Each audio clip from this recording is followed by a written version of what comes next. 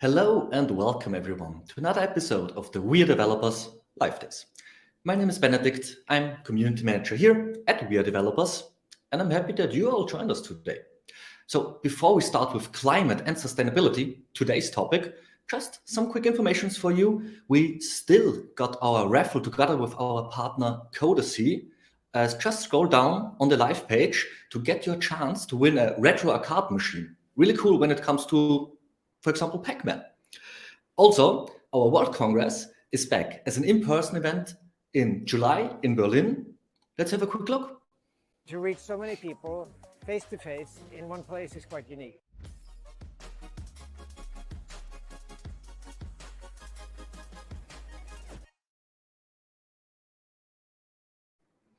If that quick sneak peek was not quite enough for you, make sure to go to worldcongress.dev to check further informations and to claim your tickets. And now, before we finally start with the first speaker of today, keep in mind you can interact with the other guests through the chat to your right. If you got any questions, submit them by clicking the Ask button, that is the big blue one. But during interaction with others, keep in mind to be nice to each other and respect each other as we have a code of conduct. Here's a short video about it.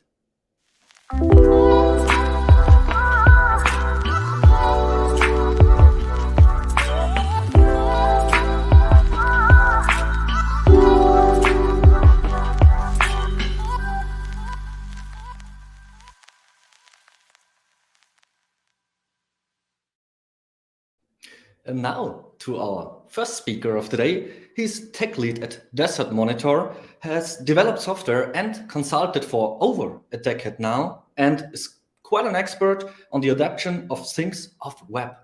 Welcome, Philip. Hello, nice Hi, to have me here. Before we dive into the topic of IoT, the road to sustainability, we have to, thanks for the introduction first, thank you. We have to understand the problems where we're coming from. So there is the first case is Sonos. Sonos is a hardware manufacturer for home entertainment system devices such as speakers, and they fall into the category of IoT devices because they have smart speakers with Bluetooth, Wi-Fi, etc.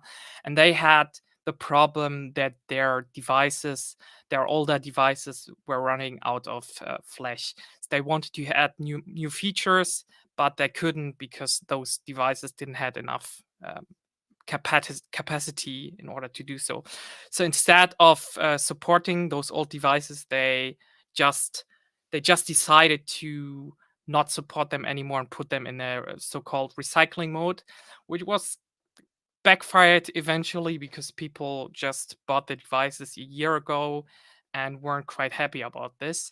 Another example is Android Things. We all know Google apparently kills a lot of products, and Android Things was one of them. They promised to support them for quite a while, but sadly they didn't do this.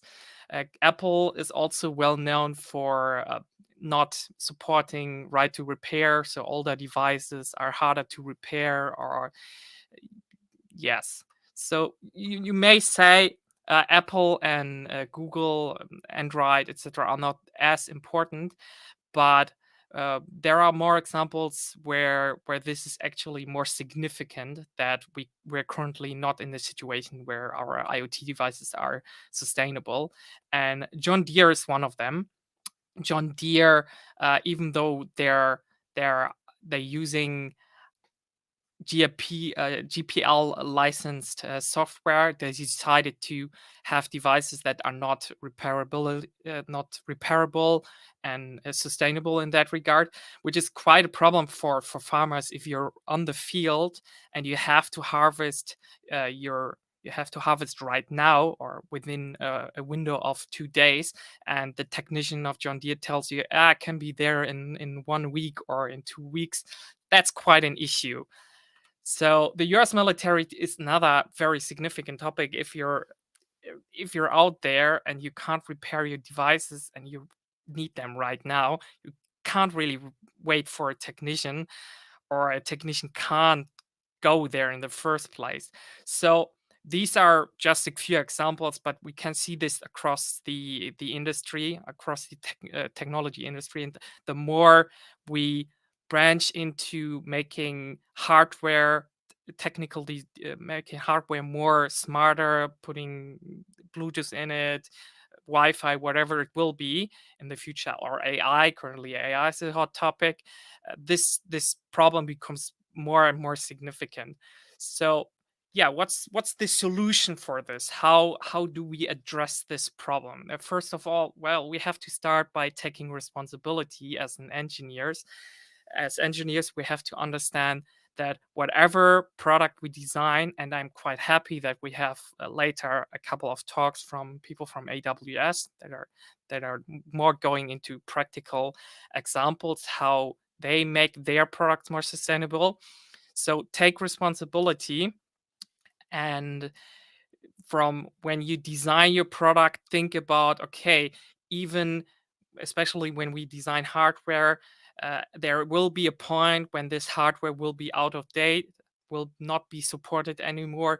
And do we have a path to give back maybe to the community? But I go more into the details of how we do this. But first of all, take responsibility. That's the most important first step to even come later to the other solution. So the Apple shareholder took this very serious, and they fought Apple on this, or Tim Cook especially. And Apple launched a right to repair program. It's not quite there yet, but it's a start in the right direction, and we have to keep fighting on this in order to go to the world we would like to see. The example with John Deere, also just quite recently in January, some farmers sued John Deere based on this right to repair, GPL, etc. topic, and they actually won. And this is what we have to do. We have to fight back. One of those fighting back things is open source hardware. So instead of having hardware you don't know how it functions, the idea of open source hardware is the circuit design, the PCB, everything is open for you. You can look into it. You can maybe even take it and build your own design based upon it. You can repair it if the device breaks down. That's the whole philosophy behind open source hardware. And mentionable examples of those are Adafruit. Adafruit is a manufacturer for little dev kits for components like Arduino, Raspberry Pi, etc., tinkering equipment, and all of their circuits designs and PCB designs are open for you. You can take them, you can build your own, you can tinker around with their hardware, build your idea, build your design you would like to see in the future. You take their design, build your own design, build your own devices based on this. SparkFun is another example. Not all of their devices are open source hardware, but most of them, at least the devices they are producing themselves. They still sell some other third-party devices which are not always open source hardware, but they try to do so as well. Another of those big topics of how we go into the sustainable future are standards, and I'm also in the W3C Web of Things working group, so of course I'm going to talk more about how Web of Things works and what problems it solves. So Web of Things is basically, if you nail it down, it's what the World Wide Web does just for the IoT world. So the idea is basically, okay, we have all these IoT devices, and we have already lower level protocols like IP version 6, we have CoAP, we have HTTP, MQTT, it's all nice. The problem is still remains that these devices are not able to talk to each other. And Web of Things goes is a set of standards. It's not one standard. It's more bridging the gaps, the current missing gaps that are necessary in order to have those devices talk to each other. Currently, Web of Things is not as strong in the IoT home space and more in the business of to business space. We have members that are contributing a lot, namely Siemens, Microsoft, Intel. So it's more in the B2B space, but eventually, of course, we also want to branch out into more IoT at home spaces. And just to give you an imagination what you could build with Web of Things, I have an example here. It's not only that the devices are talking to each other, there are also scripting APIs in the browser eventually, so that you're able to talk from your browser, from your mobile phone browser, wherever you have a browser available, to your IoT devices at home, at your company, whatever it will be, so that you can imagine new use cases you're currently not able to build. So it's basically the core structure you can build your application upon. And one example here, very simple example, you're at work, you want to order something, but you're not yet at home, but you would like to have some nice fast food for the day. We also have to talk about fast food, the packaging and sustainability, but there are solutions for that as well.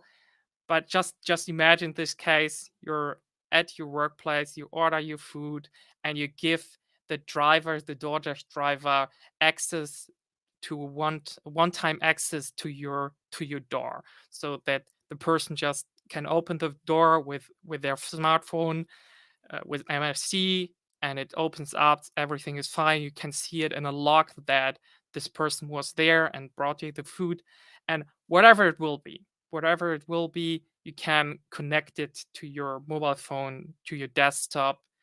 Yeah. So from a technical perspective, this looks more complex than it actually is. So at the core of Web of Things is the Web of Things thing description.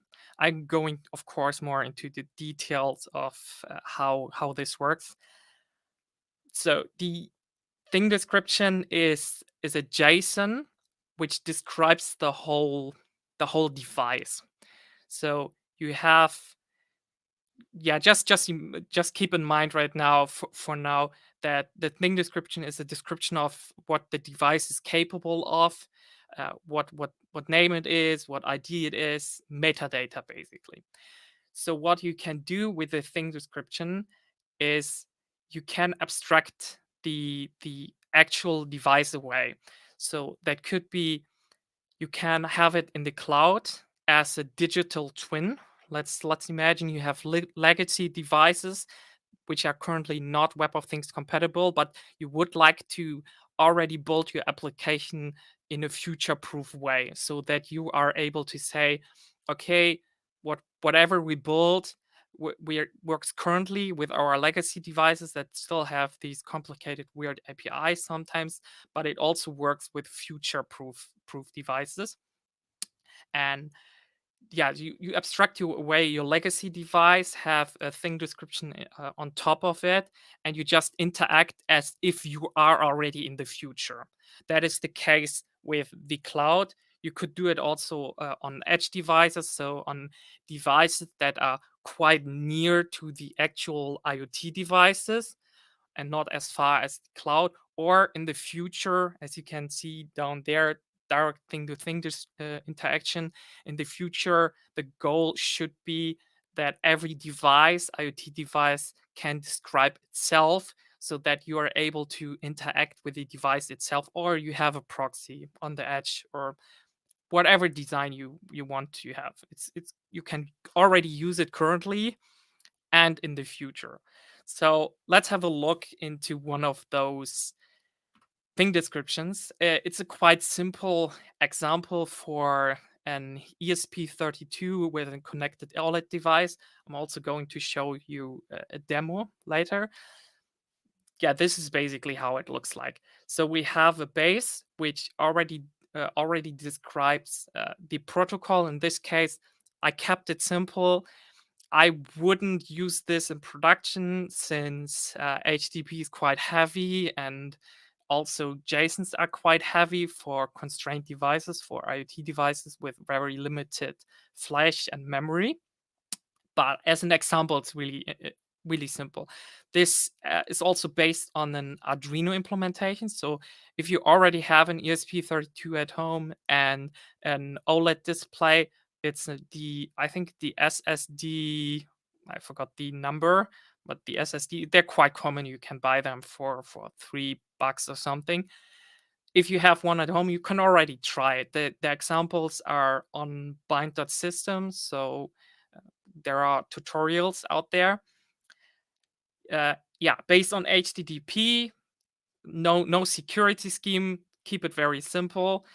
It has an action affordance, so you're basically able to call an API and display something. The display part is this here.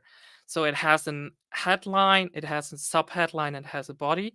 By default, the thing description, if not differently specified in the content type, I could go into the details, but it's really going to be too much for this talk. In the default format, if you don't specify the content type, for example, CBOR, then it's going to be JSON. So what this thing description basically just describes is a device, an OLED display with an ID URL OLED. Shouldn't be this way, should be some kind of unique ID, but doesn't matter for this example. With an action affordance where you can call the API to display something you post to it on the URL things OLED actions display, JSON with headline, subheadline, body, and it displays something. So I have, of course, a demo for you. So let's just run it. So yeah, it's directly interacting with the device. You get the, as I described before, with more attributes defined in the standard, get your thing description.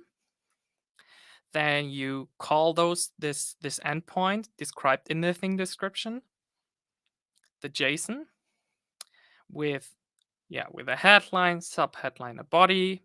In this case, just hello world. It responds to you telling you, hey, it worked.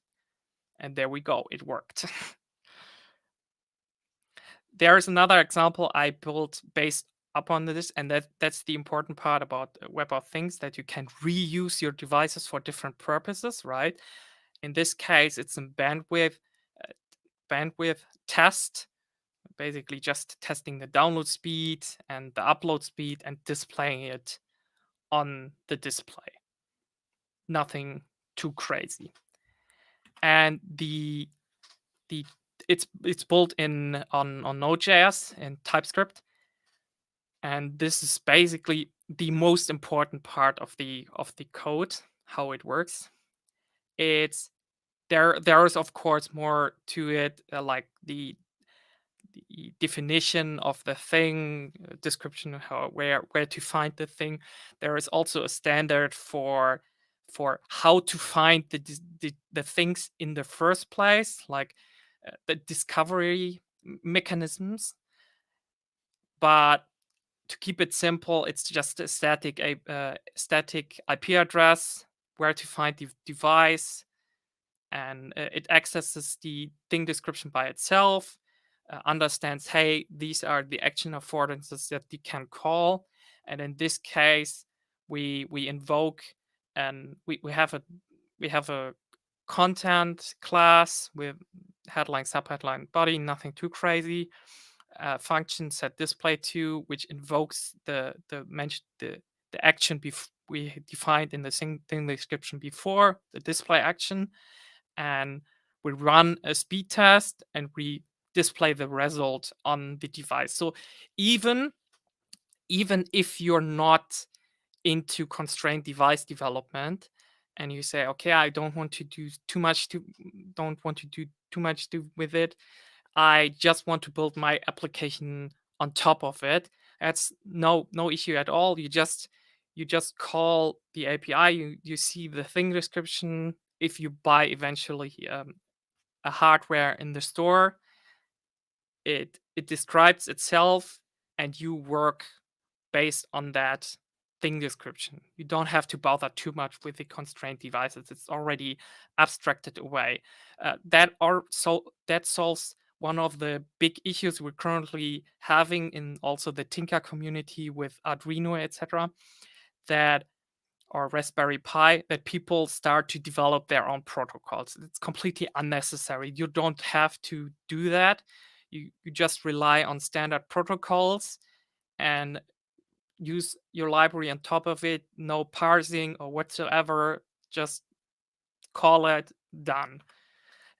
Currently, there are Rust, some supported languages, even though there's also C in there, but in a restricted constrained devices way. So yeah, those are the supported languages at the moment. Maybe I'm missing something, but eventually you can also just check out the website from our working group and see more of the supported framework protocols, languages.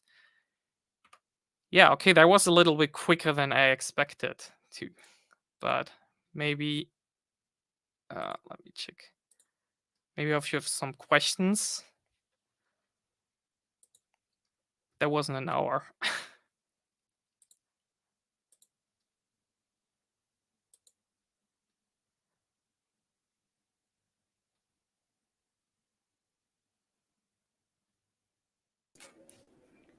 Oh, Benedict is back. Yeah. Hello again, Philip. Thanks for this nice introduction. I come again?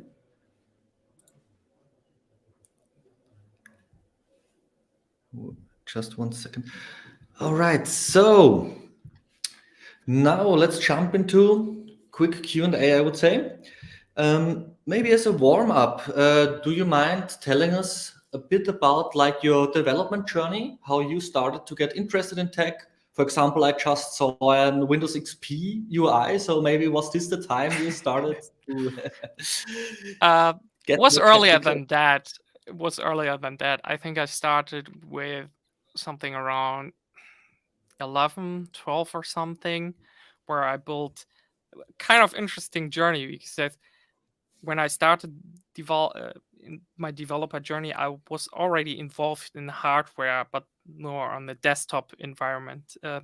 My mother brought me back then to this one woman where different kids were like not like a kindergarten, but some sort of kindergarten, and she had this neighbor.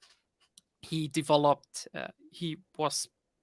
I don't remember what he actually was. Some kind of technical person, and we tinkered together on hardware, and that's basically how my journey started. But from there, I haven't had much hardware. Wasn't tinkering with hardware for very long. I started with what was it, 14, 15, to program my own Joomla website, Joomla themes back then with PHP, moving from PHP to JavaScript. I guess back in the day, it was the normal web developer journey. What today would be just JavaScript, and you do from there. Maybe you jump to app development. Back in the days, it was just PHP, then JavaScript, and yeah, worked for a startup there but I so was probably for something around 5 years or something. I didn't really have much interaction with hardware anymore, just the software side. But when I worked for this big data company, Map Digital. Back in the days, it was just WebTrack, a company, big data analytics company, like thinking about Adobe Analytics, Google Analytics, all this web analytics stuff. So back in the days, it was WebTrack. They were bought by Map Digital eventually. So we had the problem there that maybe I shouldn't like too much thinking about. So we had a problem there that needed some hardware solutions, and I designed basically some matrix display that showed some text which were important. Yeah, I'm thinking about how much can I tell without Spilling all the telling too company much? secrets. Yeah, exactly. I mean, you also sign an NDA, right? So, well, we needed the hardware solution, and I was tinkering around there with HTTP on Arduino on an 80 mega, having a REST API, and I realized at the time that this was not the way I'm used to develop things as it is on the web environment. In the web environment, you have all these fancy tools. You have your integrations into the IDE. Well, in whatever IDE you have, be it Visual Studio Code or PHP Storm, which is basically IntelliJ. And this was all not given for that. We have our Arduino, which is, I mean, it works, and it's really good to get into it. And of course, that's also why I wrote this library, or basically I ported this library from an older Web of Things. I wasn't a standard at the time. So that's also why I wrote this Arduino library for Web of Things now. The example is based on that. Yeah. Where was I? So Arduino library. Yeah, that was not a very professional environment, what I'm used to. So I looked into it and was like, okay, there has to be something that is more the way the web works, right? And I landed at Riot. We are also currently developing an integration, a very, very powerful Web of Things integration into Riot. It's not mainlined yet. I don't have the time to mainline it right now, but eventually it should be mainlined. It has really nice feature set. For example, what you can do with it is you tag your Web of Things description, like I showed in the presentation, and it takes it and generates some code based on this. So you can, on runtime, on a constrained devices, you can even manipulate this thing description. For example, one use case you can imagine is when you set up a device, it has a config endpoint and nothing else. It's just you have a config endpoint, you open it in a browser, and that's also something the Web of Things working group is eventually working on, onboarding, configuration, and all of these topics, because at the end of the day, you want to have a seamless integration, right? You want to just connect it to your Wi-Fi, Bluetooth, whatever, or hub system, and it just should work. And onboarding is one of those pain points right now. So you have a config endpoint, and you just configure your stuff, and based on this configuration, the code enables specific feature sets, or it doesn't enable specific features. So it configures it itself. All these kind of nice things would be very complicated to implement in Arduino, in the Arduino IDE. So yeah. That. Okay. Where was I? I also worked with Are there Arduino questions? in university. Very, very cool IDE. We did like Musicus, where you had a small crystal which emits some sound, and depending on the level you were holding it, it emitted another sound. It was quite a cool project. But yeah, we also got. Sorry.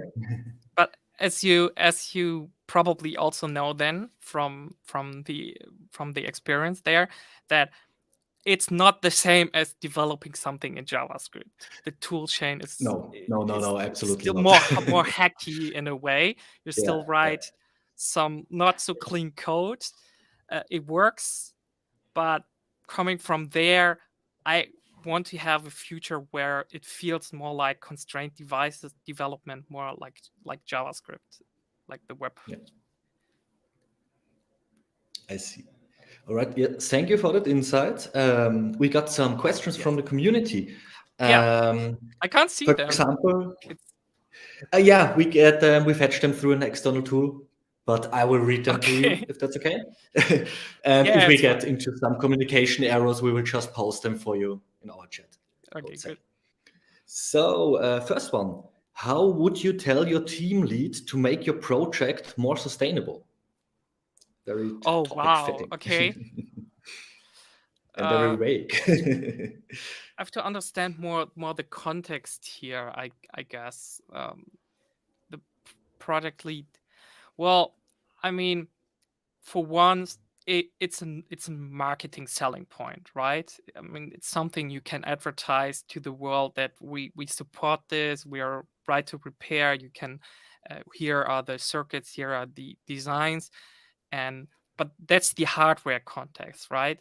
So the software context uh, really depends. Sometimes there are some use cases where you can calculate if you optimize your code by 10-20%, you can save some amount of money. That is another point.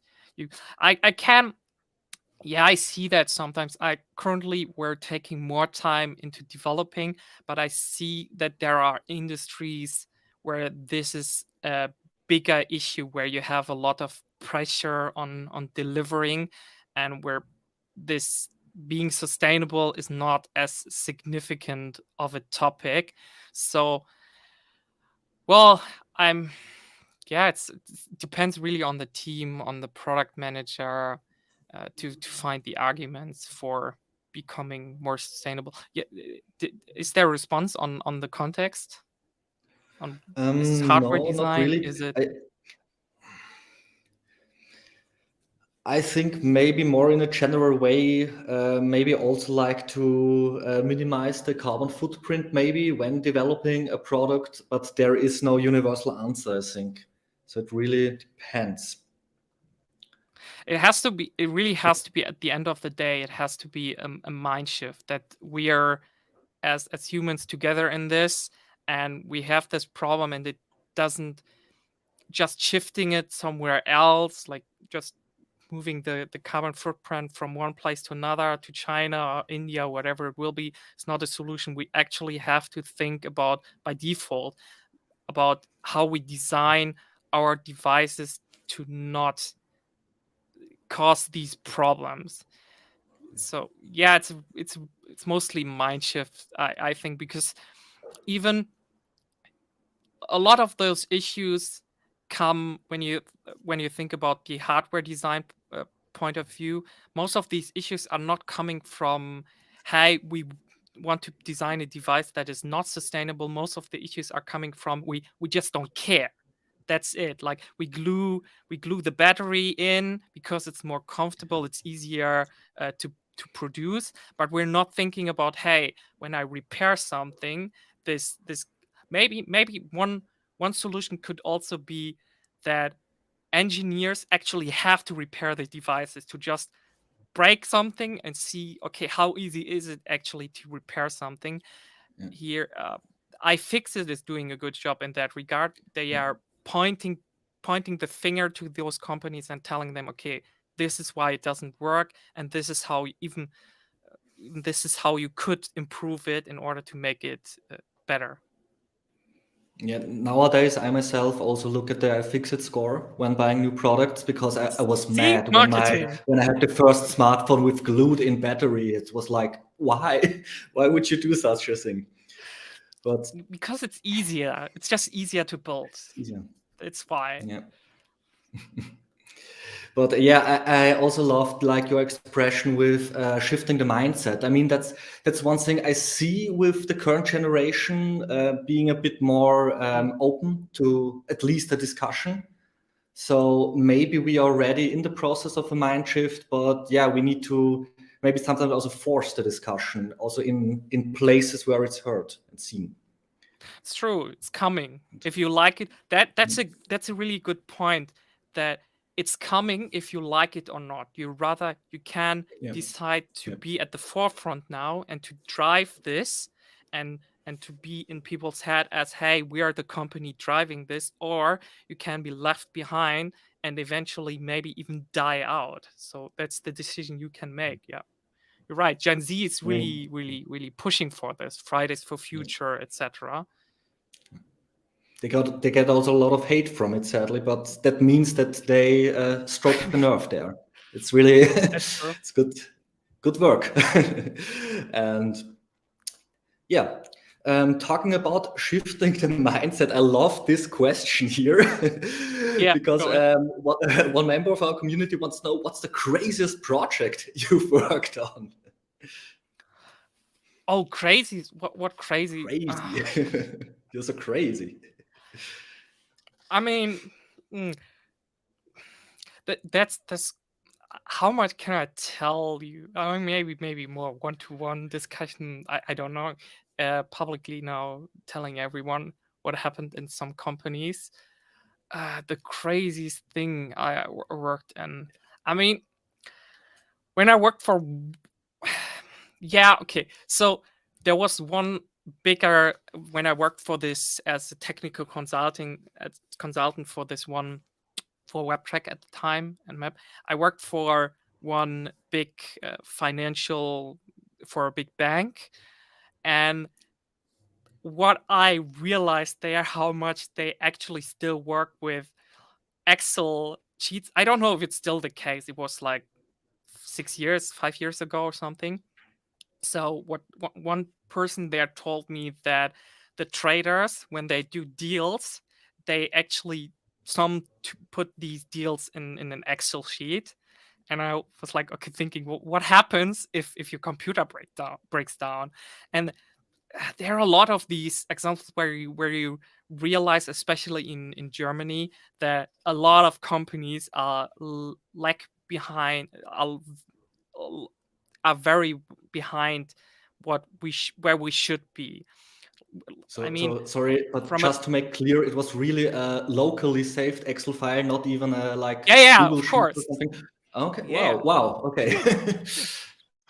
and it was the case. They had some tool or something to put the trades in there, but for some reason, some just decided it was easier to just keep them in an Excel sheet for, I don't know, for an hour or 2 hours.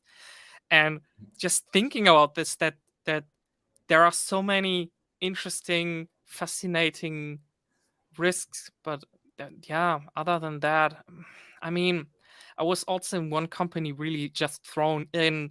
I was hired for for for for this product they had, and basically I came into the company and they told me, okay, this here is the developer who is currently working on this product. You have 2 days to understand this product, to continue developing on it, because in 2 days he's gone. That was quite crazy, but I kind of enjoyed that. It's a challenge, right? Uh, And let me guess, no but comments in the code. oh yeah, no, of course not. And it was Perfect. also okay. I did also A/B testing a lot with companies. So what you do there, and I guess some would consider that crazy, you have your live website and you have your framework, be it back in the days it was Angular, but nowadays React or Svelte or whatever it be. And instead of integrating, or what we had to do because we were a third party consulting company, instead of integrating our A/B testing solution in there, they were like, okay, we want to have this change, make it work. So I overwrote prototypes in JavaScript in order to make it work. For example, like you just overwrote console log and stuff like this just to make it work. Wasn't very clean. It worked at the end of the day, but there was a lot of risk involved in maybe they changed the code. So I always told them, before you deploy something, tell me that you deploy something, because otherwise this test may break for some reason. I'm quite surprised that it never broke. There was no instance where actually anything broke other than our own platform. There was so they this testing solution, the 2 days I had to understand this. There was also one instance I did for fun at home, developed an A/B testing solution myself, just for practicing how we could improve this. And there was a case where the solution was down for a day. The platform was down for a day, and the admins maintaining this weren't really sure how to bring it up again. Eventually, they were able to. They figured it out, but it was quite crazy that they didn't know how it worked. So, as a recommendation, whenever you buy another company, make sure you have the documentation, you understand how the code works, because otherwise it can become really crazy. And there was, for this one day, sadly they didn't do it. There was this I told them, hey, I have this solution and it works also in an integration with this software. For a day, they were like, okay, maybe we just use yours instead of bringing up the old one. But eventually, we figured everything out. It was crazy for a day.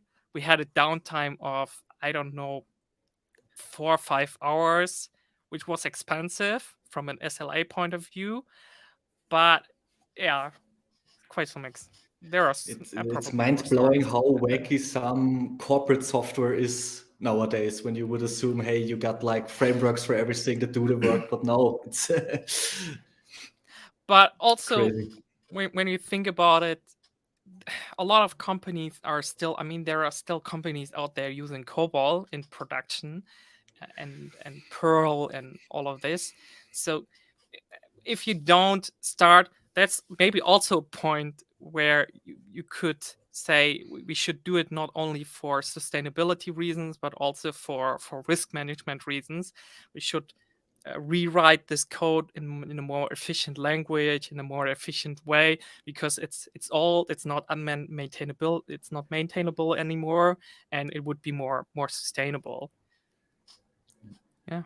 Yeah, but sometimes it's really difficult, because like when you're talking about like financial services, like you were earlier, it's maybe difficult to like change this really running systems that Oh ran for yeah. like 20 years now to like If something you new, and people are hesitant, I think. Yeah, if you want to, typically nowadays we use payment providers, right? For a reason, because I saw how much it would mean to build your own payment provider. There's like that big of a book in order to integrate into existing technological solutions, call it APIs or whatever you want to call it. Yeah. So there could be also, I mean, that's also an opportunity for businesses to have these old infrastructure, to abstract it away, be the Stripe for the industry, for this old industry, and just make it more developer friendly, make it more modern. Could be also an opportunity to make some money. Yeah, to the audience, keep listening. There's the juicy information on how to establish yourself in the market. Maybe Philip, going back to when you started talking about you were tinkering on hardware. Can you maybe specify that a bit? As I'm also very interested in how do you really like build your own plugins, or what did you do?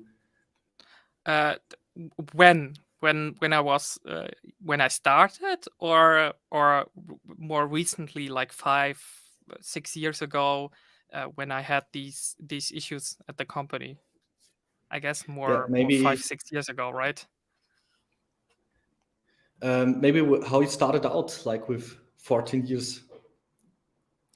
That was just building computers, understanding how a computer works, like just having your RAM in there, different graphics card, and tinkering around with that, but nothing too crazy.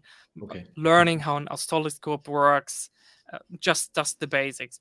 Eventually, I switched to Arduino. I started with Arduino, then eventually the ST Micro 32 system. Then I'm a huge fan of Nordic, because there are very cheap microcontroller from Nordic, like the NRF 528. What is it? The 52 series. There are some 52832, I think. It's a quite cheap microcontroller, which is also used in a lot of smartwatches, cheap smartwatches for like $5 or something. And the interesting part is they have Bluetooth, and you can nowadays, there's a standard from the ITF, I think, or IEEE. I think it's ITF. IP version 6 on Bluetooth. So you basically can have IP packets based on Bluetooth, and also Web of Things based on that. So theoretically, you could just take your old or cheap smartwatch for $5, build a Web of Things stack on this, and you can have it integrate with your other devices, like having an event when your pulse is up and whatever you can imagine. Yeah, but at the time it was just Arduino and having your wires plugging in. Nowadays I do PCB designs as well, but back in the days that was not the case. It was just putting everything together with wires, putting it in a box that no one can see how it looks like from the inside, but it worked. So that's fine. No, not a friend of cable management. No, that wasn't the case. Yeah, I also tend to get messy when it comes to that. It's Yeah, at some point But you yeah. realize that certain things don't work if you just cable them together. Yeah, true that. So we got another community question with the Yes. potential to start a whole new discussion, because do you also work on open source software projects? Yeah, mostly only Mostly. nowadays. At 2 years ago, I worked for I mean, even then I worked for a cryptocurrency called IOTA, and even there I worked for open source. But after I left the IOTA Foundation, I just decided, okay, I don't want to do certain work anymore. I want to focus on open standards.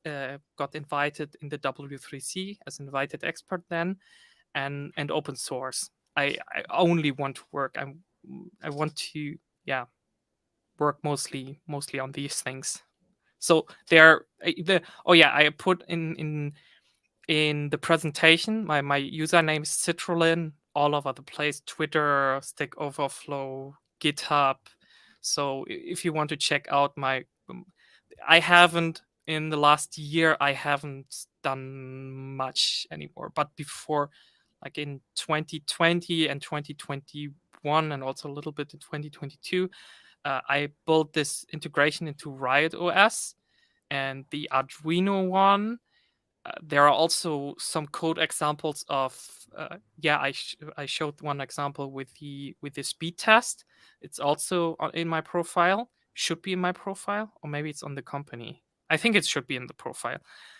Otherwise, just check out bind.systems.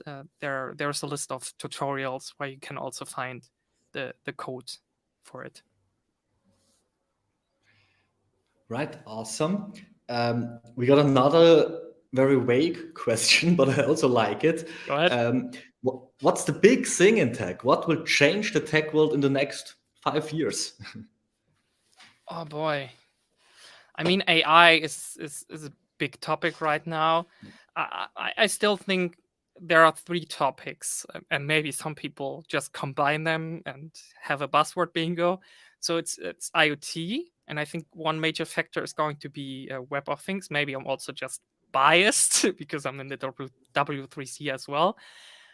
Yeah, Web of Things, IoT is a big topic, because if you just imagine what you could build if all of the devices are interoperable with each other, they can talk with each other, you can integrate them with the browser. Just imagine the use cases you can build on top of it.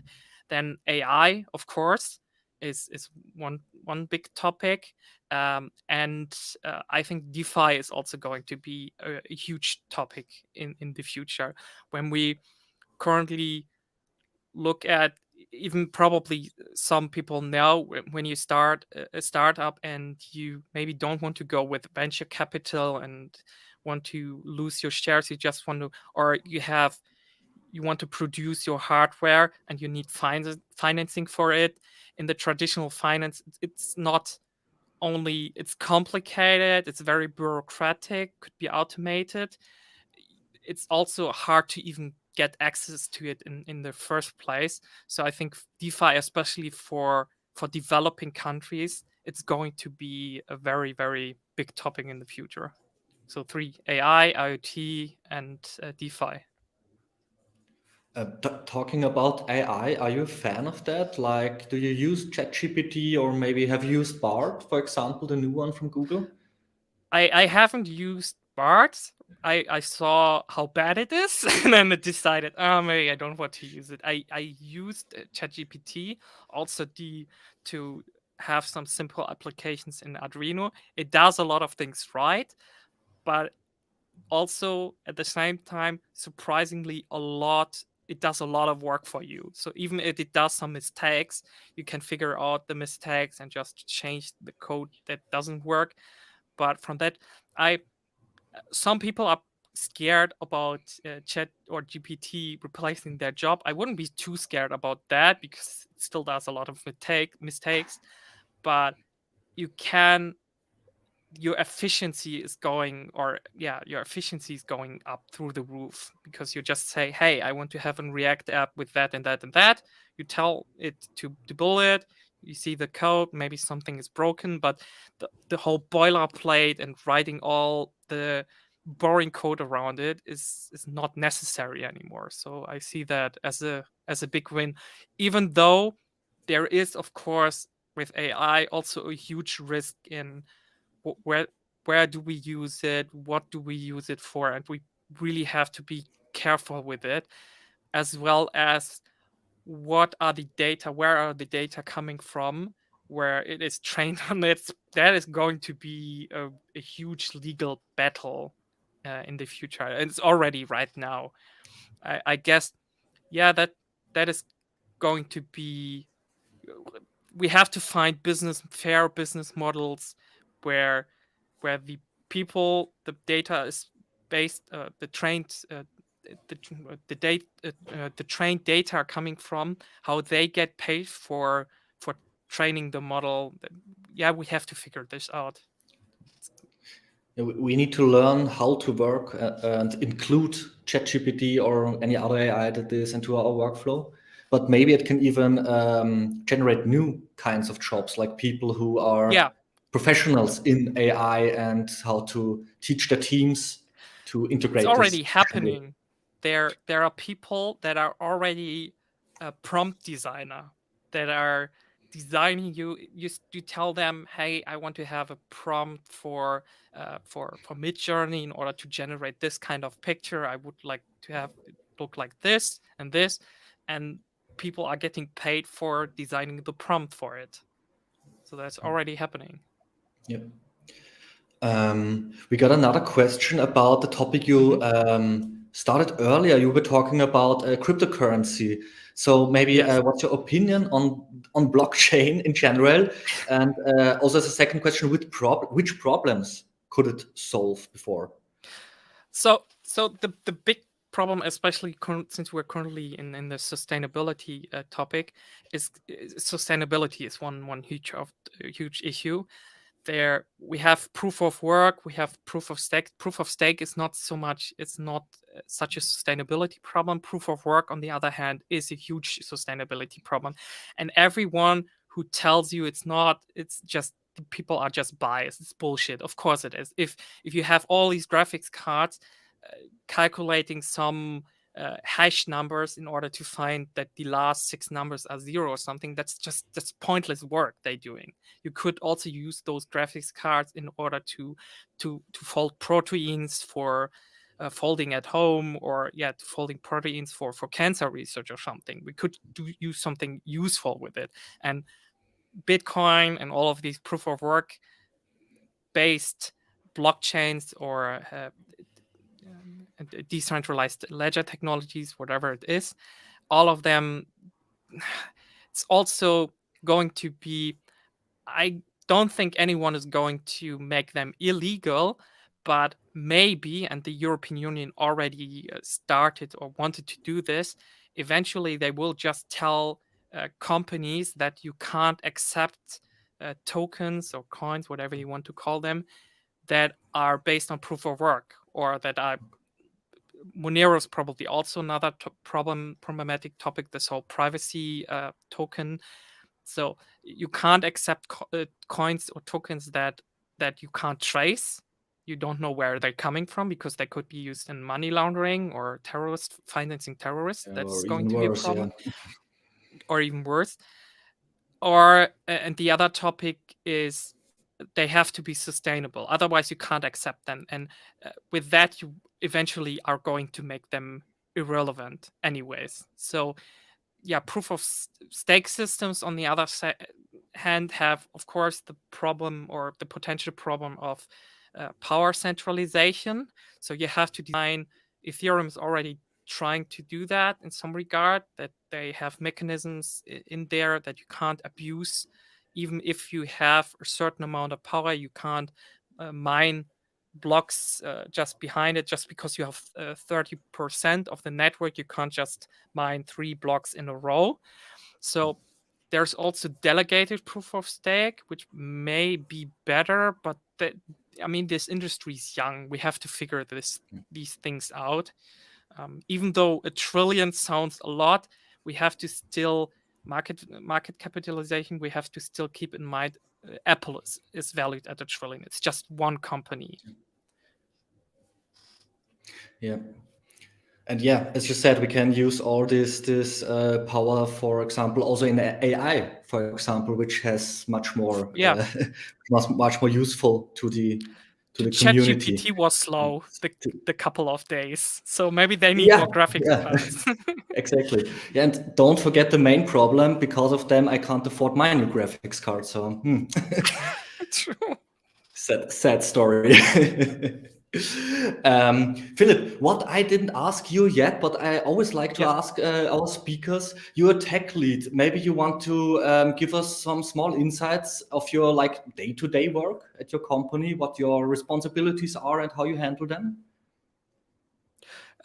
We're focused on a development kit, currently on a development kit for Web of Things, on a hardware development kit that has an playful angle. So if anyone, eventually I will share it. Right now it's still in the development phase. There is some prototypes. I'm not sharing, at least not publicly. If I talk to people one-to-one, I can share all of these things, but I don't think I don't go out there in the world sharing something if it's not ready yet. So eventually, this development kit is going to be it. So just follow me on Twitter. I will share it eventually. It will be pretty neat. Just follow. I share it then. All right, generating a lot of followers today. Hopefully. We can also link your socials if you want to in the chat. So if you just send them in the private chat, so everybody is on the same page here. All right. Hey, Philipp, thank you so much for the awesome talk and also afterwards our chit chat. I enjoyed it very much. I hope you did too, and hope to see you soon on maybe other live day. Yeah. Right. Okay, Bye, Philip. do I leave now and then just watch the? We will do everything for you. other stream? Okay, Yeah, no worries. see you. Bye. See you. Bye. All right, and just a quick 20-second break before we go on to the next speaker of the day.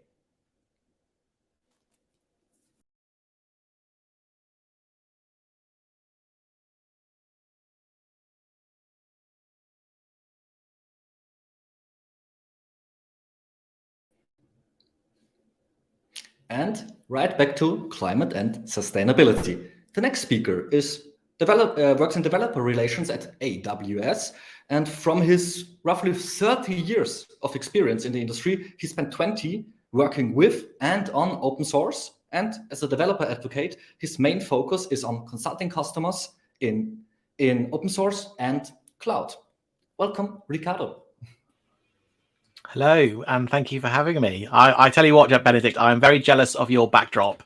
It is very, very cool. I've been watching the previous speaker, Philip, and I was looking at all the different things and thinking, God, how do I get a setup like that myself? Yeah, come to Vienna to our studio, and maybe we can make a deal. Yeah. I mean, there's so many great things there, but especially the light, the We Are Devs light. That's just awesome. That's a new one. Yes, thanks.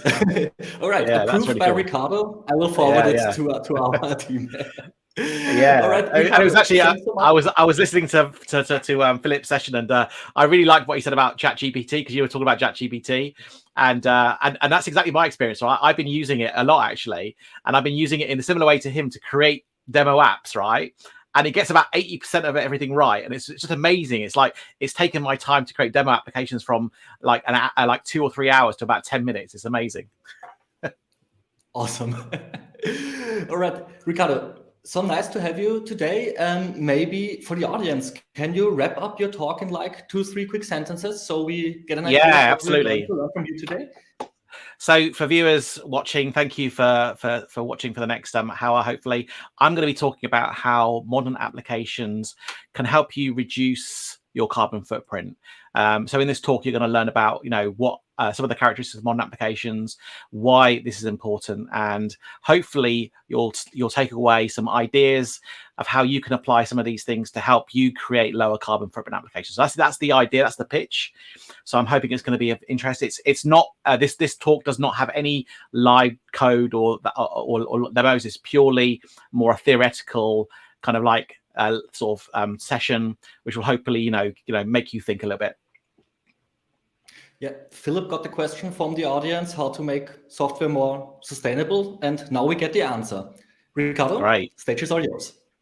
Thank you very much. Okay, so as I mentioned, this is a very, very important topic, not just because we all care deeply about our planet and we all want to do our bit, but also increasingly what we're going to start seeing is actually businesses paying more attention to this. Now, whilst it's not necessarily a legal obligation to report on this kind of stuff today, that doesn't mean that's going to stay the same. Okay, and I think we're already beginning to see some clear examples of how this is trickling down from the consciousness of everyone to business, and then from business down to the IT leaders. So whether you like it or not, this is going to be on all of our agendas, and we all have our part to play. And specifically, as developers and architects and people who work in the technology industry, how can we help? What is our part to play in this? And so I like to think about this from the point of view of, architecting for sustainability and helping to, answer the kind of questions that we hopefully are asking ourselves, but potentially are being asked by parts of the business, such as, what are my specific options around creating greener applications, and how can those help lower, our carbon footprint? And also then finally, how do I actually get started? So I'm hoping to kind of like answer some of those. But obviously, before I want to do that, I want to kind of like outline some of the characteristics of modern applications. Now, this is not necessarily an exhaustive definition of modern applications. This is just some of the ideas that I want to expand upon for the rest of the presentation. And so for me, so sort of 3 important characteristics of modern applications are: the first, that it modern applications are decomposed into smaller components. The second is that modern applications tend to use managed services. And then the third one is that managed applications use and heavily depend upon automation. So I'm going to drill into all of these over the next few slides. And I want loads of questions, so feel free to take notes, and I'll try and answer all the questions either as we go along. If you want to, Benedict, sort of share the questions as we go along, or I can wait till the end. Either way works for me. So let's look first of all at kind of the architecture components of modern applications. And from my perspective, I want to talk about four things. Okay, the first one is microservices. Now, if we look at many applications that we have now, this is on the left-hand side. This is a diagram of what the Amazon website looked like around 2000. It was a monolith architecture called Obidos. And we spent many years from the year 2000 decomposing that into many smaller, tens of thousands of microservices, which is on the right-hand side. And there has been some kind of studies around kind of different architectures have a different kind of energy footprint and characteristics for how they use resources. And so I want to kind of like take that to the next level, and which is that as monolith applications, if you look at this as an example on the left-hand side, you typically create a monolith application and then you have to run and host it somewhere. Now, typically within your application, those parts of your application are all doing different things. And then maybe they have more resource requirements, maybe they have a higher footprint, but we have to put them all together. When we look at decomposing that, what that allows us to do is allows us to break the applications down into smaller pieces, and that allows us to right size each component. Now, more than that, what it allows us to do is it allows us to use different technologies that are best suited for that particular component. And so what we end up doing effectively is, from one monolith architecture, which is typically using one application technology, one programming language, hosting on one system, we're able to kind of like break it down into a much more optimized and more efficient way. The analogy I like to use is, you have a jar, you can maybe put sort of 2 or 3 big pebbles in, but if you were to have like a sort of sand, you could fill the jar completely with sand, whereas with the pebbles, you've still got lots of empty space in that jar. And that's kind of the analogy that I use. And whilst this diagram is a very big simplification, I want to get across the idea is that by breaking down your monolith into smaller components, you can be more efficient. And therefore, you can then reduce the resources you need to run that application. So kind of the first element of the architectural piece is the kind of the microservices. The second piece is around the tools that we use. Now, it used to be the case where if we were building an MVC application, we needed a database, we would always use our preferred database, whether it was Postgres, MySQL, or something else. Today, we have different databases that fit different needs. So whether you're doing relational kind of stuff in your workloads, whether you're doing document, key, whether maybe you're doing graph kind of activities in your application, there are now different database technologies that suit your specific workload. And so it's really important that as architects, we understand what is the right tool for our particular use case. Now, there's a great book here, Designing Data Intensive Applications, that does a really great job at diving deep into all the different characteristics of these different databases and helping you understand how they work, what use cases they're most suited for. And what this will hopefully allow you to do is drastically improve the efficiency of your applications. I was speaking a couple of weeks ago to the ex-head of Unilever supply chain, and they had previously done all their supply chain analytics on a relational database, and the processing of that took hours to do.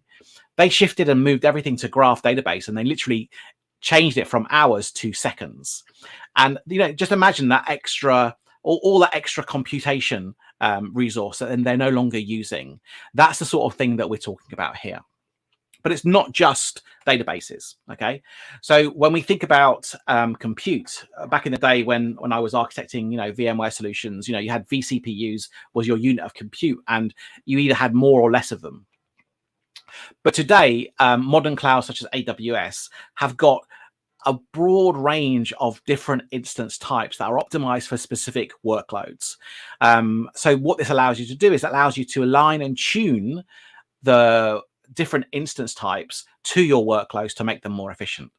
So whether you're doing workload analytics and maybe in-memory processing, make sure that you're using the right instance type for your workload. And I think one specific area that is aligned to sustainability is where we're increasingly seeing customers move to ARM-based processors. So we launched the Graviton instance many years ago, and we're increasingly seeing customers use this because it has such a significant impact on reducing the power that you use within your applications. And with a very little effort and very little change, you can become 60% more energy efficient. But more than that, we can see here from this specific kind of graph of an Nginx workload, you're not compromising your performance, okay? And you're actually getting better price performance for the same workload just by moving from existing kind of processing architectures over to the ARM. And so this is what we talk about when we're looking at specific tools. So thinking about how you might use ARM, and obviously I'm an open source developer advocate. One of the kind of advantages of open source is that you can compile that source code, and so we're seeing increasingly lots of open source projects compiling to ARM. And we'll revisit this when we come back to and talk about managed services. Now, the final piece on tools, okay, is that tools are always improving, they're always evolving. And so making sure that you are keeping up to speed with the latest optimizations. And this is a specific example around logs, okay, and logs storage. By moving to zlib, you can, zstd, you can have a significant impact on how you can reduce the storage size of your logs. And it's not just this. This is just one example I've plucked from the examples, but across all software, especially when it comes to data, we've got, you don't have to store your data as plain text or CSV. You can look at Avro, Parquet formats that optimize how that data is stored in storage. And so sort of new technologies and improvements like LZ4 and is actually to Z standard allows you to even make these improvements even more. So from tools to languages, this is the table that we produced a blog post for, I think last year, that looks at the different characteristics of programming languages when it comes to processing overheads, and we can see that Rust and C are very, very efficient.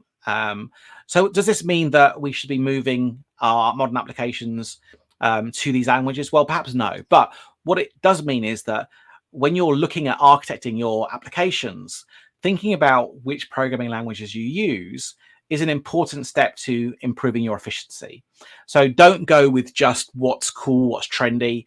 Think hard about what's the impact. And Java is still a very efficient language.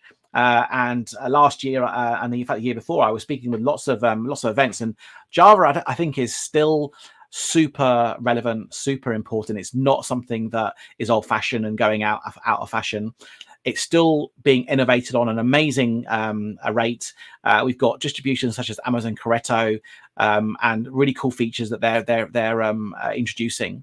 That means that Java is also a good programming language. And so the takeaway here really is that think about, for new applications, what's the right programming language for you? And if you can start thinking about Rust, if you want to learn Rust, or maybe do some experiments with Rust, then this might be a good way of introducing that from the point of view of creating these lean, more efficient applications. The kind of the final part from the kind of the architecture piece is the design. With modern applications, there are a number of kind of design characteristics that can help you create lower impact applications. And so I'm only going to sort of touch upon these briefly because otherwise we could be talking for hours. So I'm just going to talk about some of these elements. Now, the first one is this. Now, some of you may recognize this. I'm hoping some of you do. It's a cron tab. And if you took a look at your workloads and you are most likely scheduling workloads, a lot of you probably have your workloads scheduled at the same time, and you'll have hotspots of activity across your business. Now, what these do, these create artificial peaks because you end up having control of these cron tabs and where this workload is executed. And so if you are, scheduling these jobs, you shouldn't necessarily trigger them all at the same time. You'd want to try and figure out how you can actually spread that execution out to avoid those artificial, we call these artificial peaks. Now, another aspect of this kind of what we call sustainable scheduling is how you can avoid those peaks, because those peaks are inefficient. And what we typically see, as a typical pattern is as you respond to scale events, so as more demand comes in, you increase the work and the workload, and that scale out process can be itself very inefficient. So what you want to try and do is see if when you're building out your scale out processes, can you use mechanisms such as asynchronous queues to help smooth out those peaks in demands and keep those resources at high utilization, because that allows you then to have more control and smooth out those artificial peaks. Another key element, mainly, this kind of perhaps maybe is more to client-side computing, but open source is a key element of modern applications. And what's interesting about open source, obviously, I'm a keen advocate, but there are kind of two key things here.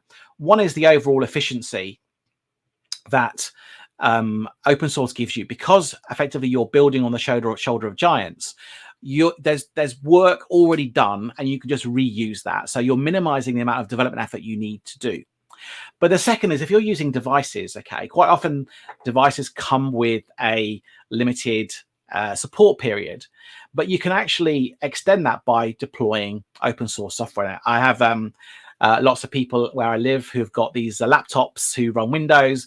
They can't upgrade to later versions of Windows because they don't have the resources on those laptops. However, I've installed Linux distributions on them, and they work fantastically well, and they've been running for years because they're using those open source operating system on that hardware, and they've got many more years of life out of that hardware, which was perfectly good, and they didn't need to throw it away. So understanding how you can use open source is also a key piece. Now, as you're looking to embed these modern application kind of designs and characteristics within your applications, you need to think about how you use sustainability as a non-functional requirement to make sure that it's kept front of mind with all the stakeholders. And a non-functional requirement is really a specific criteria that you use to judge kind of the operations of a system, as opposed to a specific technical requirement itself. And you want to make sure that these metrics and sustainability metrics are treated as equals with those other ones. And this also then we'll talk about later on, it allows you to start then tracking your sustainability metrics within your applications, which is going to be an important thing. But I think the key thing is that by making sure that you put this in your design process, it allows you to start considering the trade-offs you need to make, and helping you prioritize modern applications and how you can use modern application techniques to reduce the overall footprint of your applications. Now, some of the things I'm going to talk about here are related to this, which is, having conversations when, you're in the design stage of your application about the trade-offs between the SLAs you want to have with your customers and what the business want versus kind of what we call sustainability friendly SLAs. I've been working in tech for long enough to realize that there's this tension between the business wanting the world and everything versus what we can as technologists give them. We need to be better at actually saying, look, we want to make sure that sustainability is a priority for you. If we reduce, for example, maybe latency by a small amount, then we can improve our sustainability characteristics. You know, are you willing to do that? So having those conversations is difficult but important. But as you start having those conversations, you'll start learning what works, what doesn't work, and then you'll be able to improve that process over time. And it's important that you do this through all the stages of your design, so that you're not waiting to the very end where you've already agreed your design and you can't no longer introduce the modern application components into this. So make sure you're doing it at every stage of the design process. So that's the first piece, okay, which is kind of the architectural pieces. Second piece now I want to move on to is managed service. And the first, I guess, managed service I want to talk about is cloud, and how cloud is really an essential, for me, first step in helping you to tackle your carbon footprint. Now, there have been various studies kind of created. This statistic comes from 451 Research, that moving workloads to cloud allows you to drastically reduce your energy usage. And so I think a simple step that everyone should be considering is moving to cloud. Obviously, I work for AWS, and so for me, I would love to see customers moving their workloads to AWS, but there are other clouds as well, okay? And I think the key thing here is that all the cloud providers are able to help you reduce your carbon footprint. Now, we have different AWS regions, and these different AWS regions do have different carbon footprint characteristics. So when you're in your planning stage and you're looking to plan where your workloads are, it's important that you understand where's the right optimal place for you to deploy your workloads. Don't just put it where you always put it, right? It's a choice. And because everything's API driven, it literally is as simple as doing that. But beyond just the AWS regions, think about how you can use other capabilities within cloud providers such as AWS, such as local zones, Wavelength, CloudFront, to help move your workloads closer to your customers and reduce the round trip where traffic needs to flow, where those packets need to go. Now, aside from improving your customer experience, which is a great, okay, they'll get a benefit of better experience, you'll also be using and impacting less the infrastructure. Now, one thing it's important to realize is that cloud providers such as AWS, we are motivated to improve our efficiency. If you think about the scale at which we operate, if we're able to improve how we perform by 1%, let's say we reduce the amount of electricity we use by 1%, or increase the utilization by 1%, over the large scales we have, that has a massive impact. And so this is a piece of academic research that kind of dives into some of that research. So for us, this is a significant motivator to improve that efficiency, which you get by using cloud free of charge. I want to take a small example. Okay, so we've got two servers here. One is a typical, I'm not sure if it's an HP G10 or Dell server. These servers are produced for generic use cases. They have to take into consideration large different numbers of use cases. They've got lots of different components. And most of which you don't necessarily need in a server, versus the one on the left, which is the typical kind of server you'd find in an AWS rack. Having this custom hardware that we have in our data centers allows us to have far more dense installation of servers. We can run these servers for longer, and they only have the components they need. So we have some efficiencies there. And it also allows us to run our systems much hotter than you typically would if you're using a generic server. And some of the other kind of benefits you get when you automatically move to cloud providers like AWS is the data centers we run. We have things like advanced water management. We have kind of by design lower carbon footprint actual building design. We're having increasingly more efficient UPSs. I'm not going to talk about all the things on the slide here, but the point here is that these are things that you get by moving to the cloud, which you no longer have to worry about. And you can read more about these in some of the guides. I'll be sharing a link at the end if people want a copy to the slide and all these resources. So again, really important that if you want to dive deeper into some of these areas, such as water care, UPS battery, building design, kind of how we generate, increasingly generate, and are trying to reach our kind of carbon neutrality goals, then these documents contain much more information. So that's kind of the cloud piece out of the way. The next one I want to talk about really is how, from a managed service perspective, scaling to zero is ultimately something that is really important in modern applications, because ultimately, the greenest power is power you don't use at all. So if you're using something like Lambda functions, unless you're executing a Lambda function, it's not being used. You're not having to spin up a machine. That machine is not running in memory somewhere.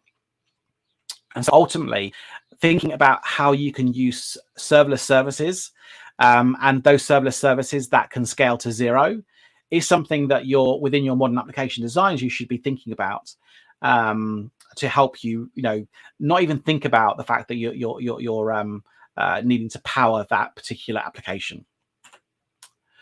Now, the other side of that, okay, is actually kind of the efficiencies of scale, and I kind of touched upon the fact that as cloud provides you this elastic resource, compared to how typically organizations have to provide resources, they have to buy servers, buy capacity. There's this gap between, when you're actually using services versus when you're not, and that gap effectively is waste. Managed services allow you to kind of scale that up and down and shrink as needed, and the use of managed services actually allows you to very easily scale up and scale down, and also they also allow you to do things like use more efficient instance types. I talked about Graviton earlier on. Managed services from AWS now increasingly offer Graviton as an option, which means you don't even have to think about it. You can select Graviton and you're immediately being more efficient with the carbon kind of footprint of your applications.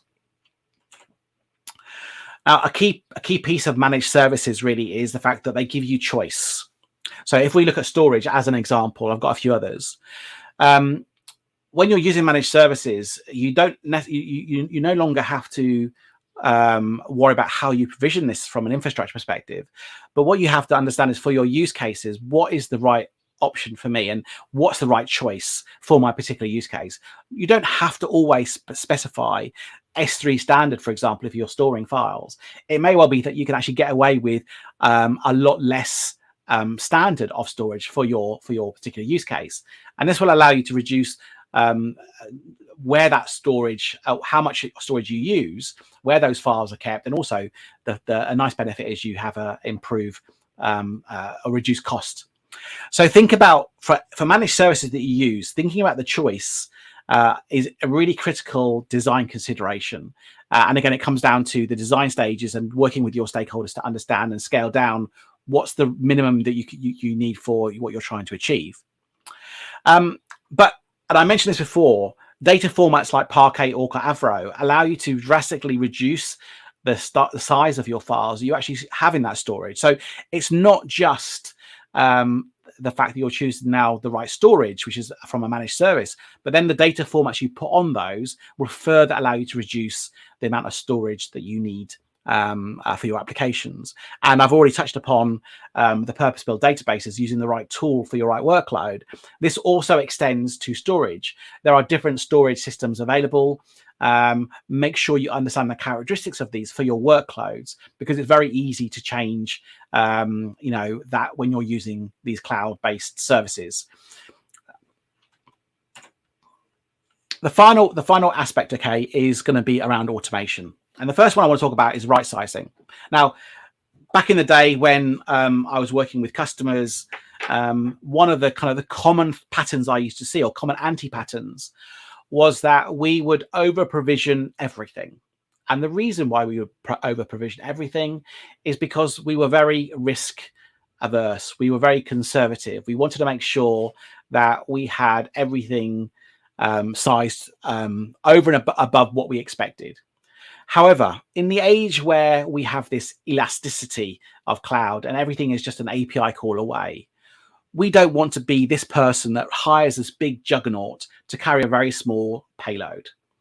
What we want really is to be able to make sure that we use the characteristics of cloud to be able to scale up and scale down as easily as we need to.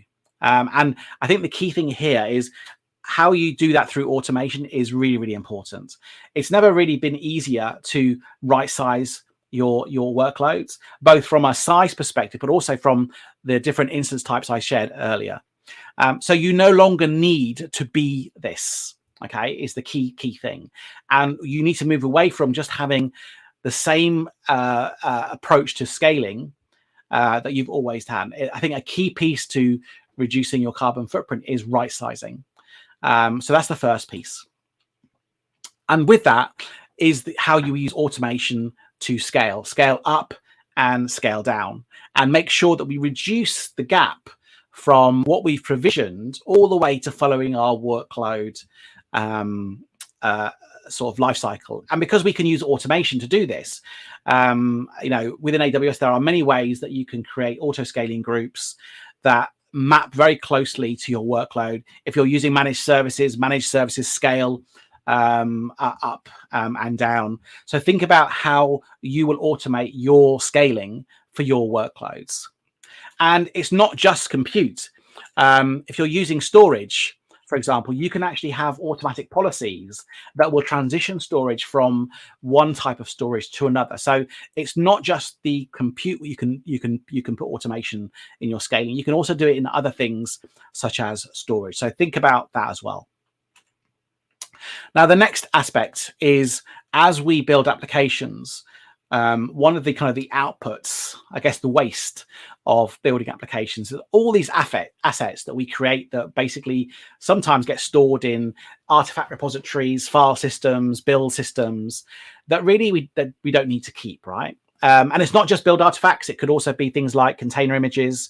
I know I regularly now trim out all my container images on a weekly basis because I have literally hundreds of gigabytes of these ephemeral container image, which I don't need. And so thinking about how you and we as developers can take our build pipelines and optimize those to reduce the waste output that we create is another way of reducing the stuff that we create. Okay. So those are the kind of three key pieces of modern applications. We looked at architecture, we looked at managed services, and we looked at automation. Now I want to kind of shift onto how we can actually kind of get started. Looking at, for example, KPIs, how we think about SLAs, and then how we then start building that within our teams. One of the key things, though, to think about when we're looking at how we measure this stuff is thinking about kind of units of work versus the actual resources we're using. Because one of the things that is interesting is that if we have, let's say, a unit of compute and it's static, the use of that is static over a period of time, that might appear good. In fact, even if it starts reducing, it might appear good.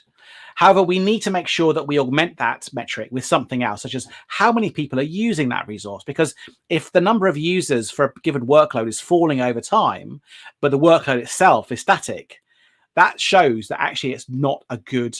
We're not going in the right direction. Okay, because actually we're having the same load for fewer people using it. We need to make sure that we can track both and create a metric that is suitable. Now, that's just one explanation of that. But what this ultimately means is that we all, as architects, need to understand and think about what are the right proxies for efficiency. Sometimes these are going to be things like fewer instances, less CPU. Sometimes they're going to be higher, so more utilization, higher response times. So there's not one size fits all, but it's all within the context of finding those right proxies.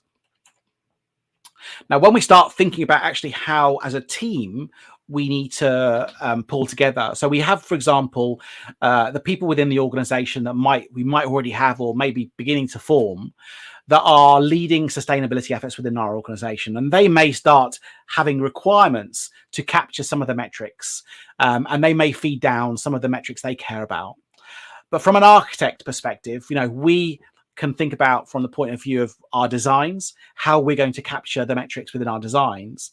And then when it actually comes to the developers and then the operational people, they will then need to be thinking about actually how are they going to be capturing the specific metrics.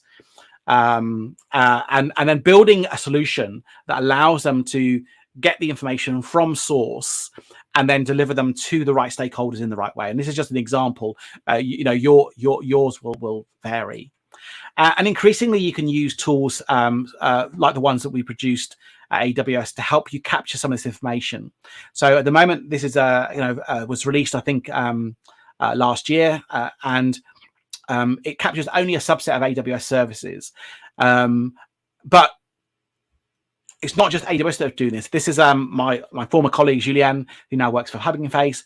You can see that Hugging Face now are taking this seriously, and they're starting to factor this in to some of their key metrics. Okay, so as an organization, how are you going to start reporting this information?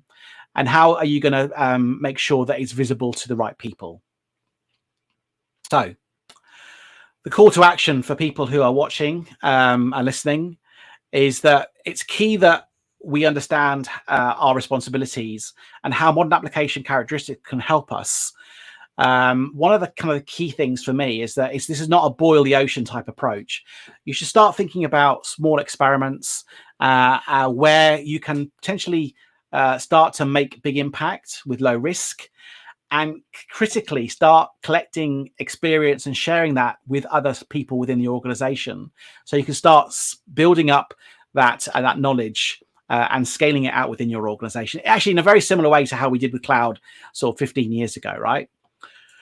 Now within AWS, we've developed this new sustainability model called the shared sustainability model, where AWS is responsible for sustainability of the cloud. But it's important that our customers, developers, architects understand that it's your responsibility for sustainability in the cloud. And this is really where these modern applications can help you make sure that you are sustainable in the cloud. And to help, we launched this well-architected sustainability peer. Is a set of best practices and patterns that help you effectively bootstrap how you can start thinking about sustainability within the applications you create today. So it's a really important resource. And ultimately, what we're looking to try and get to is how we can use modern application characteristics as architects, supported by things like the well-architected framework and the practices I've shared today, to help us really create lower carbon footprint applications. So that's my presentation. There's a short survey there. If you can complete that, you'll get a link to the presentation, and I'll leave that link up there. Feel free to connect with me on social media. And with that, I'm ready for any questions that people might have. Hello again, Ricardo. Hello, Benedict.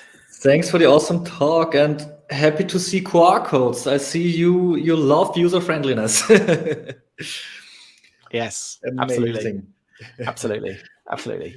So I hope you enjoyed your talk, because now we can start with just quick Q&A session if you're ready. Absolutely. And maybe just to kick it off, also to you, I read in your bio that you wrote of like 30 years of experience in the industry. Maybe you also want to share with us how you started out in tech, how it began. Yeah. So it's not your maybe standard story. I think I was 10 years old when I first saw a ZX80, and it was at my primary school. And I thought, what is this? This looks amazing. And I became obsessed with this little machine that you plugged into a TV. And it started really an infatuation over the next sort of like 5 years of me looking, sort of going to computer shops, learning about, the 8-bit computers at the time, the Commodore 64s, the ZX Spectrums, ultimately owning a Commodore 64 and an Amstrad CPC 464. And an MSX as well, and learning really first of all, just using it, playing games, and then basically hacking games. So basically sort of disassembling games and finding infinite lives and putting scroller messages in front of them, things like that. And ultimately, I knew I wanted to work in this area, but there was very little opportunities. I left school wanting to work with tech, but not really there being like a tech place for me to go. So what I did, I ended up applying for a job as a delivery driver for a computer company. And I joined, and my job was really just to deliver computers and install them. And I was watching, and I was there with the people in the team, and I was watching what they were doing, and I said, "This is pretty simple. I could do this." But obviously, I never got the opportunity because they saw me as a van driver, a delivery boy. But ultimately, I got my break because one of the main technical guy, he went on holiday and he never came back. And the MD was absolutely panicked. He said, "That's the end of my business. You know, I'm done for." And me and a colleague of mine, John, we said, "Look, don't worry, we've got this." And we basically just took over. And it was just, and that was literally my break. So I had a lucky break, and I've not looked back since. But that's an amazing story, Ricardo. It would make for a good origin story, like not Wolverine origins, Ricardo origins. yeah, exactly. Yeah. Awesome. So, and that means also when you didn't work exactly in tech, it was always near you in like any way or exactly. the other. And I think I actually I do a lot of work with students, and so I do always say that there are lots of inroads to tech, and actually I think technology careers are very meritocratic, and what that basically means is that there are less barriers to entry than most other organizations. And whilst if you're looking for a job in tech, whilst you might not be working maybe in a tech company today, because I work in open source, one of the great on-ramps, is start working in open source projects that you are interested in. It's a really quick way of building up your reputation, building up your profile, and very quickly you will get noticed. And that is a really great way. So that's almost like the delivery driver mechanism for developers today. Open source projects that didn't exist in my time. If I had been like 18 today, this is the path I would be taking. Okay, yeah, thank you also for that. Maybe when talking about open source, do you have any ongoing projects that you can recommend, maybe also to young people to get started and building up their reputation as a developer? Yeah, the advice I always give is, because open source projects cover such a broad range, look at what you're interested, what you're naturally passionate about. So it might be gaming, it might be IoT, it might be something else, right? And explore projects that are open source in that field. And the reason that's important, because it makes it more easy for you to then be committed to that project. I'm currently working a lot with a project called Apache Airflow. It's a great open source project, one of the best, most welcoming communities that I have experienced in open source. Apache Airflow is a workflow orchestrator. It allows you to take tasks and then orchestrate them. It's Python based, and it's been very, very well adopted. The community is growing. There's constant innovations. It's fantastic. It's a great community to join. So if people are stuck and even they can't figure out a specific passion project that they are close to, then I always say, Apache projects in general are very good, but Apache Airflow is super welcoming. And if you're a Python developer, it's definitely worth checking out. So not only good for getting more experience, but also to maybe making some friends. Yeah, absolutely. I think that like this. Exactly. Very good point. Right. Then let's dive into some of the questions the community had. Maybe first one, what would be your arguments to a CTO or project lead to make you reduce the carbon footprint on a product? Okay, that's a very important question. And first of all, I'd say it's good that those questions are coming from the CTO, because it means they care about this. So it's important that you structure the conversation. So what I tend to do is, first of all, understand and figure out what are the CTO priorities, and then and then shape my argument towards their priorities. So they care about this. But that said, I think the overarching way I look at this is that if we create modern applications, we're creating more efficient applications.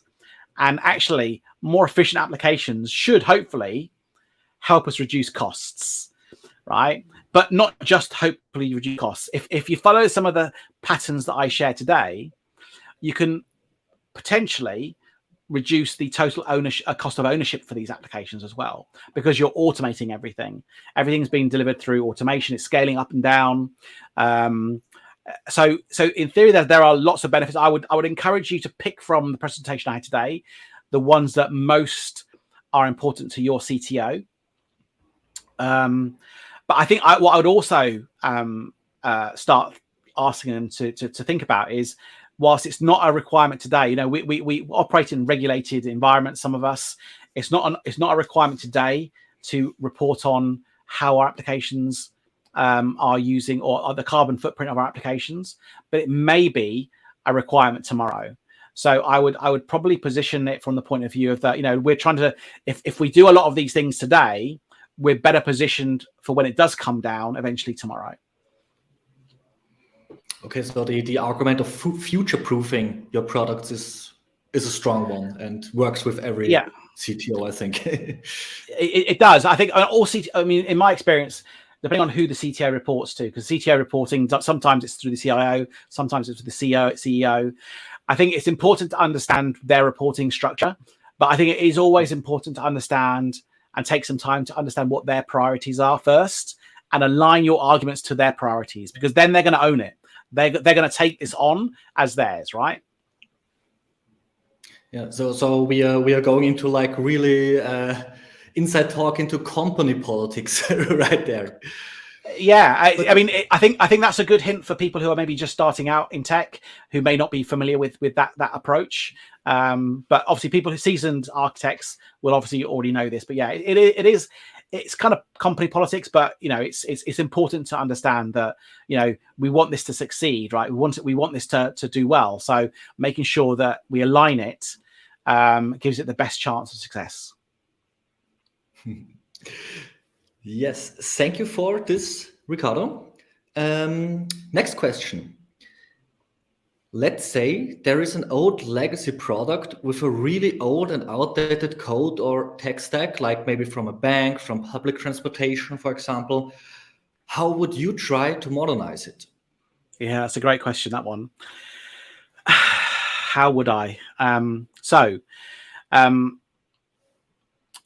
Obviously, it would depend on what the stack looked like, but there are ways of modernizing monolithic applications, even mainframes, right? We kicked off last year this mainframe modernization practice. You can apply and break down mainframe applications. You can even use mainframe emulators and open source mainframe projects to run, for example, COBOL applications on Lambda. So you can actually run COBOL applications in serverless in a managed service, right? You can do that today, right? So there are also kind of best practices around how you move from monolith to microservices. There's a great book from Sam Newsom around microservices. It talks about things like the strangler pattern and other types of patterns, or how you basically move from existing architectures to more modern architectures. So I think I would probably, without knowing specifics, I would probably start there. Ultimately, you as an organization need to think about and understand what are the sustainability impact of that legacy system, right? Because interestingly, if you look at the kind of the Z system from IBM back in the 80s and 90s, they actually were doing a lot of cool work around improving the sustainability and environmental credentials of their mainframes. So actually, it could be that those mainframes, they're running high utilization, they are very efficient. I don't know. I wouldn't know your particular setup. So it could be that actually keeping mainframes sometimes might be a good option, because it's already green, right? I'm not saying it is, but I'm saying that I know that some mainframes did a lot of work in that space back in the day. So don't just assume that it's inefficient. At least do the work to assess and understand what the kind of the current impact of those workloads are. Okay, yeah. Thank you for that answer as well, Ricardo. We got another question. One of our community members wants to know, what are the pitfalls of making your product more sustainable or greener? What are the pitfalls? God, that's a good question. Actually, that's a really good question. So, I think if we take the example of following the modern application path that I set out today, right? I think one of the key things is around, when you're working with your stakeholders, you're having to make choices, hard choices, to really reduce the resources and the design considerations used. As an example, you may make choices that increase the latency of your applications, because that's going to have a significant impact on where you can you can use green power, for example, or more green power. So you could think that might be a downfall, because maybe some of my users are going to have a more poor experience, right?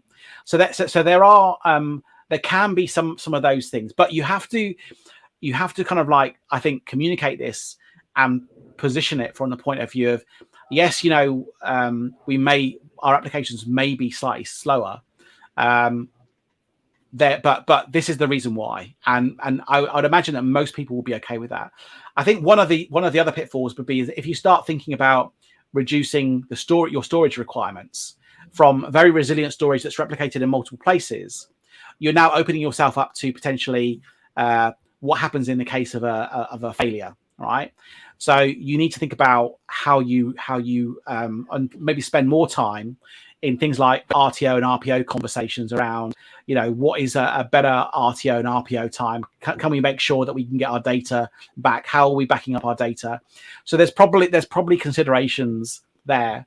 And I think probably the final one, if you're moving to managed services, to kind of get the ultimate optimization, you're probably going to need to move higher up the stack, and that's going to invariably tie you to one of the vendors. So that could be something that you aren't comfortable with. But the upside of that is that it's because they're small applications, you should be able to move these more easily to other systems. So hopefully that gives you some ideas of some of the potential things to watch out for. All right. Yeah. Thanks for that insights. Also, one more community question, actually. Do you have very specific question? Do you have numbers by hand how using cloud services exclusively versus using your own company server in a company with around 40 employees? So I'm not sure I understand the question. How that is reducing the carbon footprint of the product? I don't have any figures to hand. No, I don't. I'm afraid. Okay. That is quite specific. But I mean, just thinking about it from my perspective, I've worked with small charities, small companies, and I think that becomes a different conversation, right? Because for most smaller companies, they probably want to move to cloud and cloud-based services because they just don't have the capacity within their organization to run all this stuff, right? So the more time they can spend servicing the needs of their internal users and less stuff doing the stuff that the business doesn't really care about, such as, plugging servers in and fixing network faults. So I think that's a different conversation. I still would move it to cloud because I'm a strong believer that, I want to focus on the stuff that I can make a difference in, not the undifferentiated heavy lifting that really, that a lot of us start off doing and enjoy doing, but really ultimately the business doesn't really want us to do. All right. All right. Yeah. Thank you so much, Ricardo. Normally, when we have a developer advocate speaking, we normally always get the question, but maybe the viewers are too shy today, so I will say the question: what is a developer advocate, and what does a developer advocate do throughout? Okay, I think that's a fair question. So, developer advocates, we are effectively customer zero. We work with and speak with developers, architects, we call them builders, and we listen to them. We share stuff we're doing. We share products and services that AWS has, for my specific example, and in my specific area, open source. And we talk, we write content, but importantly, we listen to the developers. We find out, how do they feel about the products and services we create? What are their frustrations and pain points? And then we take that back to our internal product teams, and we act as their advocates. So we give them a voice to our internal teams, which helps them basically shape better products for the developer community. So ultimately, developer advocates really, and there's no one size fits all. Developer advocates vary from organization to organization, but that's typically what we do. We effectively are a one-to-many kind of like channel that helps create content so that we can help raise awareness of what you as builders can build on AWS, but also critically take a lot of the feedback you have, stuff you don't like, stuff you want improved, gaps we have, and feed that back into our internal teams to hopefully put on the roadmap and address that in the future. Okay, and specific at AWS, did you start out as a developer advocate, or was this also a process for you? Yeah, so I think developer advocates tend to be, I think, one of those characters that you're a developer advocate, but you might not realize it. And the way that I look at this is that I was a developer advocate before I was a developer advocate. I used to go to user groups. I used to present at user groups. I used to present internally. In my previous job, I used to present technology on a monthly basis. I would do sessions for people because I was just naturally enthusiastic and passionate about technology. I think advocacy requires that you are tenured, that you have experience in an area, and that you want to share that passion and that interest with other people. So typically what that means for me is it means that you typically have a number of years experience, that you're hands-on, you're a practitioner, you're a developer or an architect, and that you can actually show people doing this. Because ultimately, when you talk about this stuff, where it gets interesting is when people have questions, and you have to be able to basically answer those questions. Right. And that's where your experience comes in, and the fact that you've been working in this area. And it's also where you get your biggest insights, because actually the questions you get, I love when I get questions, because it helps me understand, okay, these questions come from somewhere. So let's dive into it. So I think that's how it's been for me. And I think I made the jump from being just an architect to a developer advocate, because I've increasingly found it more interesting sharing on a stage what technology I was working on. And I didn't realize at the time it was a job. And I thought, fantastic, I'll do that.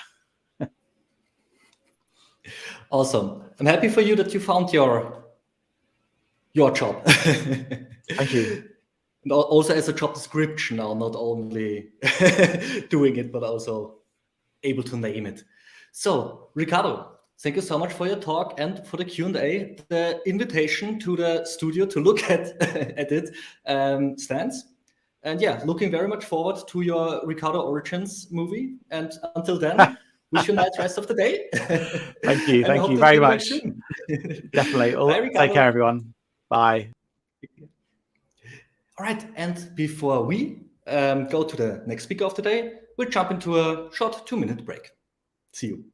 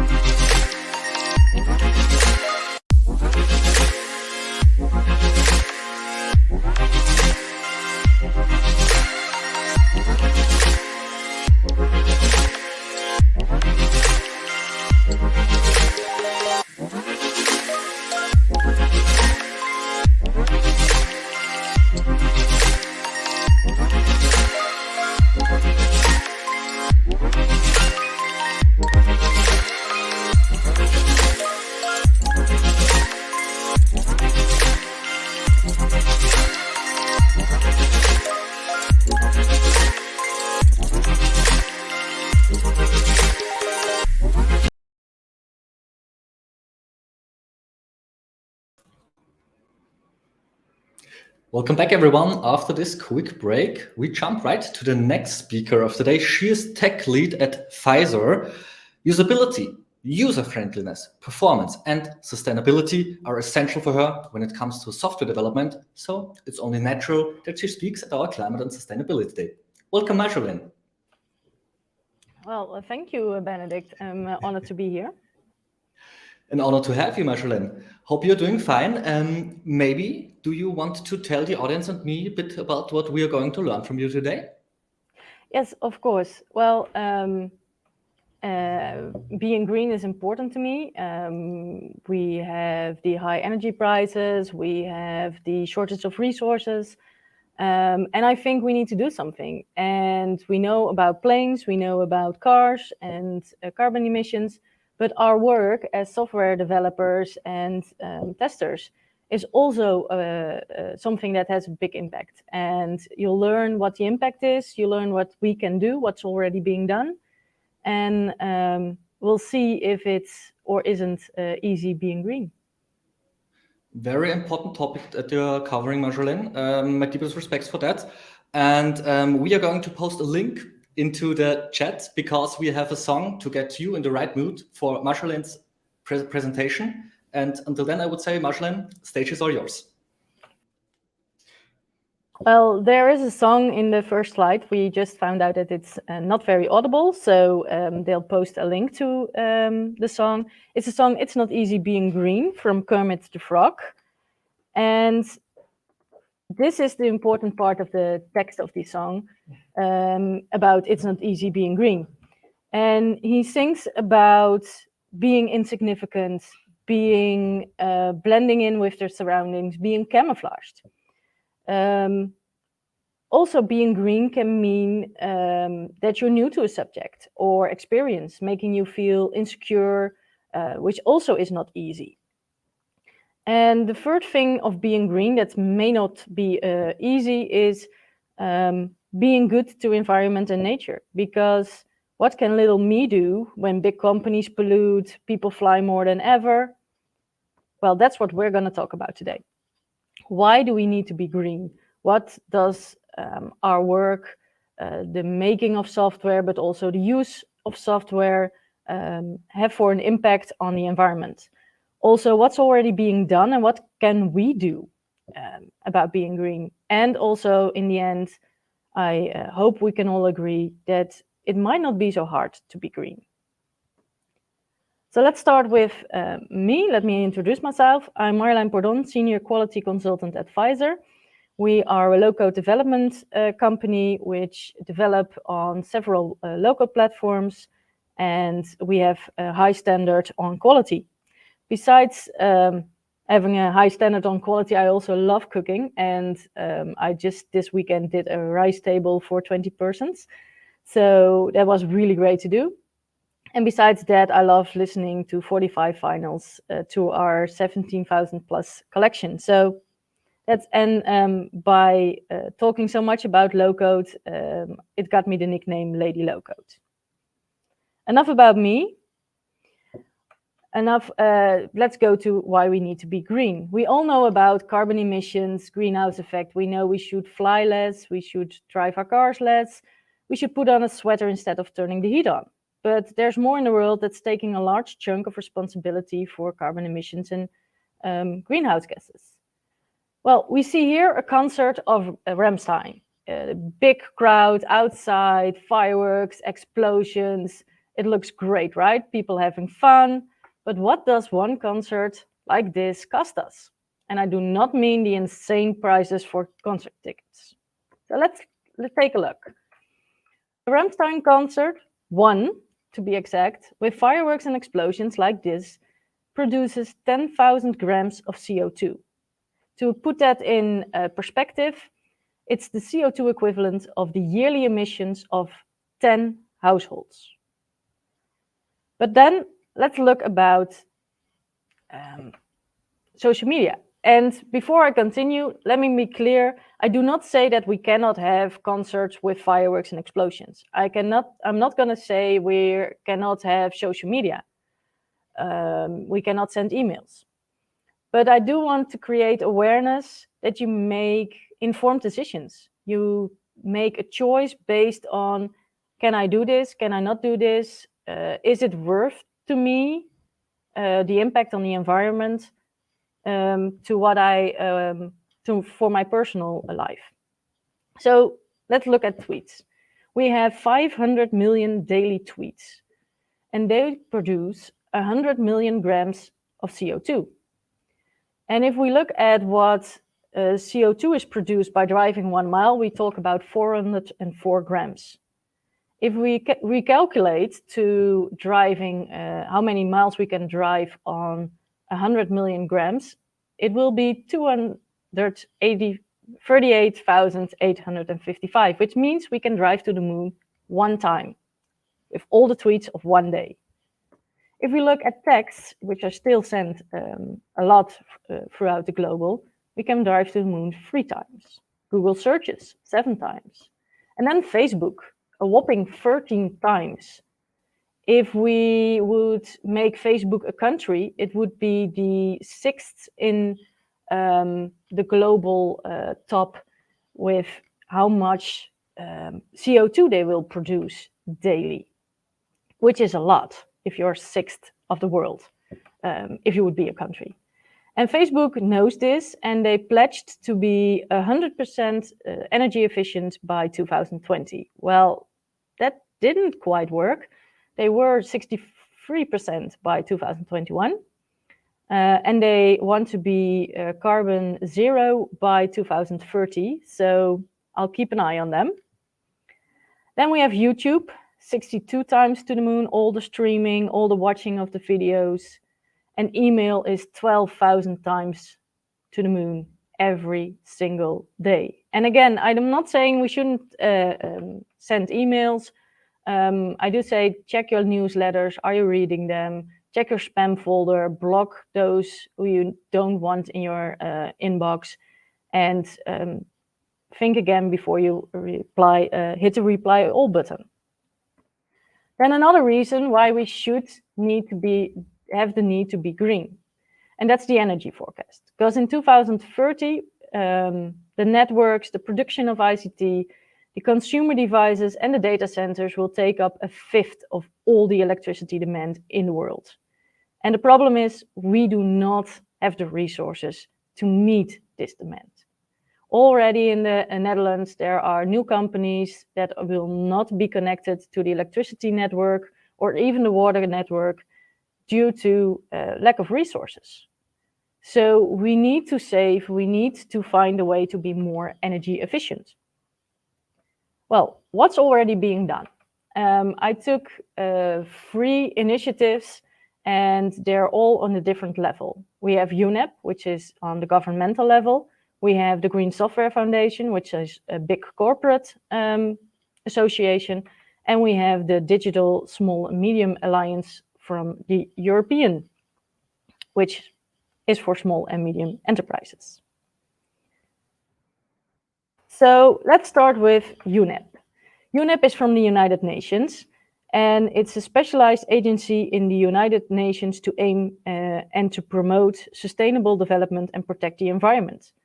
Sustainability is a key focus of UNEP as it recognizes the importance of preserving natural resources and ecosystems.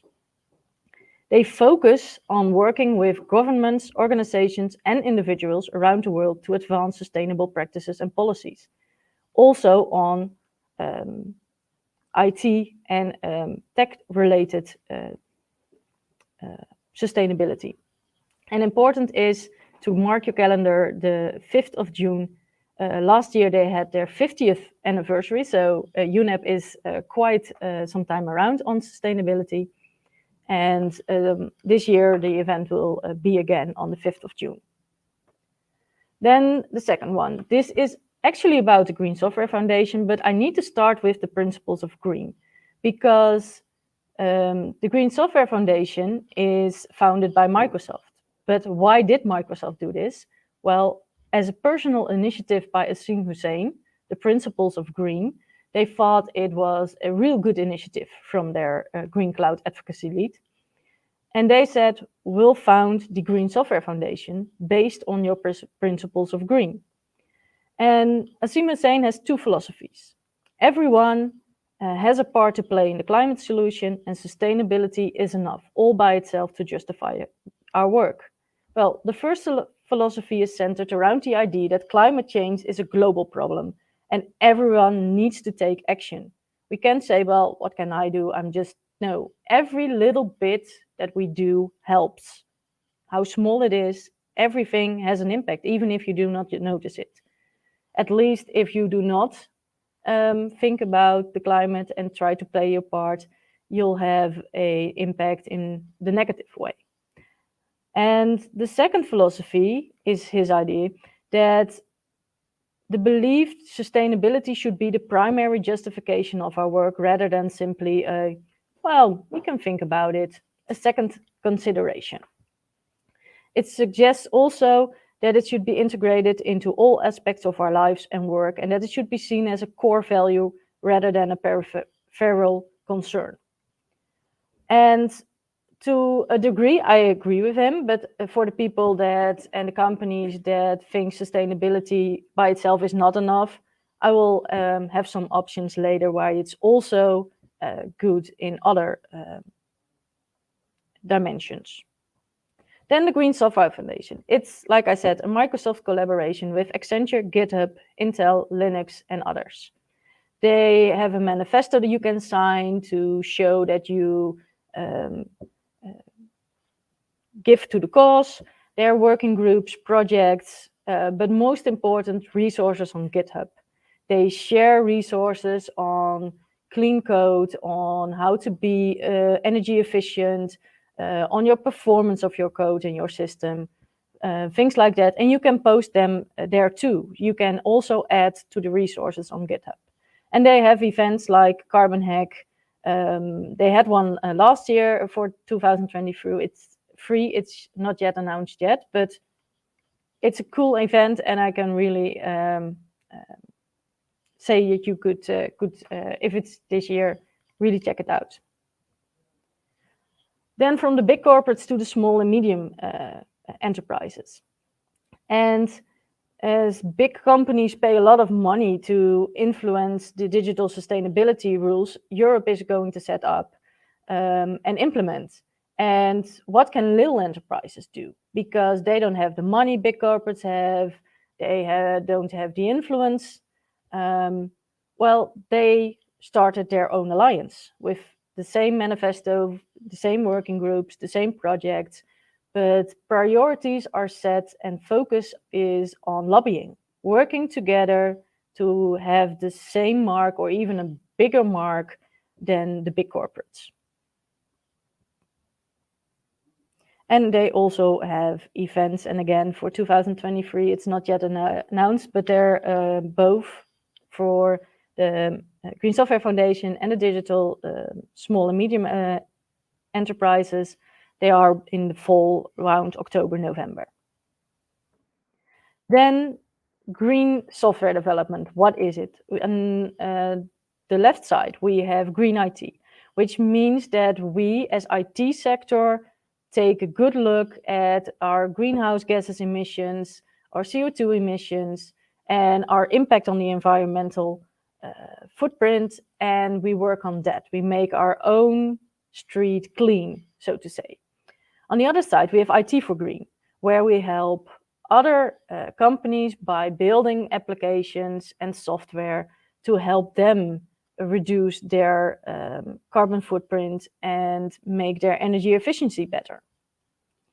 And like Mahatma Gandhi said, free format quote, if you want to change the world, start with yourself. So let's see what we can do as a team.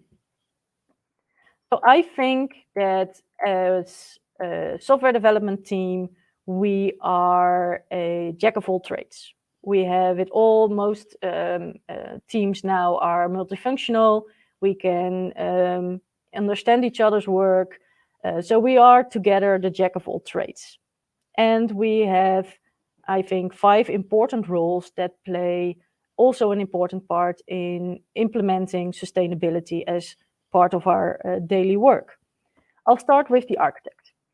The architect is important because the architect can identify where energy can be reduced by minimizing network traffic, optimizing database queries, and reduce complexity. Also, the architect is the start of most projects, and it's important to have your base, your system outline already drenched with sustainability goals. Make sure that everything is already in place to build an energy efficient and sustainable system. Then the business analyst, he or she is also very important.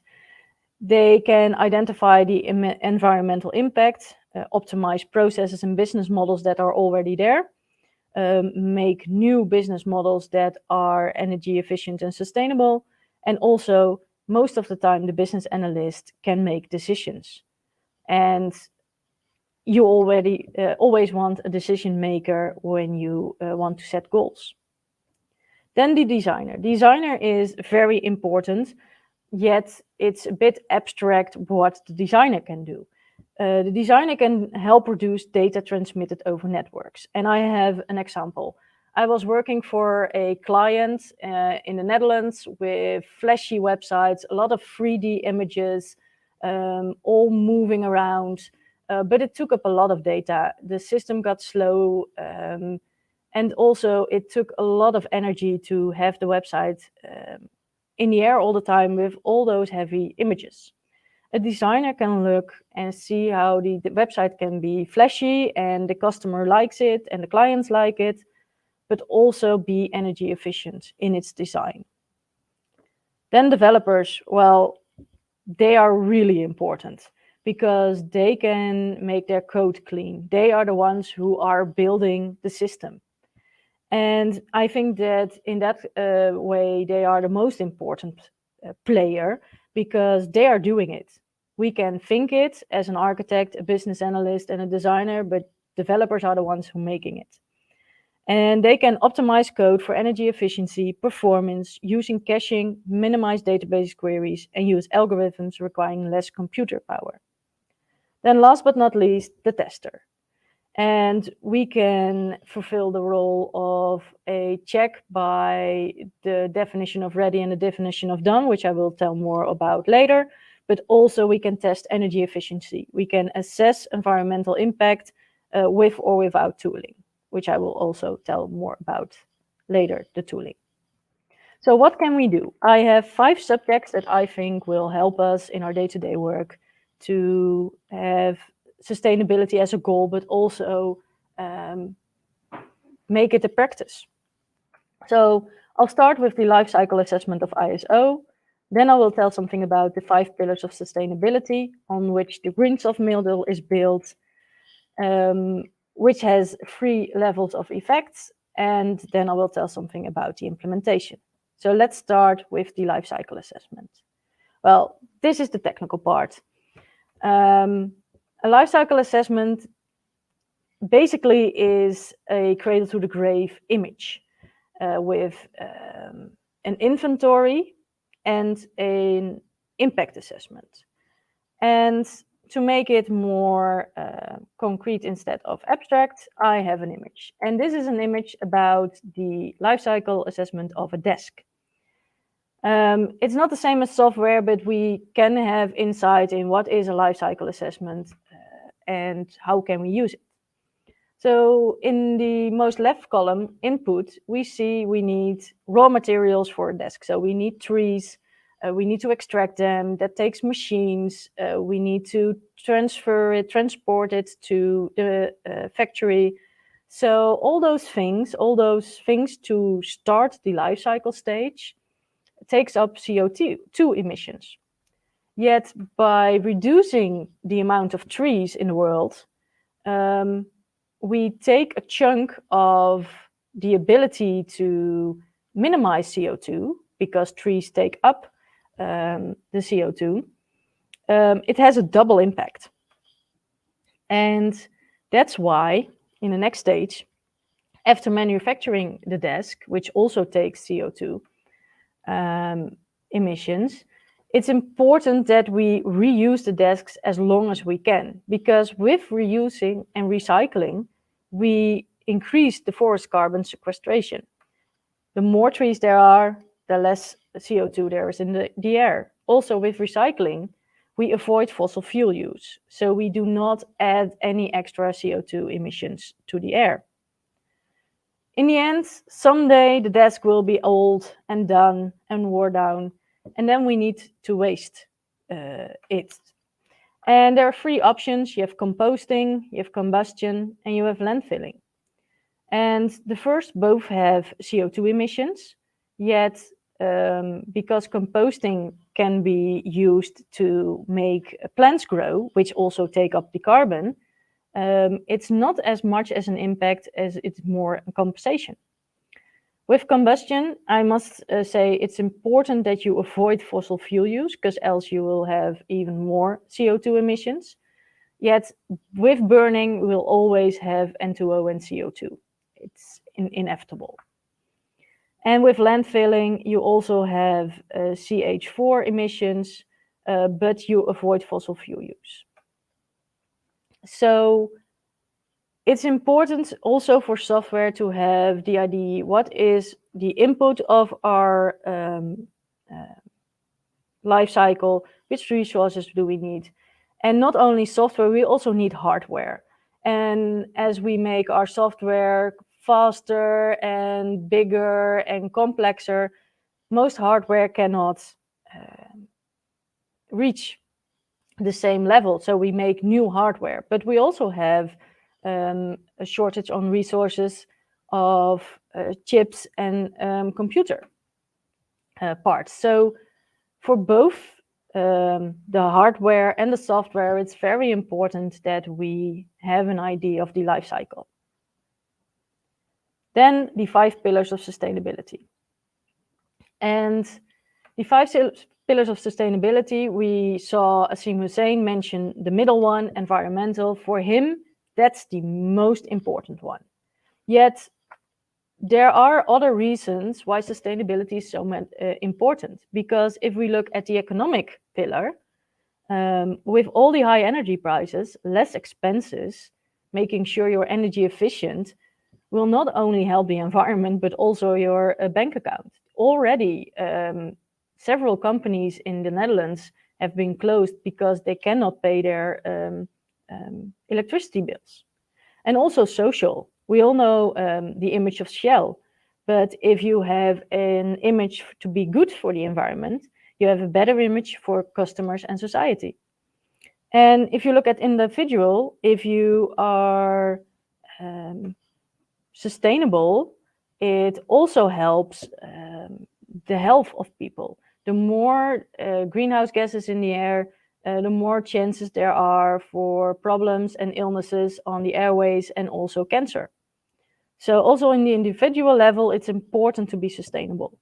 And for tech, it's also important, and it's also helping because, and I have an example, Torvald Linus from Linux said, well, we program with C. And one of the reasons I made Linux on C is that it's very energy efficient and sustainable. Yet he also says that even on a good day, programming in C can feel like juggling with chainsaws. You shouldn't really want to do that. So he says, try Rust. Rust is a robust and sustainable programming language like C, but not as dangerous as juggling with chainsaws. And if we look, both C and Rust are 50% more energy efficient than Java and even 98% more efficient than Python. So also on the technical side, it's important to know the pros of being sustainable. Then the GreenSoft model. The GreenSoft model is a framework for integrating sustainable considerations. It's practical for teams to take in consideration of all phases of the life cycle of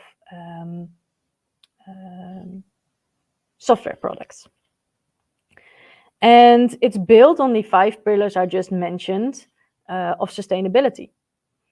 And that makes it a very practical way to work, and the framework helps you to be guided through getting sustainability in a way of working in your team. And important is the blue one is on the strategic level. It's just to get insight, like the life cycle assessment in what are we doing, where are we, and what is the effect of what we do. Then with the criteria and the metrics and the procedure models, you're the tactical. So then you're going to see, okay, how we're going to measure this, how we're going to do this for us, what choices do we make? And the orange one is more on operational level, recommendations and tooling for your unique company, your unique project. So it's a really practical framework to get started in sustainability. And I want to focus on the first order effects, second order effects, and third order effects mentioned in the blue box. Because then you get this model. And the first order effects is about the direct immediate effect. And to have an example, we had the pandemic and business trips were cancelled. So we were starting to do meetings online. And the first order effect of that was just, okay, for now we're just flying less. The second order effect was that we, after the initial first order effect, stayed at home working after the pandemic, because we found out that it was good enough, we could communicate, and still we love to be together and work face-to-face, talk face-to-face. So business trips are coming back, but in a lower capacity, because we found out we do not necessarily need them. So the second order effect was that we still kept doing that. And the third order effect is less clear on the impact, but it means that by staying online and do not have business trips all the time, we fly less, we drive less, and it has a positive effect on the environment. And this you can do for all kinds of stages, development, uses, and end of life. Then the implementation. So how to be green in your daily routine. With the way of working, you should start with the life cycle assessment. Have an overview of what are we doing, what are our resources, are we working from home, or do we have business trips, and add them to the GreenSoft model. From that, you can get the report on the recommendations and the tooling and make choices. And also make sustainability goals and have everyone, the architect, the business analyst, the designer, developer, and tester commit to that. And once they have committed, you can add them to your daily routine. The daily routine of sprints in Agile, as we most of us are working in Agile, I should say start with the product risk assessment, the PRA. And usually it's that sprint 0 at the start of a project, things like nightmare headline games. What do I not want in the news the day after we went live? And you should add also the environment and sustainability goals to the nightmare headline game. What headline about environment, about sustainability we do not want to see? And also, what do we want to see? Because then you can work towards that. To make sure that your goals are met every day and that they're actual and living, add them to your definition of ready, the DOR. Because before you start a sprint, every story will be drenched with the sustainability goals. And you have informed decisions, you'll make choices. And sometimes you will say, I will not live by the sustainability goal because for this part of the system, it's not gaining us and it will take too much time or too much money. But then you have an informed decision. You make the assessment what is better for your system, and you think it's worth it. Same for the definition of done, the DoD. Before end of sprint, you'll make sure the stories are tested on energy efficiency and things that were already planned for in the definition of ready. And then the retrospective. I think this is a very important meeting in which you come together as a team, can discuss, are we still on track? Are we all still committed? Do we have new ideas? Make sure that you don't just make a decision, make sustainability goals and follow them. Make it something that is living. Check trends, things like that, because everything helps. Especially being committed helps. So then, as a tester, I already mentioned you should monitor the use and emission. And there's also tooling for. I do not mention tooling because I have not yet worked with them, and I have not from own experience knowledge which tooling is good and which isn't. So that will be for a next presentation. But what I do know is there are two ways of tooling. Some are combining it.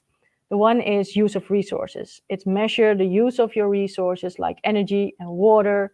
It also correlates to your power consumptions like network uses and CPU, GPU usage. And also it can measure your front end and back end.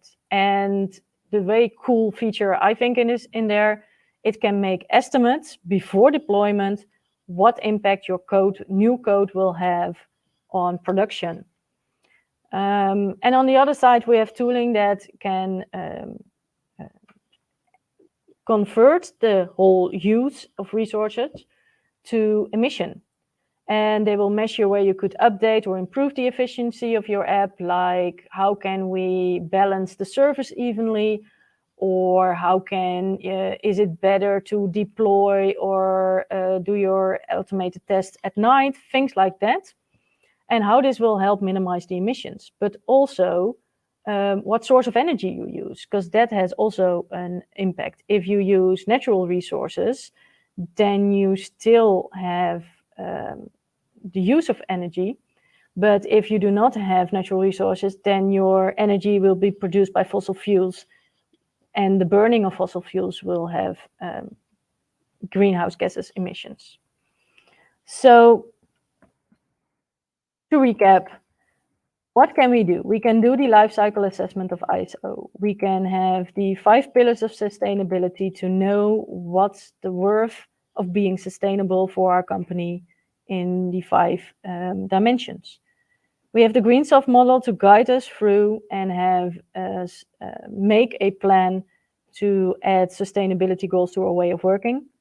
We take into account the 3 level of effects, and we implement it in our daily routine, making us the green conscience of quality.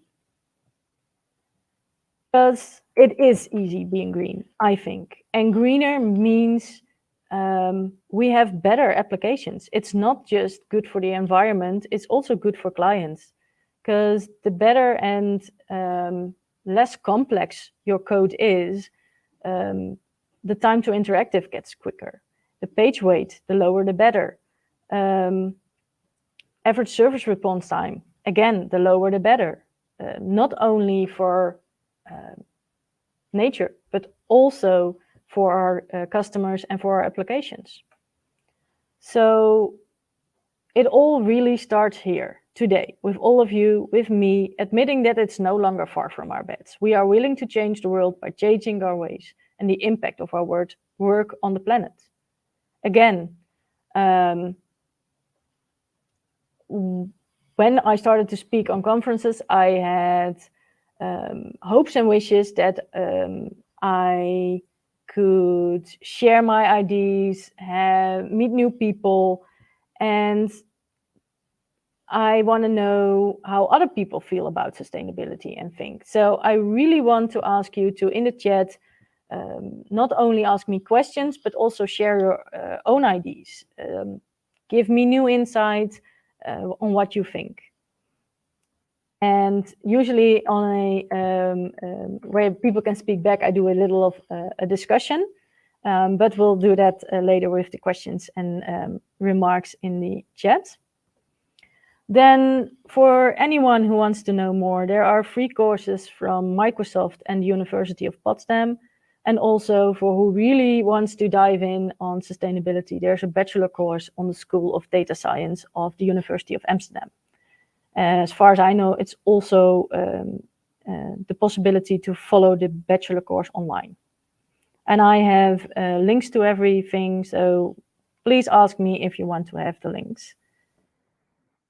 Then we started with Kermit the Frog singing "It's Not Easy Being Green," but in the end he thinks that being green can be big and important. That is beautiful being green, and that he thinks he wants to be. When you're being green in a subject, or you are new to an experience, it can make you feel insecure. But also gives you the chance to explore something new and make you eager to learn, make being green a source of opportunity.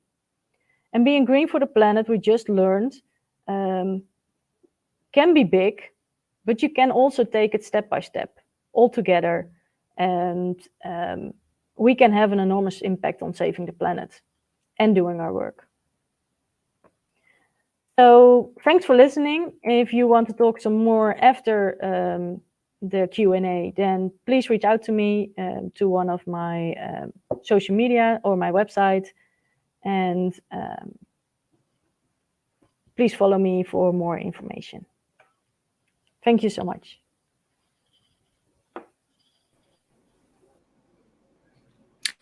Hello again, Marjolaine. Thank you so much for the amazing talk.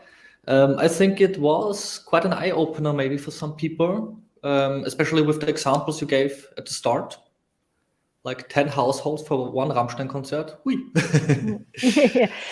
Yeah, that's quite a lot for a whole year. So one concert, a whole year, 10 households. That's I thought that impressive as well. I mean, good music, but yeah, bad for nature. So, and as you already said, you are ready for a Q&A. So I would say without further ado, we start. And also with you, I would love to kick it off with asking you a bit about your developer journey, how you became interested in tech, and maybe also how you flipped to also like green tech, how you changed from like normal tech to I want to invest in green tech. I want to invest my time in green tech. Well, I started, I think, 6 years ago as a software tester. And 2 years later, I rolled in the world of low-code. And with low-code, with the reusable blocks of code, I found that that's a sustainable way of software development. So with that, I already got a little insight on how we could do things differently, because every company, when they have their own development team with high code, they make the same things that other companies do. And with low code, you reuse what's already been made, and you don't make extra code. So in that way, you already are more sustainable. And not everything can be built in low code. Sometimes you need high code, but it's a good start to also develop sustainable. And last year, I was asked for a conference and said, well, we only have a place in the green track, but we really want you to do a talk for us. And that's when I did a deep dive on what green software development is, what the impact of our work is. And that led to an earlier stage of this presentation, and it's been evolving ever since. So I'm following everything. I'm also a speaker for the Green Software Foundation. And anyone can join us as a speaker. So the speakers of today, but also people who want to speak. If you have a heart for sustainability or an environment, please join us. So yeah, call to action to the audience. Let's join this awesome movement.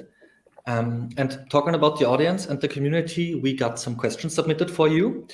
So the first one is, Maybe kind of a bit connected to the last speaker, because we already talked a bit about AI, and this community member wants to know, do you think AI can help us to solve the climate crisis?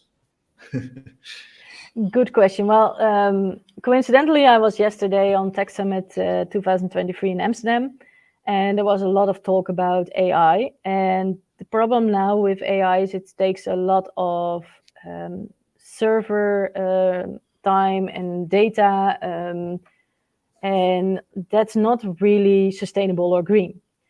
But what we see now, it's important to make data singled out, because now there's a lot of, I think someone said me yesterday, if we have the whole written word, all written words since the beginning of the written word, we would be on, I think, 50 petabyte.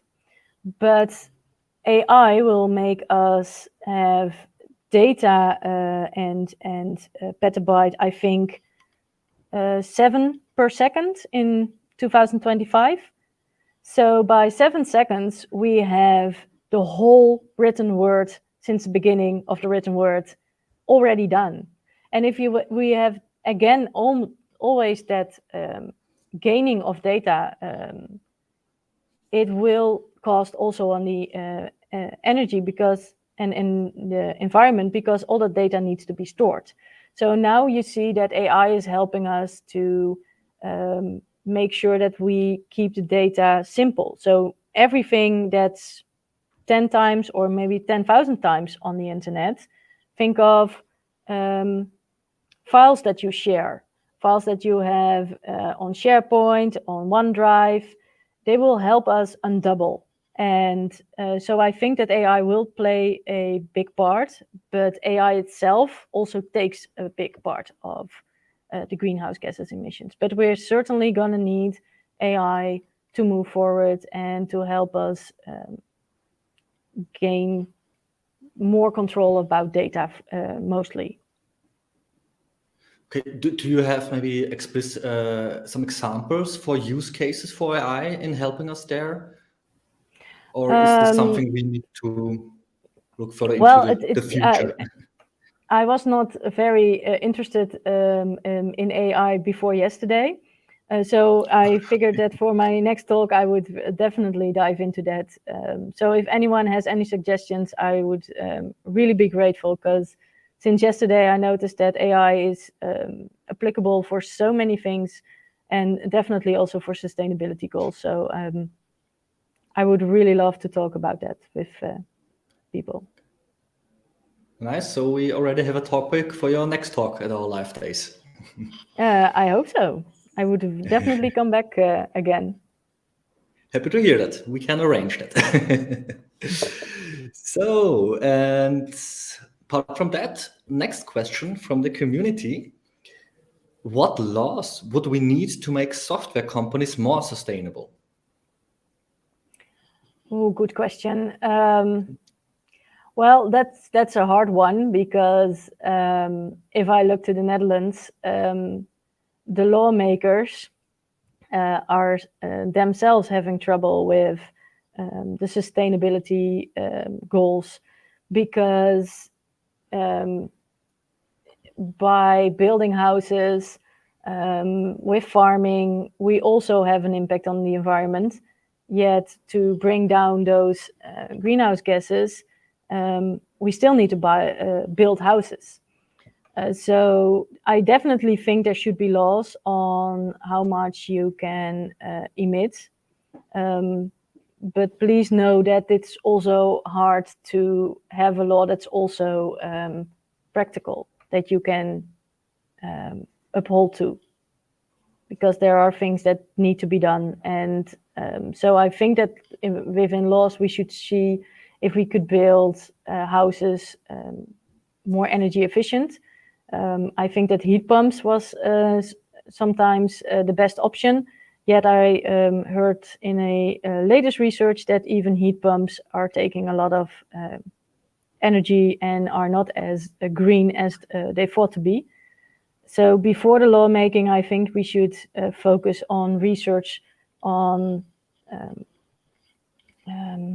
solutions that are green, and then you can make laws that people should use the solutions.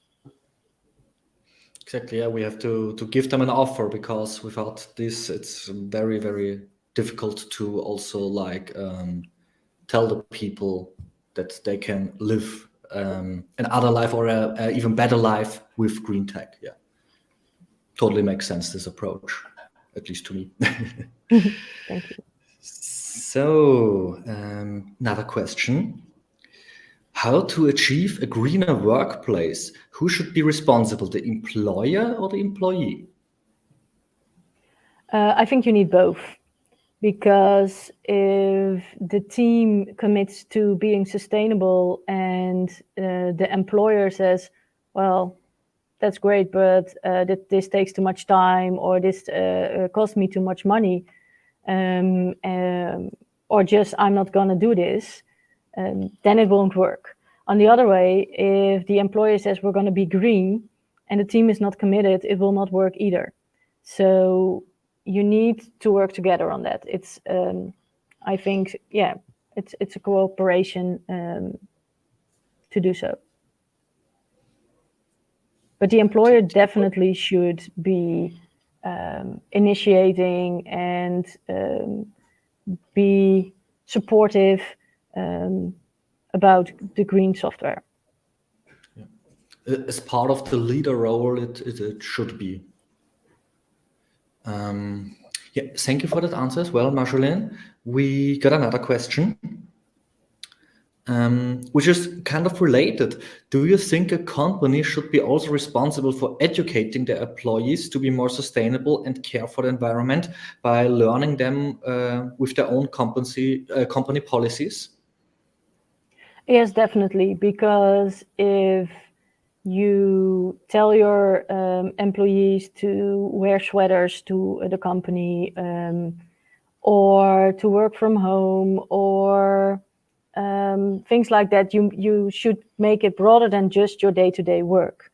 If you do that, and you maybe even reward the most green co-worker of the week or the month, like this person always goes by bike or by public transport, I don't know, but then you make it fun and you make it something people want to compete about. And that will help. You need to make it something that is as common as talking at the coffee machine. Yeah. All right. Yeah. Thanks for that answer. We got a follow-up question to the last one, where you said that the employer should be like in this leading role, and now the community wants to know how to convince your employer to be greener. Then, what are like the arguments I can bring up as an employee in my company? Well, I think that it's important to take the arguments of the 5 pillars, because if you just take the environmental pillar, then most companies will say, yeah, well, okay, maybe. But if you say that it will help them also economically and also socially in their image, if you know about customers and clients that really want the green, if that's a part of your the people in your client group, that can help also. Because if clients are asking your employer about being green and being sustainable, that's, I think, the best argument you can have. Because if the customer wants it, the customer gets it, is the idea.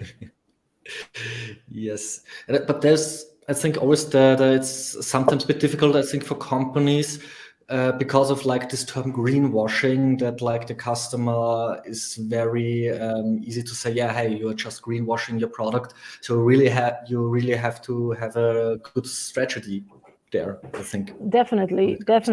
It's very easy to say I'm green and market it, but you need to have proof of it.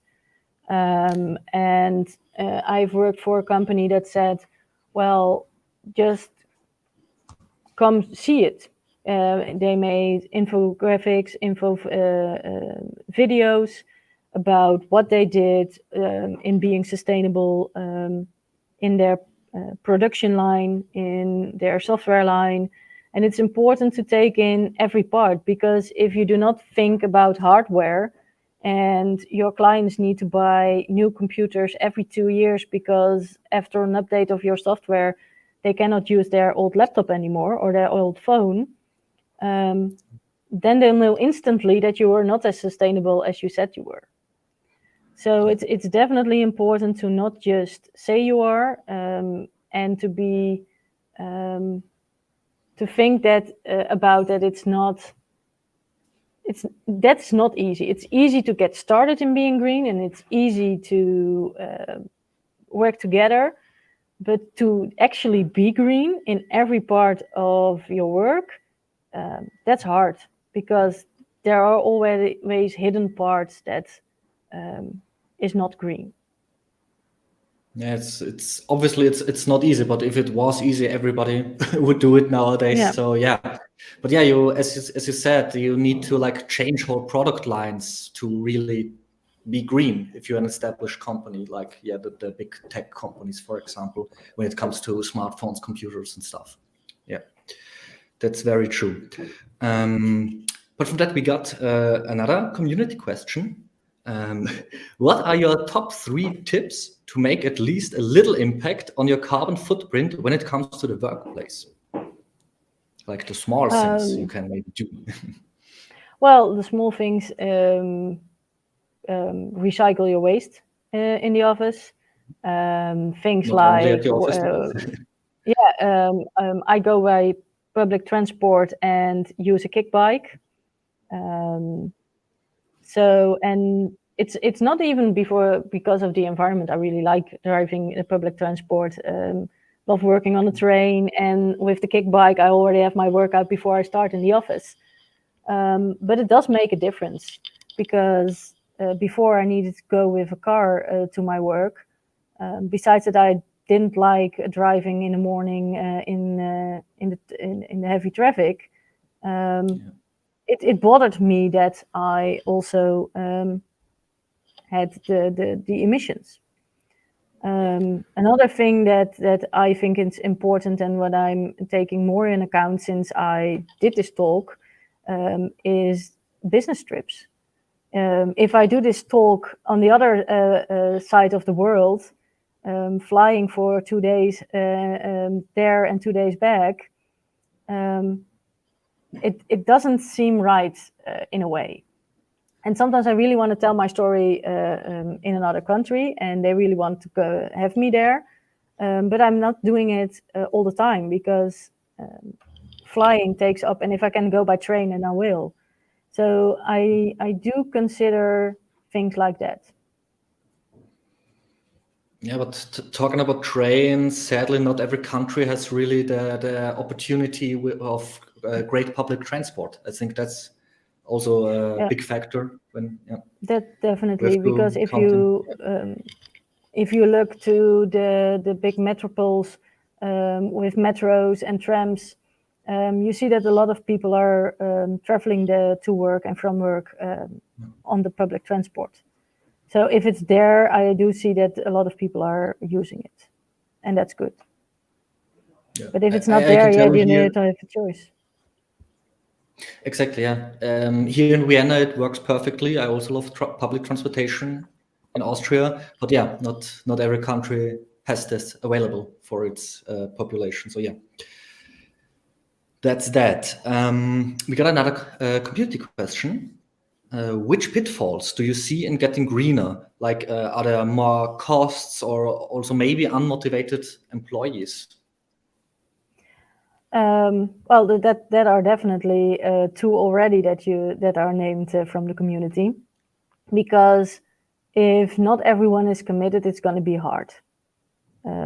Like I said, if the employer is not on board, If you want to do a change that's mostly environmental and will cost an investment that might not pay back in the first year or the first 2 years, then you'll not get it through.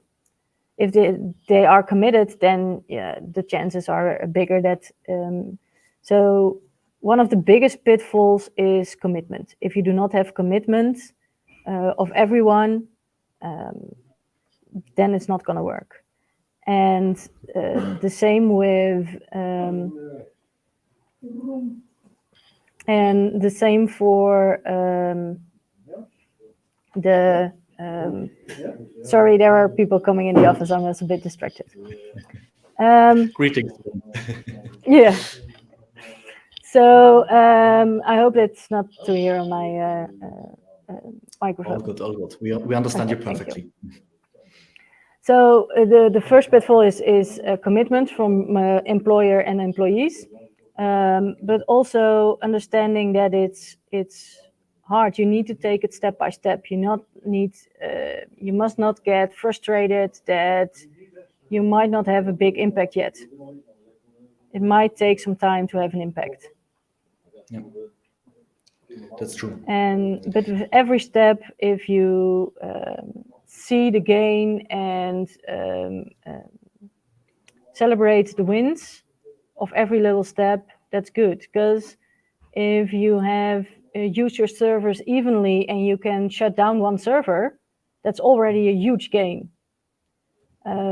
So take it step by step and don't get frustrated. It's like with going to the gym. If you want to lose the first 5 kilos, that's usually quite easy, but then keep going, even if it's raining, even if you have setbacks, that's harder. The same is with getting green.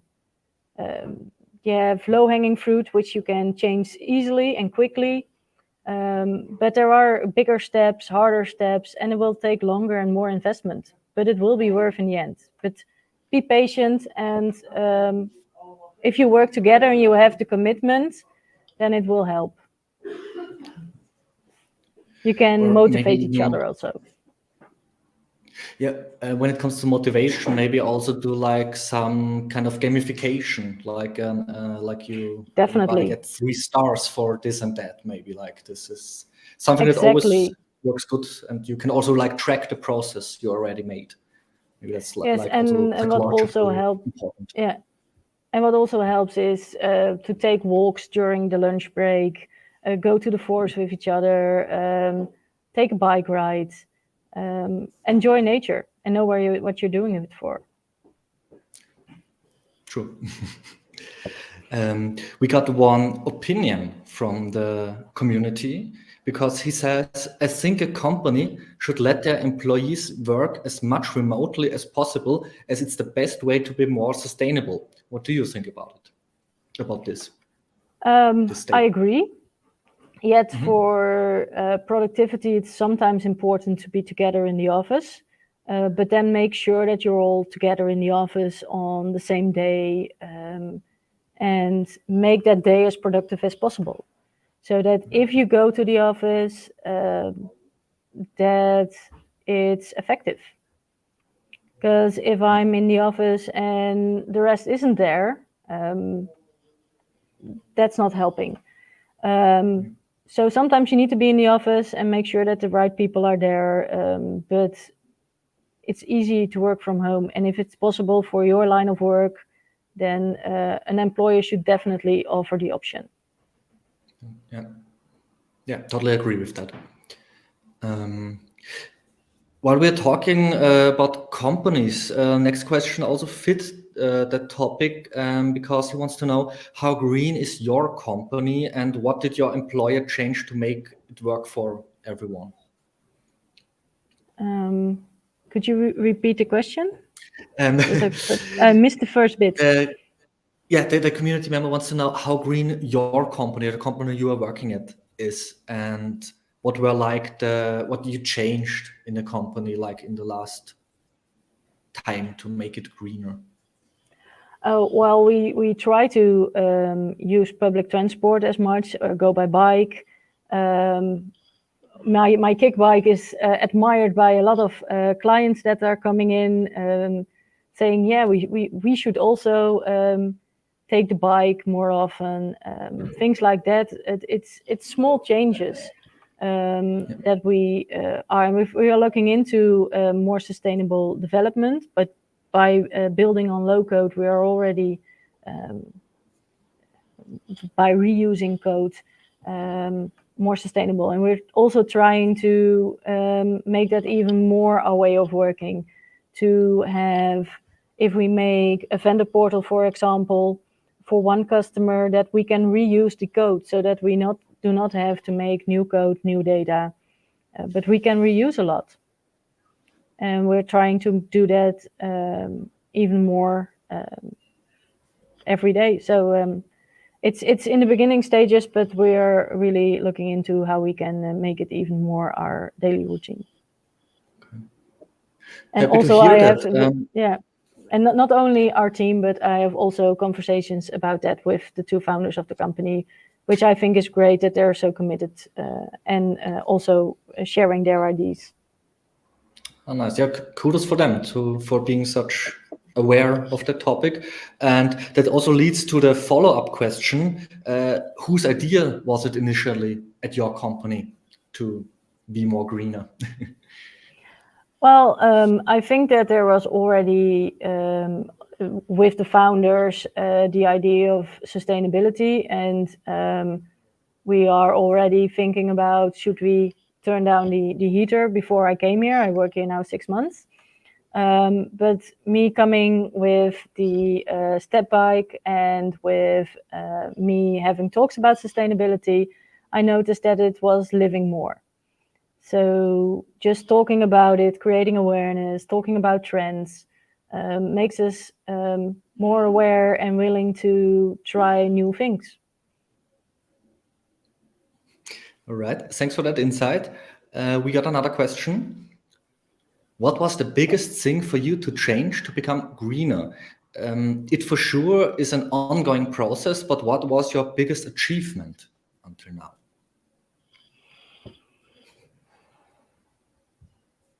Well, I think that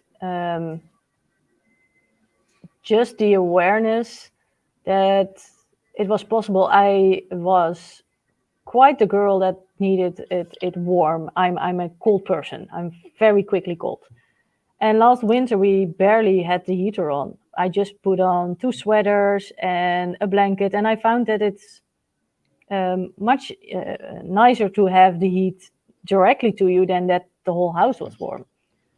I found out that riding a step bike also made me fitter. So by being green because I thought the energy price was high, or because I thought, well, maybe we'll have a shortage on resources of gas, I found out that it made me feel good to also have a good impact on the environment. And even if the prices are lower on the heating, I will still not put up the heater and still put on my extra sweaters and blankets.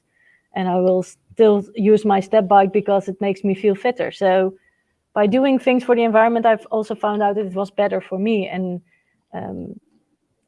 it made me see things that I didn't know. So I'm very curious to see how doing things for the environment also makes my life better. It's very interesting. So quite a few nice side effects there also. All right, Marjolaine, thank you so much for the amazing talk and giving us so much insights into how to make our tech greener. Hope you have a nice rest of the day, and hopefully see you soon on one of the other live days of ours. Okay, well, thank you very much, Benedict, and thank you, community, for all your questions and remarks. Have a nice day. Yeah, you too. Bye. All right, and the next speaker of the day sadly had to cancel his slot as he had a private emergency. We wish him all the best, and hopefully we can hear to his talk on another live day.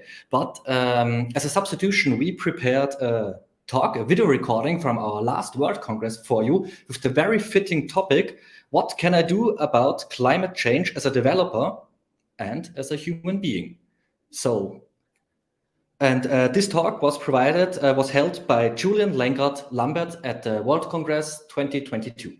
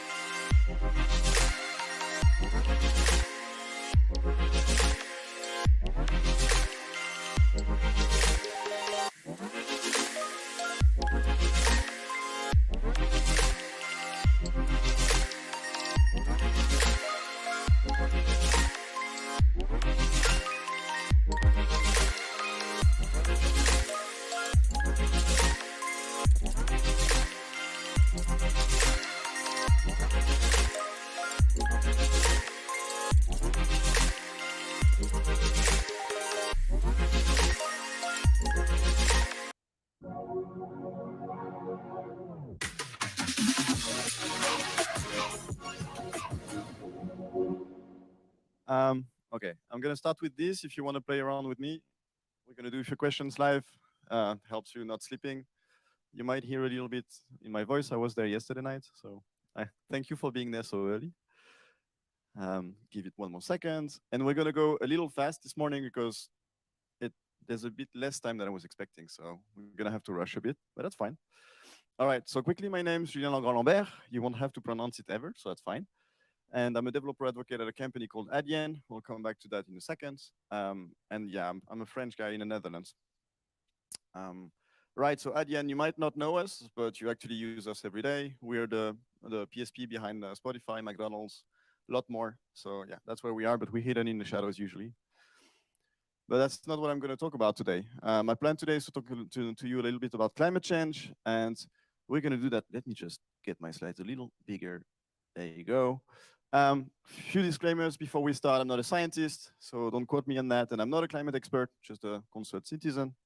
And I'm not planning on guilt shaming you. So the point is not to have you feel guilty. The point is to have you come up with the journey with me.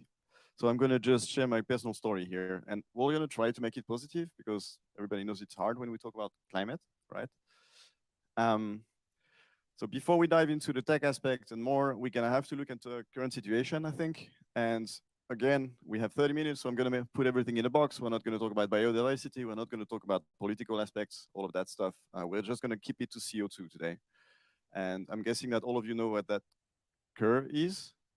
Does anyone have no idea what that means, what I'm showing here? So that's basically the total of emissions over time, like in the last 1,000 years, generated by humans in the industry through fossil fuels. And if you look at it, the green bar, it's basically me when I was born. And all of the emissions generated by humans were created basically half since I was born, like 35 years, right? 500, like 1,000 years before, the other half. So it's quite urgent.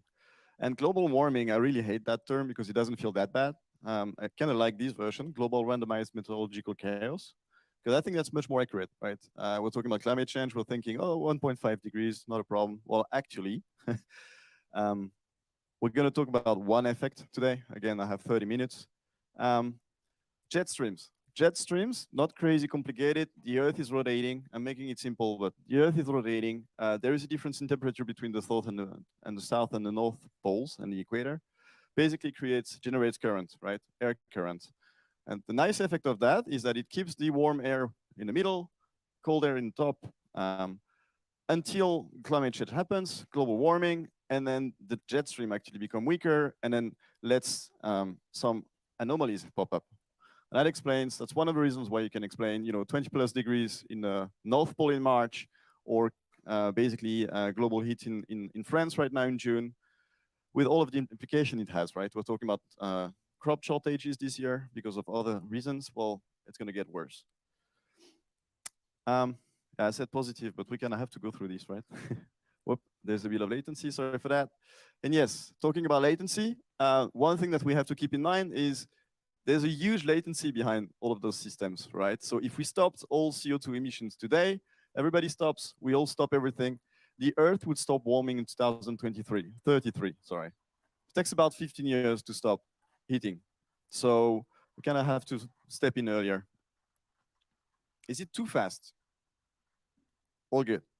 And well, I'll say it's amusing, but there's also stuff that we don't expect and that we don't understand. For example, a bug has to be fixed in the GPSD library because climate change is actually making the Earth rotate faster.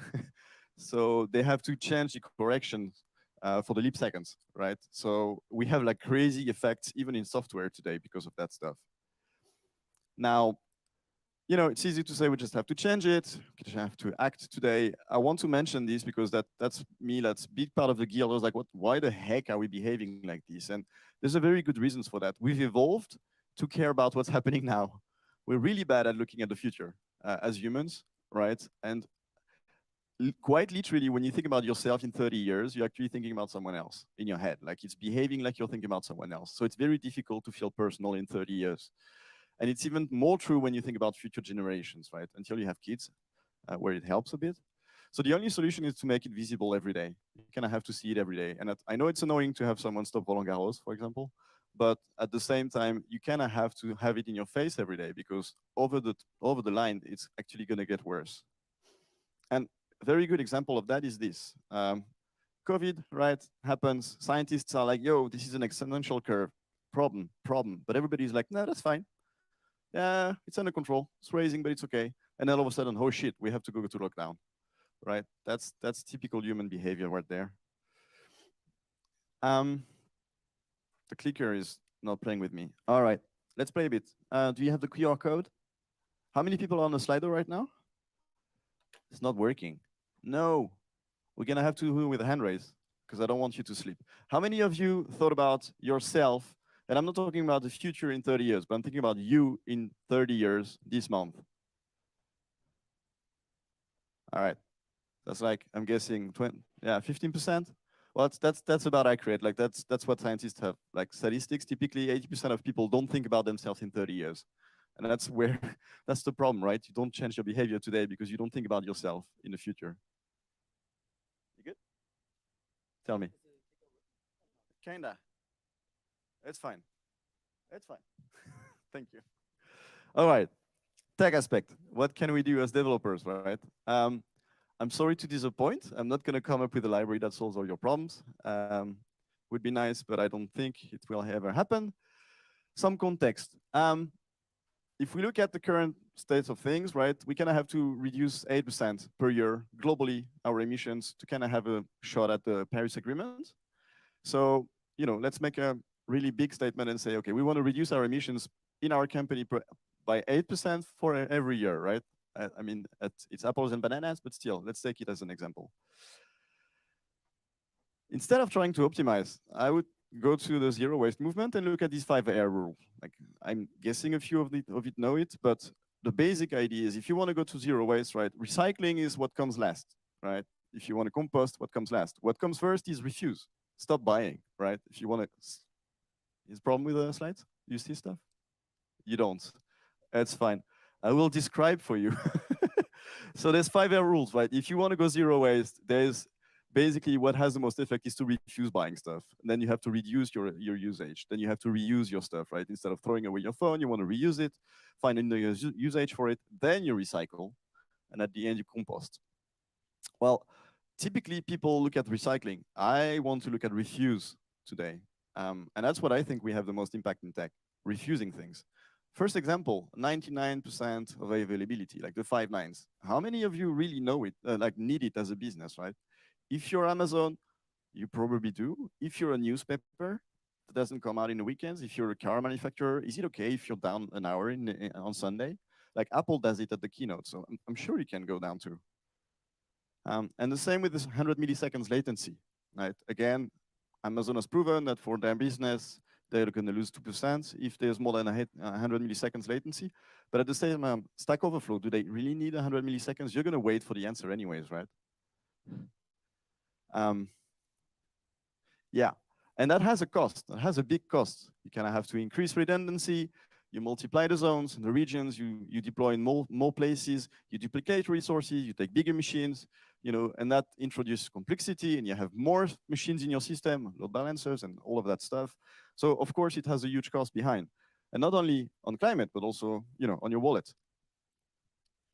So yeah, you're going to tell me, sure, but the cloud helps, right? I can scale down to 0. I use only what I need. And then people actually use the same machines. And it's much better than having data centers at home. And they're built to be efficient. And sure. How many of you here have an infrastructure on production that scales down to 0? Yeah? We have one? OK. There's one. That's the first time I have one, actually. Nice. Typically, people don't do it, right?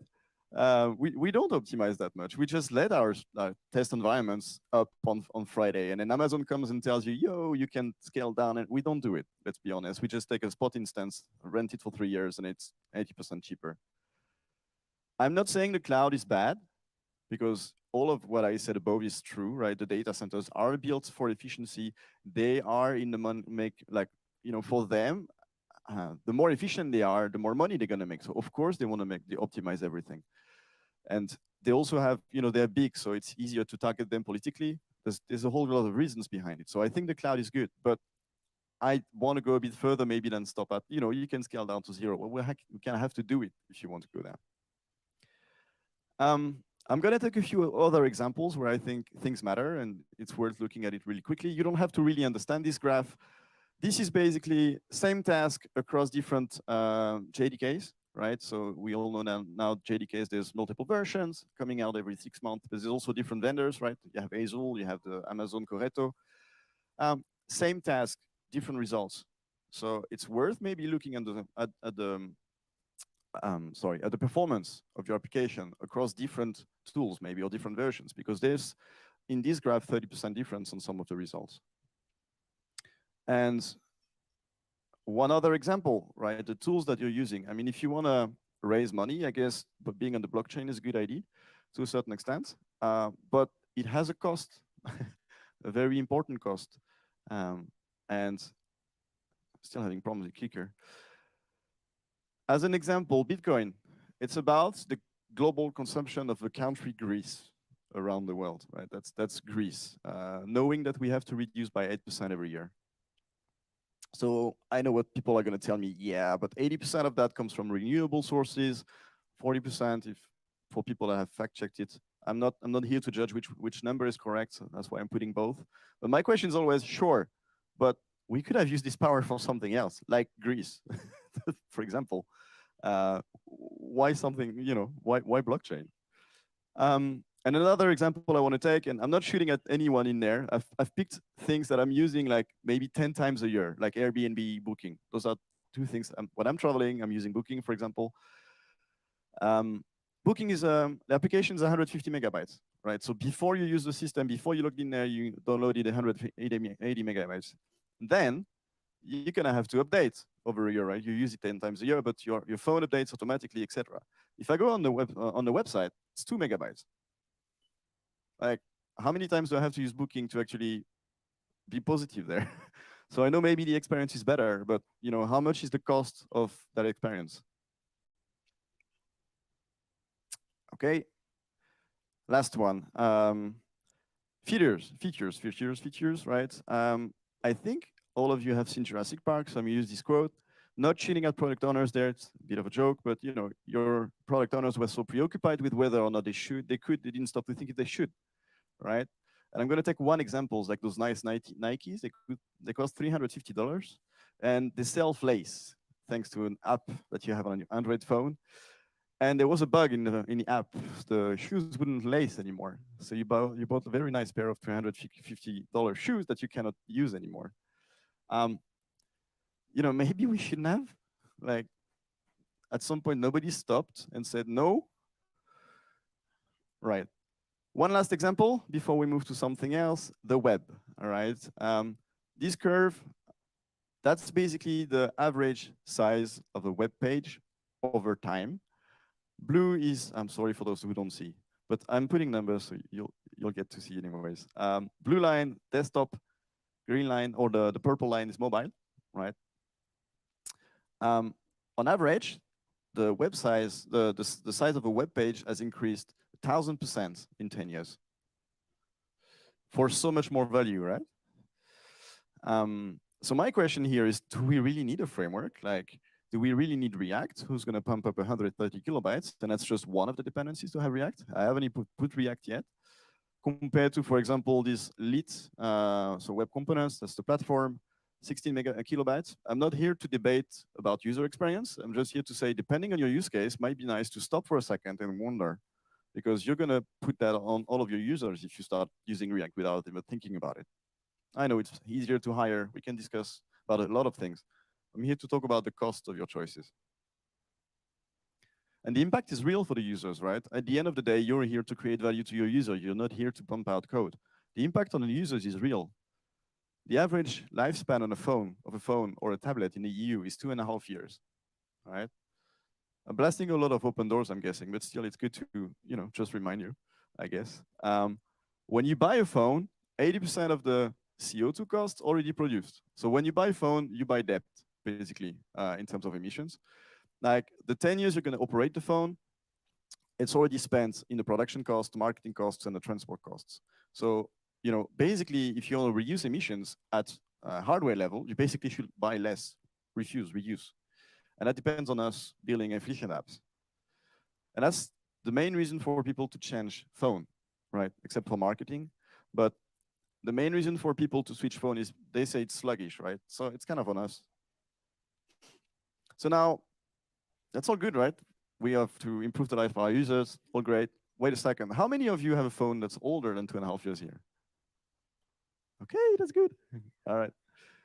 It depends on the conference. Like sometimes I'm very surprised in one way or another.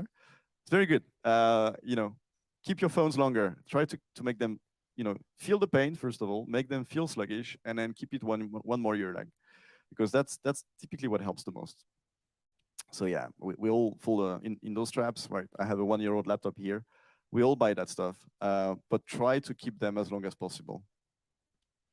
So that's my point, really. Like at some point, I was looking into all of those things and, you know, carrying around the message and then talking about people, and I was like, wait a second, what is my footprint, right? What is my impact?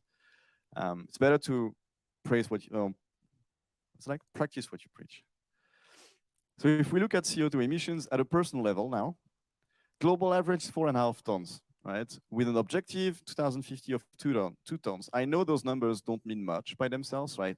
But look at trends, right? We can look at differences. That's what is interesting.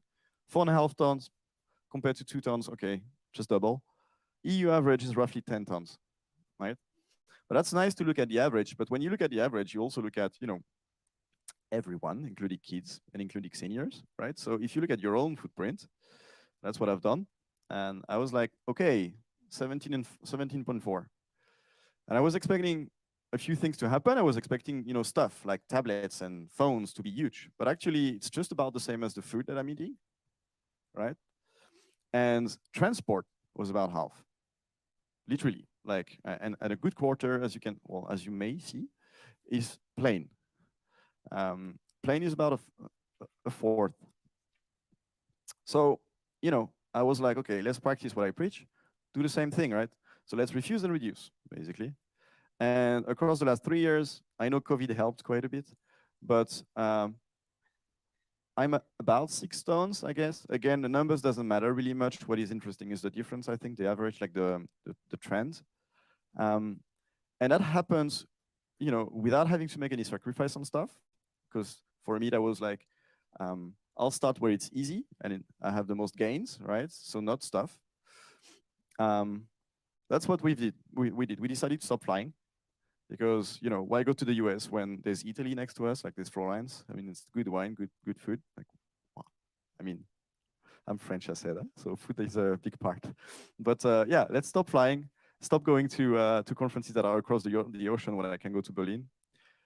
Focus on train when I can instead of the car. Make the difference. I won't speed any number now because I haven't made them, but I mean the difference between a car that is full and a train is insane. Like basically when you take the train, you almost fit out nothing in terms of emissions because there's so many people on a train compared to a car where you're like 4 maybe. Remote work plays a big role, of course. Less people on the streets, you know, more space for other drivers, but also, you know, less emissions overall, and reduction in meat overall. Like I'm not praising, especially to be vegan. We still eat meat in the weekends, but if you can reduce, I come from a family who has like, you know, meat on at lunch and dinner. That's where we gain the most, and we started producing our own food. So if you're interested, there's a lot of gardens actually, pretty much everywhere. Doesn't cost that much time. And last thing is, we decided to compensate for everything we can't. Again, I'm not here to guilt shame you. I'm just here to share my personal story. This is absolutely not perfect, right? There's even studies that show that sometimes compensation is actually creating more emissions in the long run. But at least it's some kind of awareness, right? I was talking about making things visible. This is making it visible for us on a daily basis. Now, some final remarks, a little more global or a little more less personal, I guess. 35,000 euros. I'm not going to make you raise hands, but if you make more than 5,000 euros as a single person, you're part of the 10% richest people on Earth. Right? Doesn't mean that you're rich in your country, but you're the 10% richest people on Earth. 10% richest people on Earth doesn't have to be 101 the same, but the test, whoops, sorry for that. 10% richest people on Earth, half of the emissions globally, right? So I'm asking these questions like, who else than us to change behavior first? Like, we're the richest people, we're the hottest scene at the moment. Like, it's easy to be hired. Why us? Like, why not us? Who else, right? So, okay, you're gonna tell me I'm doing my bit, but then corporations, they screw up everything, right? They do very bad, and you would be right. I think they show, so far, like, studies show that 40%, like, the corporations are actually applying 40% of what they should to meet Paris agreements. So there's definitely a lack of action there. But at the same time, again, looking at, you know, the money we're making and where we're working, we buy their stuff, right? Wallet decision is a thing, for real, and we work for them. Not gonna name the name of the partners today, including the where I work, but we work for the companies. Like, you kind of have to look into that as well. And I'm not saying go work somewhere else, because that's not an easy thing to do, but at least advocate internally maybe, or start putting something. And I'm going to show a few examples in a second. And also, it's Germany, so, but we have elections in France, like right this weekend. Voting is also a thing, like that's a big part. I'm always saying, I don't know the English word, but we have this thing about the great replacement in France, like, you know, people being replaced. That's very loved by the far right parties. I'm like, 2050, the plan at the moment is 1.5 billion migrants because of climate. If you believe in the great replacement, vote for the Green Party. So what I was saying is, okay, I'm not saying let's go and live in the woods, right? But maybe choose companies that you believe in, or try to get closer from what your goals are, or help from within, right? There's more and more tech companies who have climate officers now, part of the board of director, for a very simple reason. Like, we're here to make money at the end of the day, all of us, I think, pretty much. If we look at 30 years in the future, well, the decisions of today may not be the smartest to actually make in 30 years, right? So there is also a long, how do you call that? A long latency for the business. That would help, I think. All right, conclusion. Again, if you want to take one thing out of this meeting today, was this talk is this one, 5R, try to refuse and reduce. I know people are going to get frustrated when you say no at the beginning, but it also leads to interesting discussions sometimes. And reducing, you know, is also, as we said, good for your wallet at the end, and also beneficial for your users most of the time. So it's actually serving them. And start with what's easy and makes the most impact. Because if you start with the harder stuff, then you're going to fail. I would say cross your sources. Never believe what's been said, including mine talk. Like, everything I've said, just go and check. For example, you can hear everything about Netflix, right? Netflix is a disaster for the environment, etc., etc. Depending on how you calculate, you end up with absolutely negligible consumption, or something that's huge because people take into account the production of the hardware, etc., etc. So cross your sources and find numbers that actually make sense for you. And I would say don't lose hope. I know I can spit out facts for an hour that sound horrible, but there are good news around. Like, for example, for the first time, EU actually overshoots the climate target, 2020, which is good news. It's not enough still, but it's good news. I know COVID was there, but we have to continue that trend. And there's just a bill that's been passed. Anyone from Volkswagen here? But yeah, ban for fossil fuel cars 2035. So it's kind of forcing the change. So that's also arguably a good news. So I'm going to end with this quote from Al Gore back in 2008. And he was saying there's a lot of people who go straight from denial to despair without posing on the intermediate step of actually doing something about the problem. So please don't despair, and then step in the middle, and then actually start doing something. Or I'm sure you are, because you are here today. So thank you very much.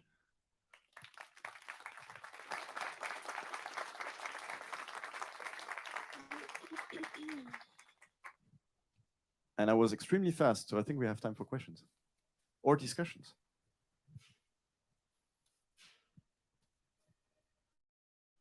Or you can go and have coffee.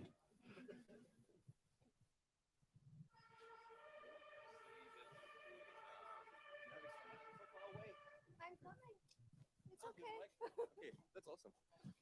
Yeah, hi, thank you very much. So what do you think about like all these companies that do the same stuff? So down in the area, we have like I don't know, maybe 3 or 4 different companies that promote their monitoring software, and I think like why do we need 4? Or, I don't know, probably right now 15, 20 different companies, and yeah, no one is solving a different stuff. So I don't know how to answer that. One thing I would tend to say is history shows us that lobbies are usually a bad thing. So the bigger you are, the more weight you have on a lot of things, including politically, right? I was reading yesterday that, for example, okay, I'm not going to mention it because there's someone talking about blockchain just after, but the amount of people in lobbying, the amount of money that's spent on lobbying in the US, for example, is insane. And if you look at blockchain, it's about 20 times more than the medical industry, for example. So I would tend to say, no, I don't think having competition is a problem. But that's my take on it. yeah, thanks. Are there any more questions?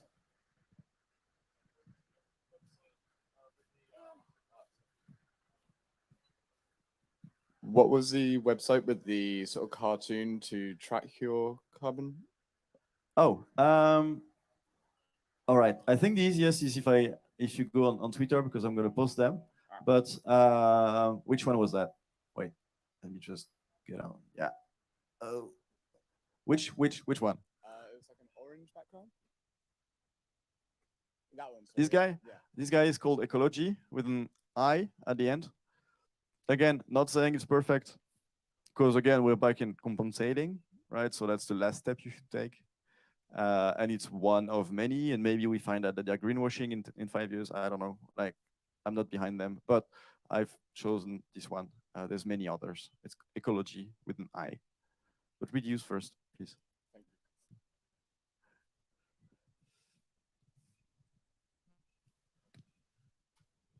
Hi, can you share briefly the tools you use to compute your consumption? Right. Again, there's many. I think the one I use is an application called Climate Hero. So if you find it, you'll find it on the App Store. Try to find, the only thing I would say is try to find something that takes into account the country you live in. Because as I was saying, like heating is a huge, like it's going to be 30% about energy usage, 30% of your consumption, depending which country you're in. So in France, we're like on nuclear.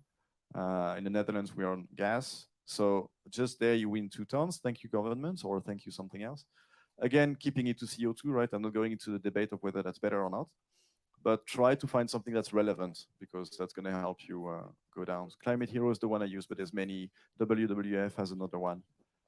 And I don't think the number is important. That's not what matters, because it's going to be wrong. Like, for example, none of those take into account. I mean, you being part of you being a citizen has a cost, right? Medical cost, the army, all of that stuff. In France, that's about a ton, for example. Most of the time, it's not counted. But the important part is the trend, right? You want to look at where do I go next to dive into it, I think. Yeah. I'm going to share everything on Twitter. Anything else? Yeah, we have some more questions. Do you know a community or platform where it's actually possible to find techies that care about climate and want to change something? I don't directly. Sorry?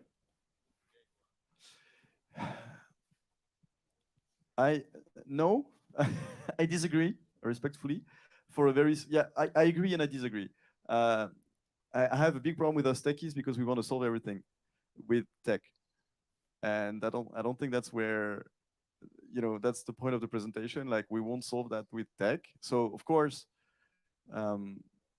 I'm sure there are. If you find there's, I think it's 8,000 hours or 10,000 hours.org, something like that. There are communities talking about not only CO2 but also biodiversity and many other problems and diversity and this kind of stuff.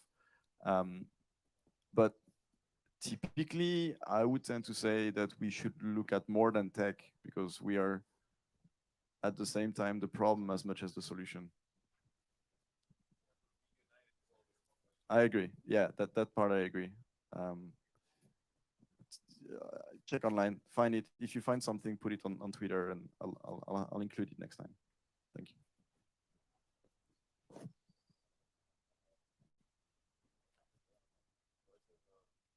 Is there anyone else who has a question?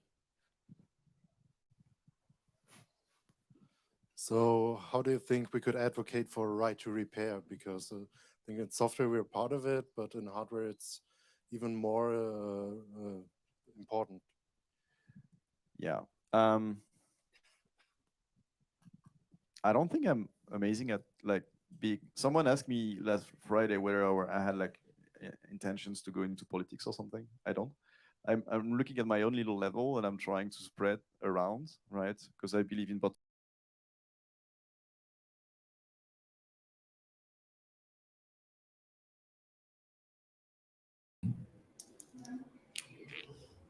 So, and after this video, we will go on to the last speaker of the day.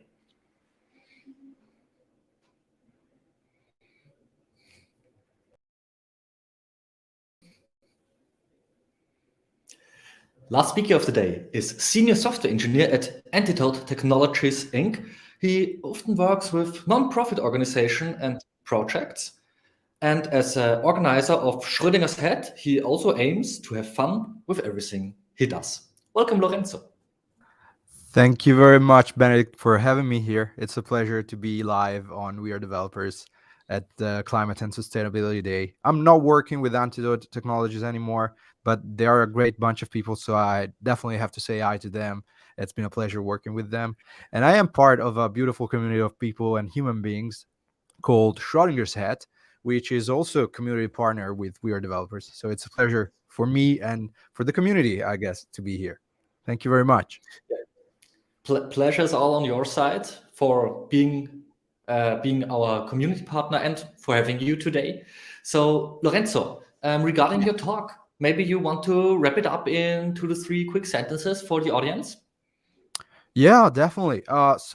Today we're going to go through a small talk that doesn't require any prior technical knowledge. Really, it's more about understanding how tech can help us actually perceive our footprint and carbon footprint in this case, and how we can actually do something as developers and human beings in general, really, to fight this invisible war and to make sure that we actually do something. Even the smallest feat can help the environment get better at this point. So I hope this talk is going to help people understand that you don't really need to be a hero, and there are like thousands, if not millions, of invisible heroes every day helping out, making the world better and more sustainable. So I hope to pass this message through. All right, Lorenzo, then thank you for helping us to become these invisible heroes. And I would say without further ado, stages are yours. Thank you very much, Benedict. So I guess the slides can be seen correctly. So I'm just gonna go and kind of explain things. So the talk today is called Sustainable Me, A Tale of Good Design. It comes a little bit from the movie Despicable Me. Great movie, great saga, really. And I like this title because I wanted to kind of have the audience and myself really perceive the idea of something bad, like Rue, turning into something good. So kind of like a sustainable climate activist, if you will. I am Lorenzo Pieri, as you can see from the screen. I am 33 years old, and I am a senior software engineer. I will shortly be joining a new company in the UK. It's an amazing company, but I will say no more for now. And what I would like to do is say hi to everyone. It's a pleasure being here. and hi to Benedict again, and to Jerry, and to everyone from WeAreDevelopers, and to all the friends that are watching from home, and the guys and girls from Schrodinger's Head. So let's start with a little backstory. I know it's not a great picture, but I think it kind of can wrap up the idea nicely. And this is a tech-related story from a few years back when I was living abroad. I will not say the city, but long story short, I was walking towards a co-work at that point, from home to the co-work. And in this city, big city, tech city as well, you had differentiation in waste recycling, right? So you had plastic, you had paper, and all that. And all the bins, the trash bins, were there kind of divided so that you could actually make something out of it, like you could recycle diligently.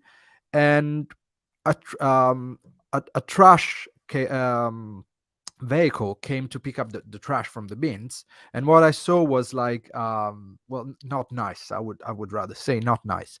And that's because when the bins came up and above, you had this entire box full of waste on the ground, which was just collecting every single waste, no matter the kind. And so it was kind of a nice front end that you could see all the trash bins divided, but then at the end of the day, the back end was kind of the same. So you didn't really have that effect to yourself to actually help the environment and the planet. And so, with this little story, I would like to kind of open up the fact that the front end of this story is the fact that we're not really, even when we think that we're not doing anything wrong, at the end of the day, sometimes we have to be thoroughly and think carefully about our actions and the way we do things in general, even the smallest of things, because at the end, it could resemble kind of this collection of generic waste that was not recycled at all and was not helping the planet. But let's not be activists at this point and talk tech for a little bit. So whenever we think about websites and web applications in tech, and I'm a front-end engineer mainly, I do some back-end, but my favorite thing is front-end engineering. And whenever we do websites or web applications, and at this point, we're not even mentioning AI, which is the hot topic right now, especially for the environment. We're not really thinking, not too much at least, about carbon footprint. Now, if I had you in front of me, I would ask you to raise your hands so that I could understand how many of you are checking your carbon footprint for websites and apps. And if you don't, it's not wrong. I wasn't doing it either before some months, really. So, you learn in time. And I hope from this point forward, you will kind of check upon it. So we know that the world is evolving kind of relentlessly at speeds that we've never seen or perceived before, really. And in our eyes as software engineers, technology is reaching levels that we could only imagine before not so long ago. So let's start by saying how much are websites really to be considered envirotechnically eco-unfriendly. So again, I would like to welcome you to my talk. And sometimes we just think we're just building websites. We're not like driving SUVs, big cars, chopping down trees and forests, or what's our real impact on the environment at this point? And it's true that we're not kind of single-handedly causing climate change on our own with these choices, with our digital creations, but our websites do contribute to carbon footprint, to climate change. In fact, as we will see in a little bit, the internet produces about the same amount of CO2 emissions as the entire aviation industry, which is mind-blowing. So as we were saying at the start of the talk, much like Gru from Despicable Me, it's time for us to change our attitude and go from villain to hero by trying and create more sustainable websites and applications. And we can do that one line at a time, really. It doesn't take a lot. So let's just be more energy efficient and responsible in our jobs. So let's shout out some numbers. I think they're very important. As of now, 4 billion plus people, which is more than half of the world population, I think, are using internet every day. Up to 4% of greenhouse emissions are to be doubled by 2025, so that's like in 2 years. We are third as the internet on the podium for electricity demand, and the internet traffic has tripled in less than 10 years. It's using 1% global electricity just by using data centers. And because we became lazy because the internet is faster, the web page weight grew to an outstanding 356% from what it was before, because the internet speed doubled down at 200%, really. And a new number to be added on the list, finally. In just a few months, ChatGPT, which is GPU intensive, really, is up to 100 million users. And this is probably already an old number because I got this a few weeks ago. So we should check that out. And it's probably doubled and doubled again. So these numbers, they're not like random. You could actually check these facts by going to our websites that you will see at the end of the presentation, but it's envirotechnical.eu, where I have all the papers and all the articles from where I took these numbers. So if at any time you want to check them out, just go to the website you're going to see at the end of the streaming. And let's go on. So what we're gonna do now is see 3 websites, and the first one is 404answernotfound.eu. And by checking these 3 websites, we're kind of going to compare numbers. Now, it's not a race, of course, and no one is better at this. There's no winner for having bad numbers at this point. But as we can see from the screen, these numbers on their own, they don't really mean a lot until you compare to something else. So let's read them like really fast. What we can see from this website, which is my personal blog, and it definitely doesn't have 120,000 views per page, so unluckily, I guess. But so my website is producing 80 pounds, 36 kilos of CO2 per year based on those page views. It has good CO2 emissions compared to other websites because it's minus 81%. Those are the amount of CO2 that you would produce by traveling by either airplane or car. And the total page size is 306 kilobytes with a time to first byte of 58 milliseconds. So these numbers on their own, if you know what you're talking about, they seem rather nice, but really not, and they're good. But then you can see it compared to other websites like this one, like twitter.com, where you kind of triple 4 times, 5 times, the CO2 produced by 120,000 pages. And we know that Twitter has definitely more than that page views. So those CO2 kilos produced, they're going to be a lot higher. And Twitter has 8% plus CO2 emitted compared to other websites.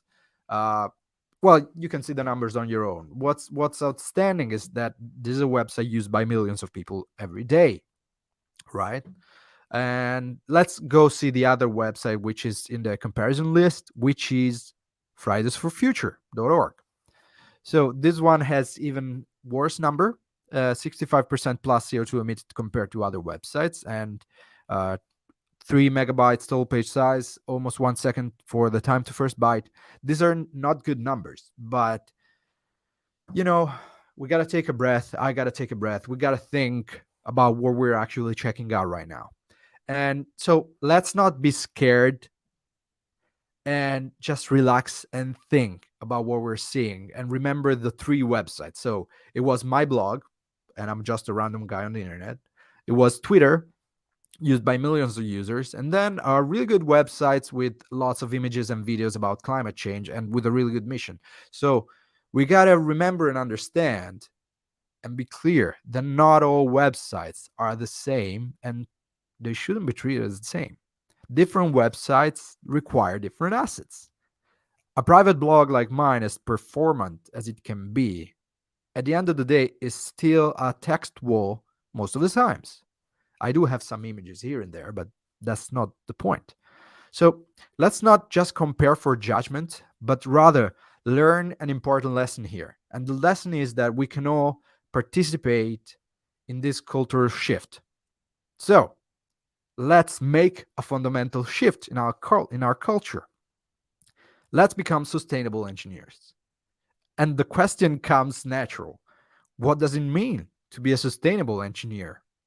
Well, spoiler alert, dark themes are cool, but they consume just the same. So that having a dark theme does not make you a sustainable engineer, or at least not as much as you think. And that's okay, because I was thinking the same, and we're going to talk about that in a little bit. But we should know that there are different types of screens, right? And there are OLEDs, cathodics, and LCDs. And what we can understand from this is that some of them are better at consuming less energy than the others. And this is because OLEDs have actual real pixels not turning to the color. So the black is actually black. It's not turning on at any point. While on the other hand, when most of the screens are LCDs, what happens in that case is that the LCD, whenever it shows any kind of colored pixels, it's not actually coloring the single pixel. It has a backlight on the back of the screen, and that backlight is always on. So even if that pixel is black, you're not really saving any energy at that point. So we got to understand that having a very specific type of screen makes it sustainable for some websites and web applications to have dark themes, while some others, well, they just don't work like that. And it's good, and you're going to understand why in a bit. So just as an example, 1 million iPhone X's and on dark mode saves as much as 31 cars emissions, while 1 million iPhone 7s, which have LCD screens on dark mode, saves nothing at all, because it's just cooler. But at the end of the day, they have a backlight, so all the pixels are on at that point, and it's okay. So how can we check our tech footprint? Well, we can do it through a few different tools. There are websites like our friends at Karma Metrics, which can measure that. I actually took my measurement for the websites that you've seen before on karmametrics.com. And I also used performance-wise gtmetrics.com. If you want to use an API to use on your web applications or websites, you can use tricarbanapi.com. Or if you, at any point in time, need an NPM package for that, of course, there was one about carbon footprint, so you can use that. It's okay. Environmental friendliness, let's remember that it only has winners. There are no bad sides to environmental friendliness. You get better SEO, you get better metrics, and it's all free, just like that. You make the good work once, and it just works out very nice for you. So let's clap our good SEO expert friends, because we're all very happy with that result. And we should also remember to not be naive about the environment. And I'm gonna say this because I was naive as well about this. I gave a talk 5 to 6 months ago, which is actually the talk before this one, because this is an evolution of that talk.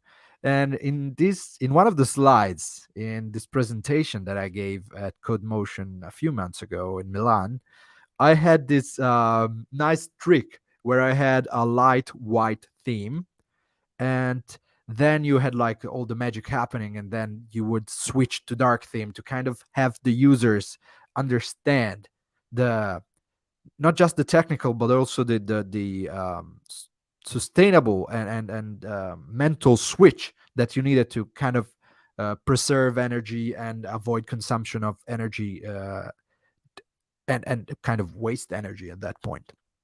And it was naive for the reasons that I told you before, because on my MacBook, it was working fine. I was actually consuming less energy at that point when switching to dark theme, but I was presenting on an LCD screen. So I wasn't actually saving any energy at all.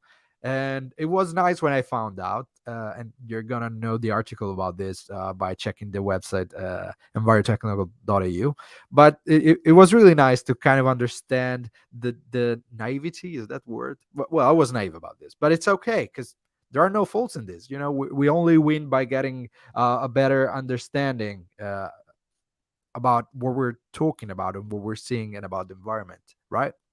So let's talk about a few things that I think are really helpful for us to understand how to be better engineers and more sustainable engineers.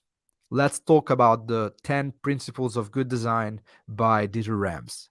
We don't have to learn them by mind, we have to learn them by heart. Some of them are very close to our experience as engineers, some of them less, maybe, but it's okay. So we know that good design should be innovative, it should make a product useful, it should be aesthetic, it should make a product understandable, and should be unobtrusive. We also know that good design should be honest, should be long-lasting, is thorough down to the last detail, should be, very important, environmentally friendly, and more important yet, should be as little design as possible, right?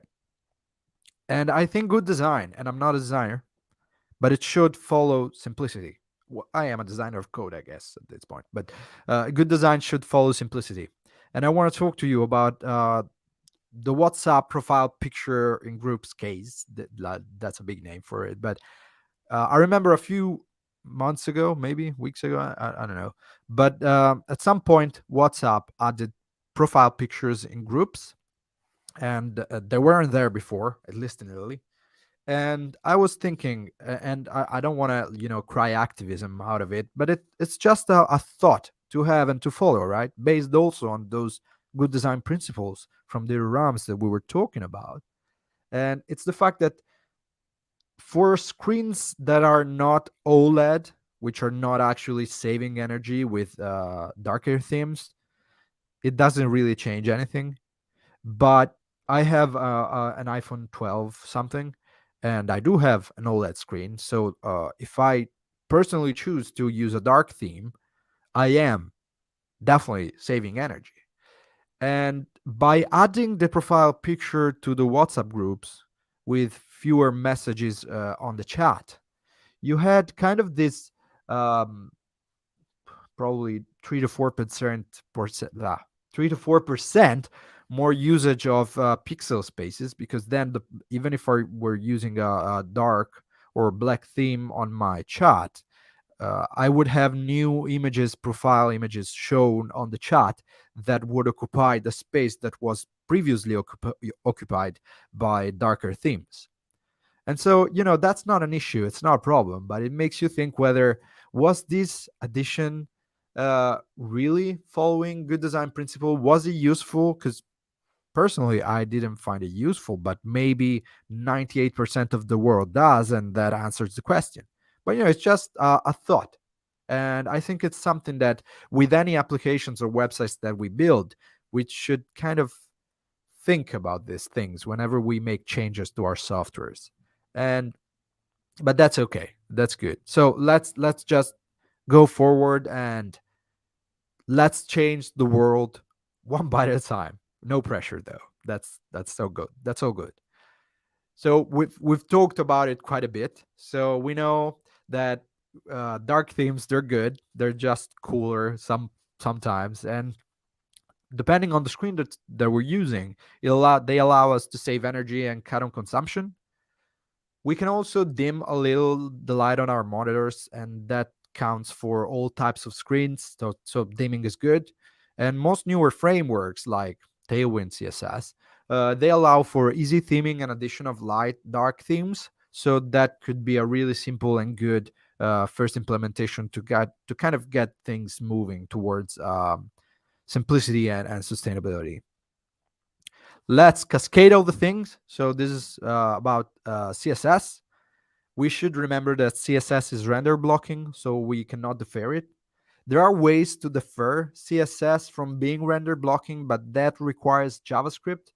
So I don't know, maybe some people are not using JavaScript, they have it disabled. So, give it a thought. We talk about, especially a few years back, about making all websites responsive for mobile first, which is great. But we also have to remember to make our CSS files to be responsive for the use cases that we have. And we have to be responsive for the very pages that we're actually building. So we have to use media queries. And remember, not every device out there needs to see some parts of your applications at any point. So use media queries to the best of your abilities. Remember to delete what's not used in your CSS files, so free up some space. I am lazy as well sometimes. I do forget to delete the classes and IDs that I'm not using in my CSS files, and that's okay. But let's just kind of think and remember about freeing them up if we're not using it. Also remember that in-file references for images, imports, fonts, whatever, are synchronous. So, make sure you treat them correctly. Know your phases, actually pretty important. The browser has 3 rendering phases for the CSS. It has the layout or reflow phase, the paint, and the composite. And these 3 phases, they come around anytime we're changing some properties on any elements. So like size, positioning, or text shadows, colors, text, anything like that. So we have to remember that by making less of this rendering happen, we're actually saving on consumption. Also, let's remember to minify for production, very important. Concatenate your CSS files when needed, divide where necessary. Use shorthands because that's less bytes to be used in your files, and be specific with your selectors. That's also very important. Now, the next round of saving for our websites and web application goes, of course, to JavaScript, the infamous Damocles sword kind of hanging over our heads. And with JavaScript, we have to be thoughtful about the bundle size. And if we are thoughtful about this, we can actually go a long way. We know about responsive images at this point, and there are very diverse formats which has a lot of global usage, most of them above 93%, I believe. So that's also something nice. Remember your variable fonts, cache everything, edge computing, the cloud, which is kind of part of edge computing. On the other hand, and async communication. So let's talk about these topics a little bit. But before that, let's actually check out the Low Impact Manifesto. And the Low Impact Manifesto, it helps us. It's on GitHub from Organic Basics, and it kind of helps us understand how our websites or web applications should be built. Not every one of these rules should be applied, because does not make use of videos counts for my blog maybe, but doesn't count for YouTube, for example. So just take what you need from this manifesto, but you don't need to follow it literally, but kind of get the best out of it. So back to JavaScript. Bundle size. We don't really need the entire Lodash library loaded in. So let's remember, let's minify our files. Eat your HTTP. So remember about gzipping if possible. You can also use the tree shaking technique to make sure that you're not actually building a bundle that's using something that's unused inside your code base. So let your friendly model bundler help you. But remember that with great power comes great responsibility. So you should know that having a good config or a bad config makes a real difference in this case. So, there are a lot of good configurations out there, but study them a little bit to know which one is better for your use case. We should also remember that our tech choices multiplied by our end users can actually save a lot of CO2 emissions. This is kind of the power of compounding, if you think about it, because we're making maybe a very small change of a few kilobytes somewhere, but then our website is used by millions of people every day. So, that's a lot of stuff saved. If you haven't heard about this, there's a little story about MailChimp for WordPress, which is a very nice plugin for that platform. And the creator of MailChimp for WordPress deleted 20 kilobytes of unused code or unnecessary code from that library, thinking it wouldn't matter too much at first, and then he realized that he actually did something very good. Because we should know that for every kilobyte of a file that is being loaded on a 1 million websites, which is ridiculous compared to the real numbers of WordPress every day, we are actually saving an estimate of 1,500 kilos every month. Now, those were 20 kilobytes. Multiply that by 20 times, and that's just one library, right? So we're saving a lot just by taking care of our libraries and how we write code, really. Let's go on and, use the tools. Use tools like Bundlephobia or Webpack Bundle Analyzer. Help yourself with that, because knowing how your bundle is built helps a lot towards saving those kilobytes that can actually avoid accumulating and compounding inside your bundle, and they can make your apps faster. So that's a nice thing, and websites as well. Images can be smaller. You don't really need to have a full 8K profile picture in a 200 times 200 slot on your Instagram profiles, right? So, think performance. The smaller the image, the less it takes to load it.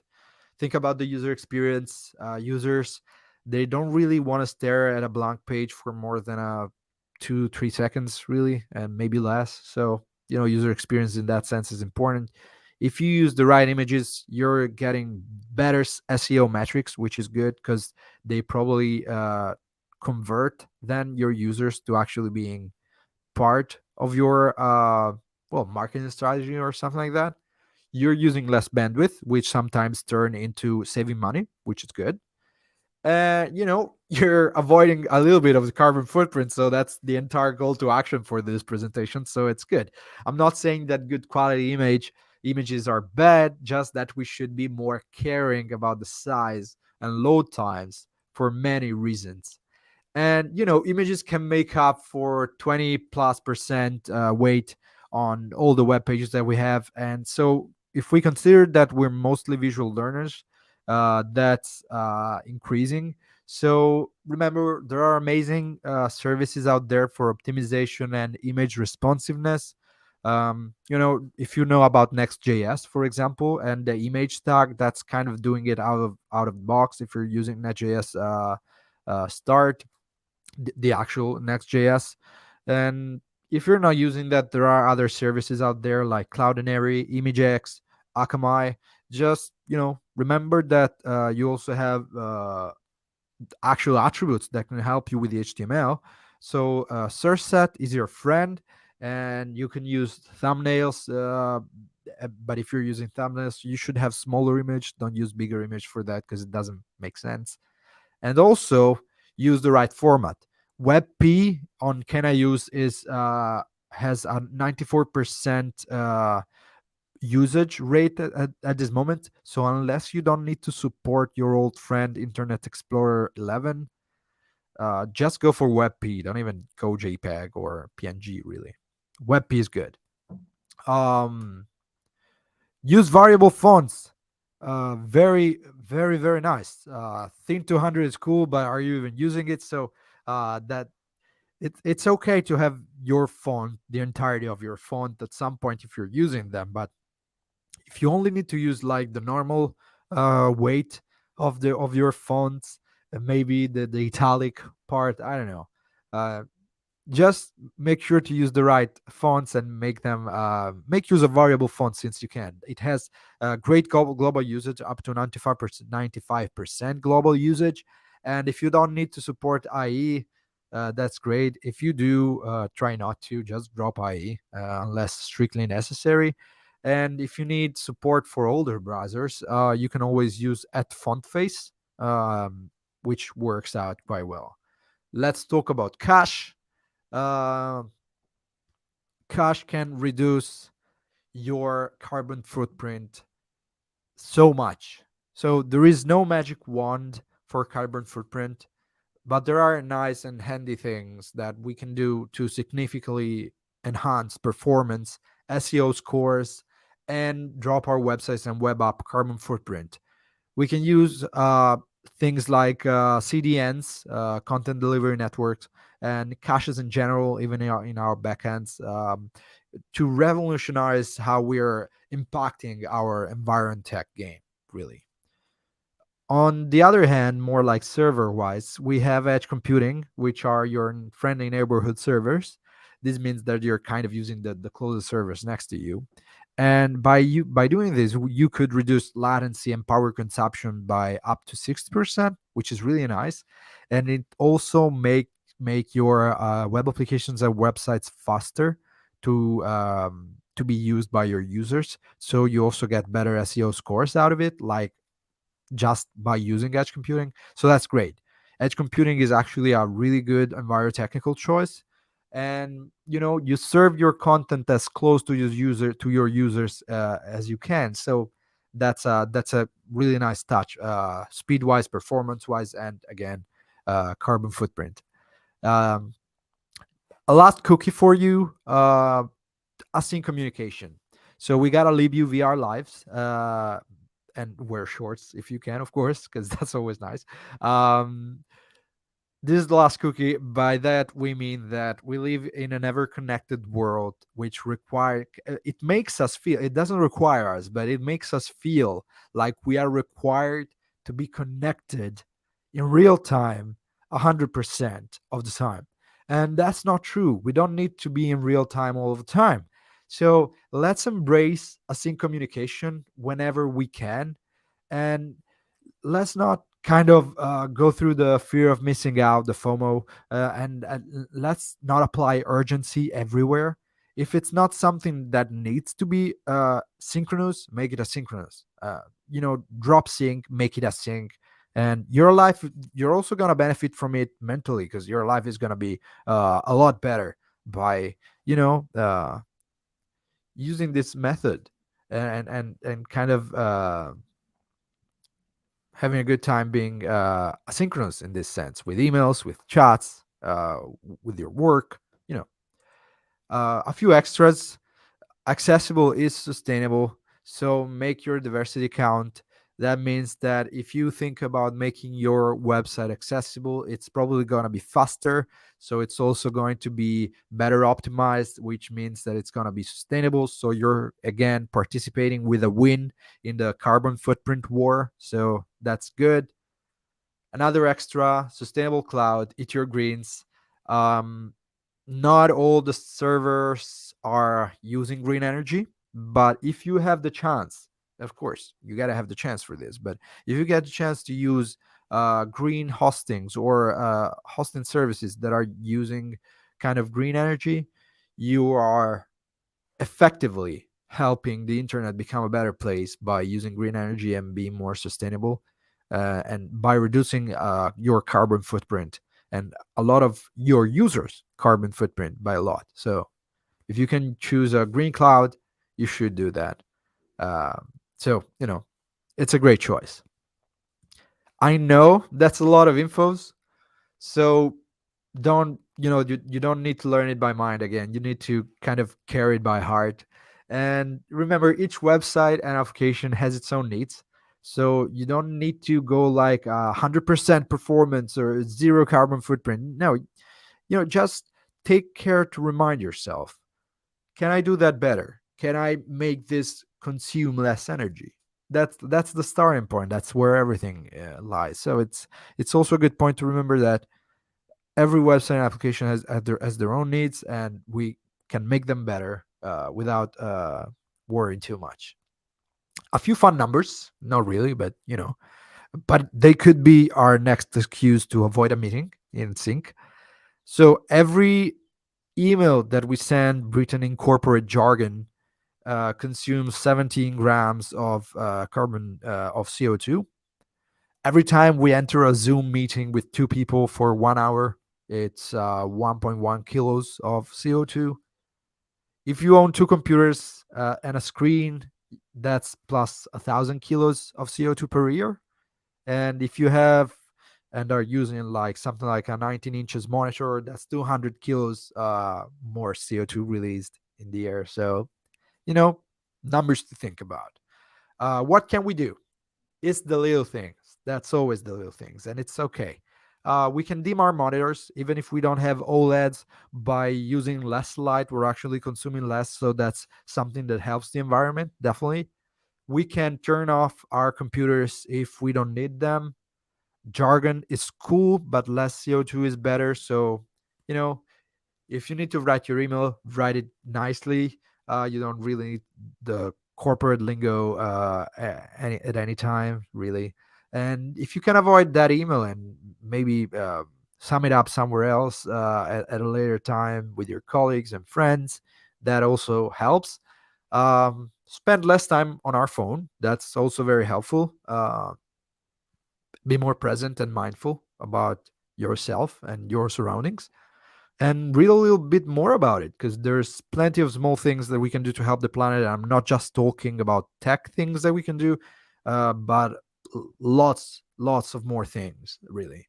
About the resources that I was talking before, all the numbers that you've seen in this presentation, you can find them on a website that me and the Schrödinger Head community built together. It's in 4 languages maybe right now, and it's envirotechnical.eu. You can reach it at any time, and it's in Italian, in English, maybe Spanish, French. I don't remember that, but there are multiple languages. There were a lot of resources, so we built a website for that. And you can find all of that, the studies, the links, everything on the Envirotechnical website. As Leonardo da Vinci said, no, of course he didn't say that, but green tech and sustainable software engineering, they open up a lot of possibilities. So again, I cannot see you right now because we're streaming this talk from WeAreDevelopers live, but I would like to ask you, the audience, to kind of make a promise, not to me, but to yourself, and try to think about the carbon footprint of your websites and web applications, and make a promise to yourself and kind of check them out from time to time to make sure that you're doing a really good job and being a sustainable engineer. And that's a nice thing for you, for us, and for the planet, all in all. We've seen a lot of things. We've seen the role of CSS and JavaScript and how we can kind of fight our way through to become more sustainable energy engineers. Take a few of those ideas out and kind of start implementing them. I guess that would be a great thing. But if you don't want to implement any of that, you can also kind of check out the other things outside of tech that can be helpful towards this topic. You've seen the resources, and at any point later, you can ask any question that you feel like asking. A big shout out to a friend of mine, Andrea Amilcare. His website is amilcare.it. I started following this journey about sustainability and environment friendliness based on an article that my friend wrote. So he was the starting point of this journey, and I really want to thank him. I am also part of a community of open source devs, which inspire me every day, Schrödinger Head. So if you're looking for a bunch of cool people in tech, join us. That's our logo, and that's the QR code that's going to lead you to our Discord server. And we do open source 360, so join us.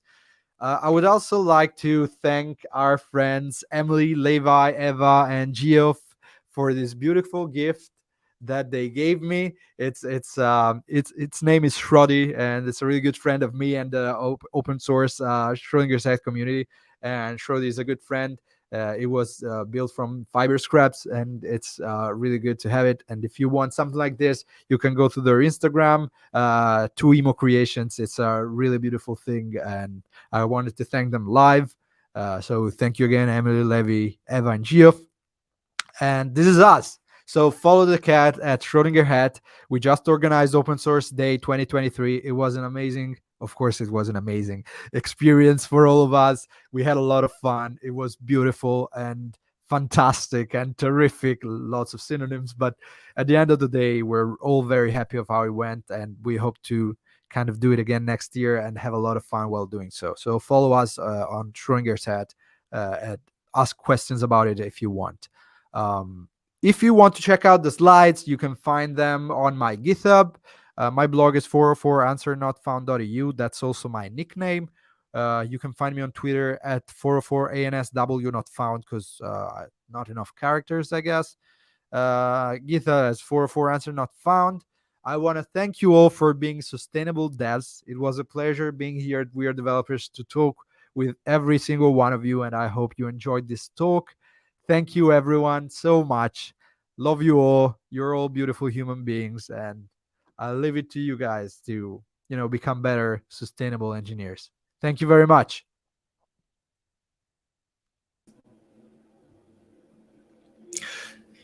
Hello again, Lorenzo. Thank you Hey, so much for Benedict.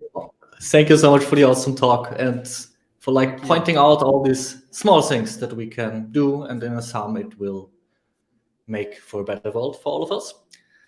And yeah, if we don't do it for ourselves, at least do it for Da Vinci. Yeah. And so yeah, Lorenzo, we still got some time for a Q&A, and I would love to kick it off with asking you a bit about your development journey, how you became interested in tech, and how you ended up where you are. Oh, that's a nice question. Thank you. So I guess as quite a few developers out there, I started out when I was very young. I was like 13 years old. Yeah, that's when I received my first computer, and I was playing a lot of games, like so many games. And a few of them, one was from a German company, Piranha Bytes, called Gothic. And I don't know if you heard about that. You seem to know about that. And then there was this other Gothic 2 one. Night of Raven is the best game in Oh, existence. yeah, it is. Period. It is a really great game. And then there was this other game, The Elder Scrolls 3 Morrowind from Bethesda Softworks. And this game had a construction kit, and all of the games of the Elder Scrolls saga really have the construction kit, but it's now called another thing. But it was a possibility for a kid like I was at that point to kind of enter the game and write your own game, write your own stories, create your own characters, houses, landscapes, and so on. So I started out, but really I was doing landscape design, building my own little worlds, my own little quests and missions for my character. And it had an internal scripting language called Papyrus, and that was an event-based language.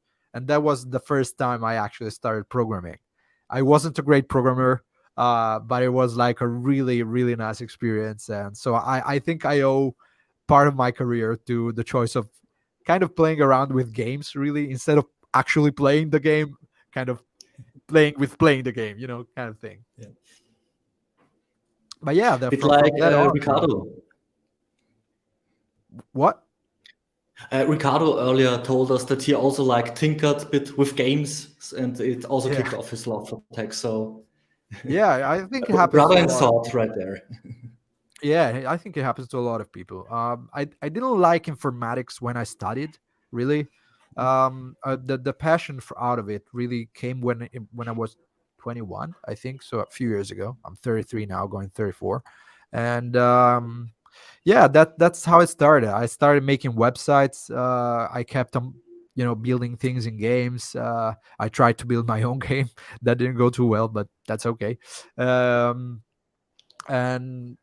yeah, I was actually trying to rebuild Gothic inside Skyrim, the 5th game of the Elder Scrolls, but that didn't go as planned, but that's all right.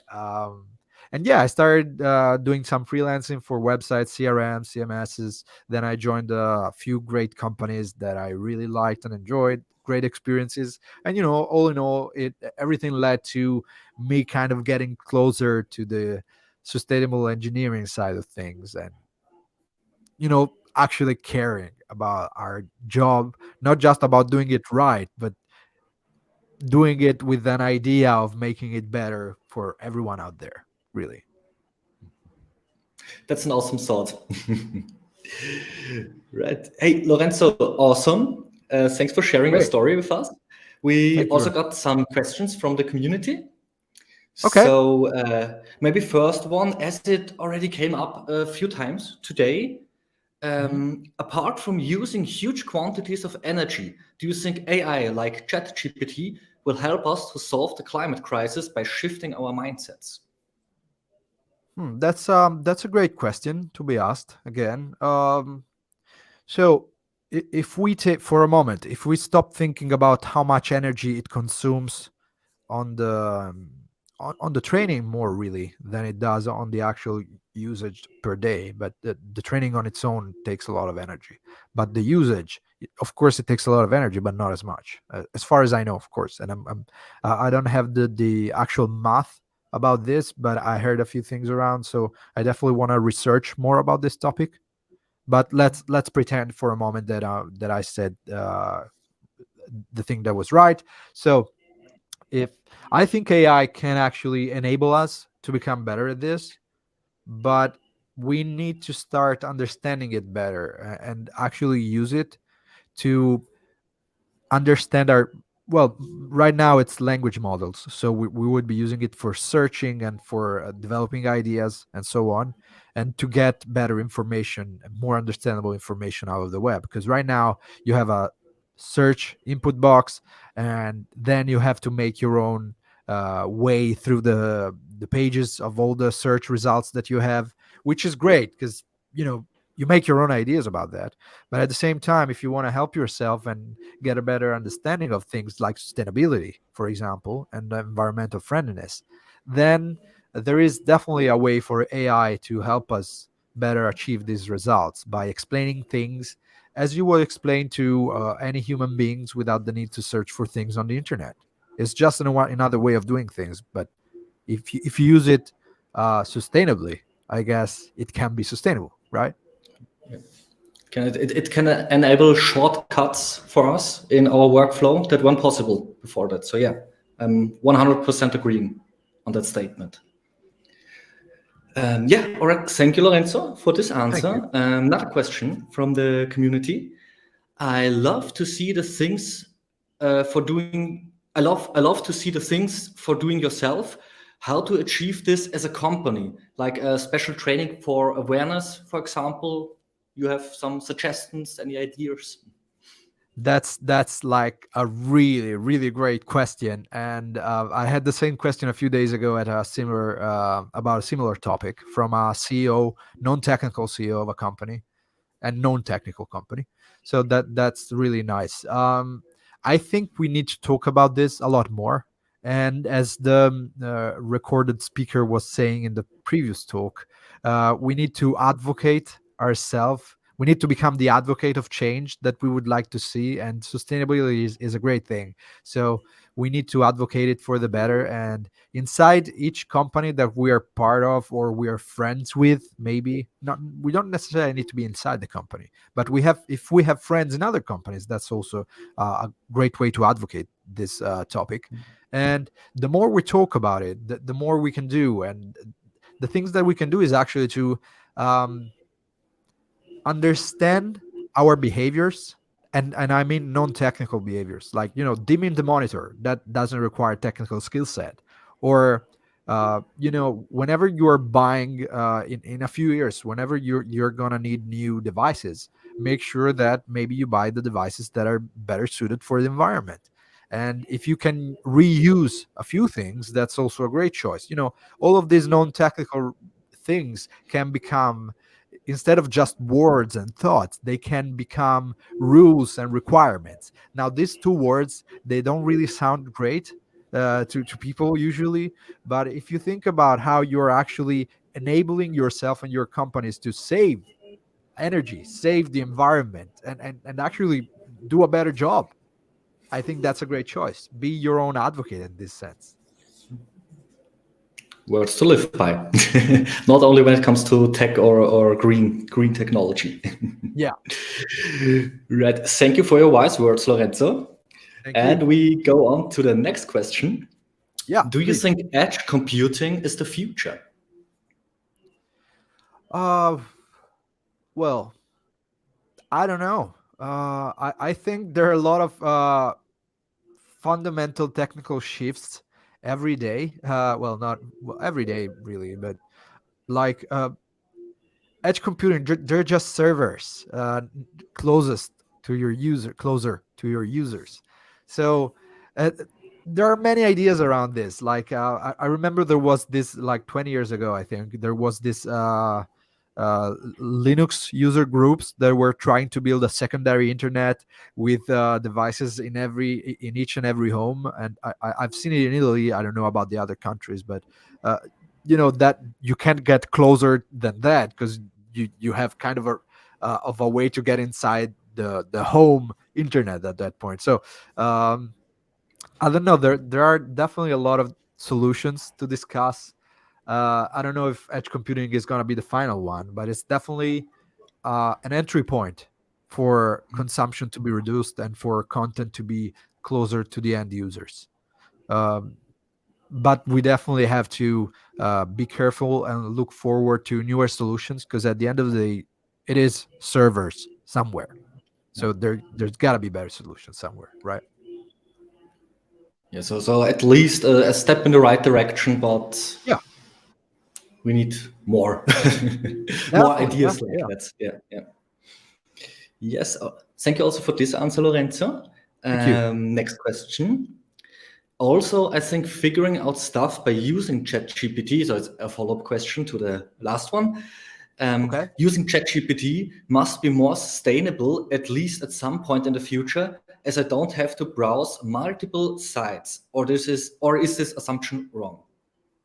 I was discussing this with a few friends in Florence a few weeks ago, and I don't know where we are going with AI and language models in this case in general, but I think that at some point I feel that at some point there's going to be a shift in the way that these models are trained and are used by the end users. So right now what we are seeing is a company, OpenAI, being not so much open in a centralized way, and it's a business model. I'm not even discussing that, but it's a centralized service.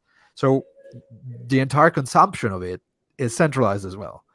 And I think at some point AI, outside of ChatGPT, really AI in general, or what's supposed to be AI right now, it's gonna shift to a more on-premise by user model.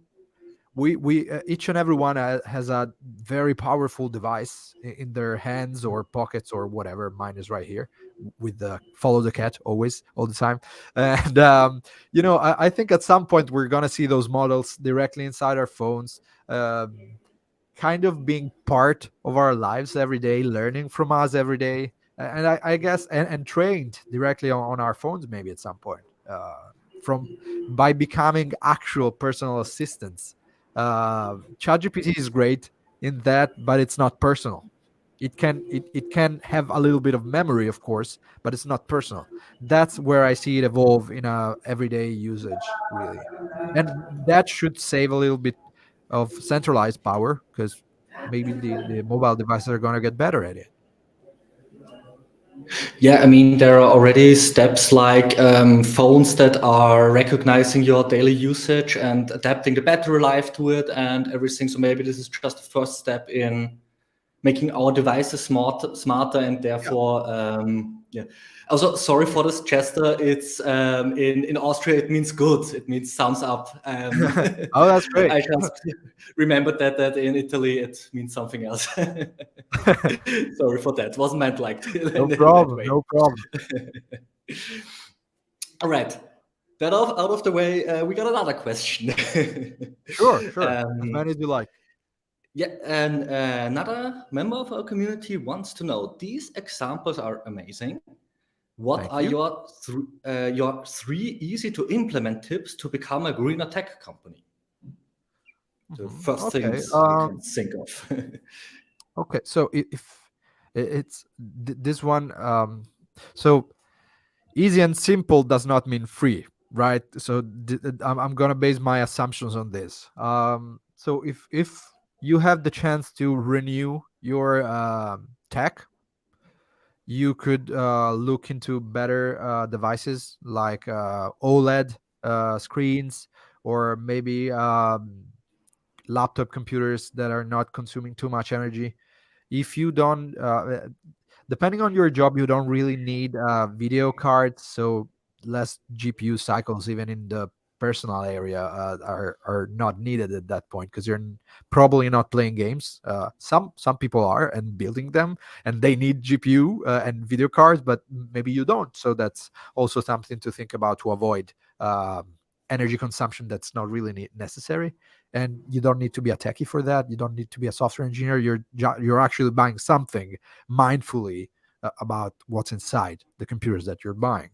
Other things that you can do is actually, if you have the right tech, you can use the right websites to be more environmentally friendly. So, like, you could use browsers like Brave, for example, or you could use websites like Ecosia or Ecosia. I don't know how to pronounce that, but whenever you search on that, some trees are getting planted, so that's a good thing. Then, I mean, even when and if we want to be a little bit more personal in the company, when I was working at my previous company, we had a group of people that would reunite and every once a month to discuss about environment and how we could structure a way to make the company and the people inside the company more environmental friendly. And that was not just tech. It was also about, grow your own food, do gardening, walk instead of using the car, this kind of things. It doesn't require much, but if you're advocating it inside the company, that's a better way to kind of get people to understand the value of what you're advocating, because it's not just a friend you're hearing outside. If it's coming inside your work environment, usually you give it a little bit more thought. Sometimes, not all the time, but usually.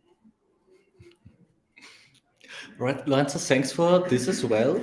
Let's move on to maybe another topic, as you are also co-organizing the Schrödinger's Head community. Yes. And maybe you want to talk a bit about your community, or maybe also more specific, you recently had your open source day. Maybe share some insights from that to our viewers. Thank you very much, Benedict. As you can see, we just had no, it's this way. We just had Open Source Day 2023. The website is osday.dev. So we had a blast. It was incredible. 350 people in presence in Florence, in a beautiful venue, Nana Bianca. Beautiful scenery near Ponte Vecchio. Tens of the most incredible speakers were present, talking about their experience in open source. The conference on its own was open sourced, so even the sponsorships and the donations that we received to make the event possible were done and used through Open Collective. So that was also a great use case for that.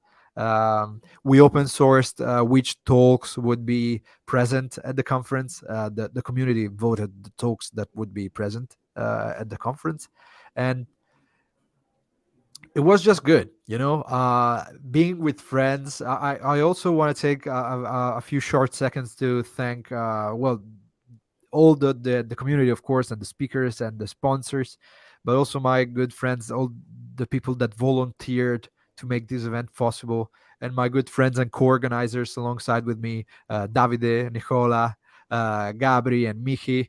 I don't know if they're following us right now and in live, but they're incredible people, and it was terrific. And I'm using always the same words, wonderful, but it was what it was. And being with them, organizing that, it took us like 7 months to build this, and it became from a dream to reality.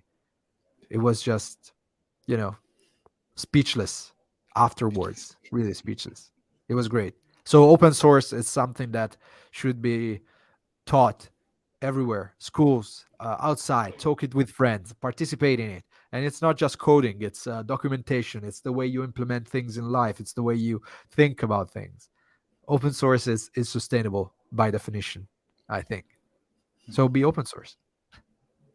Be open source. Awesome. Lorenzo, talking about open source, are you working currently on some open source software projects that you can recommend? Maybe also joining, maybe for the audience, also as start to get into open source, maybe? Well, that would be a great start, actually. I've been in open source for only 2 years now.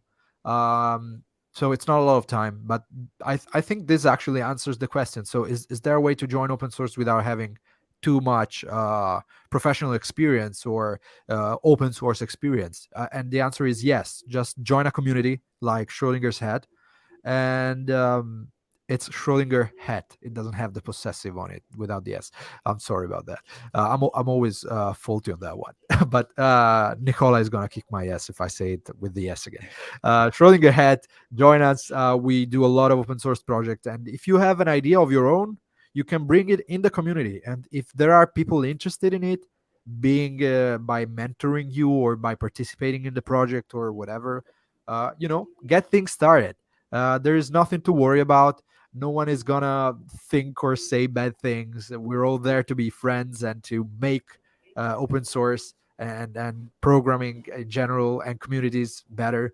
So there are a lot of projects. We're working on the Envirotech website where we worked on. Do you know Spotify Wrapped from the end of the year? Where you see all your songs and favorite Yeah. artists and so on. So we made a similar thing for GitHub, and so that was very nice. Open source Wrapped. We're gonna rebuild it again for next year. We are building a platform which for now I cannot say too much about, but if you join the Discord server, we can definitely talk about that. And lots of things. The community started with a few projects that we have with really good also stars on GitHub. We also have a GitHub star, Gabriele, which is if you want to talk about all things open source, that's definitely someone you want to talk with. And we have Image Gonard. Lots of projects, really. Just get on Discord, ask about any of us or any other community members, and let's get things started, really. Yeah.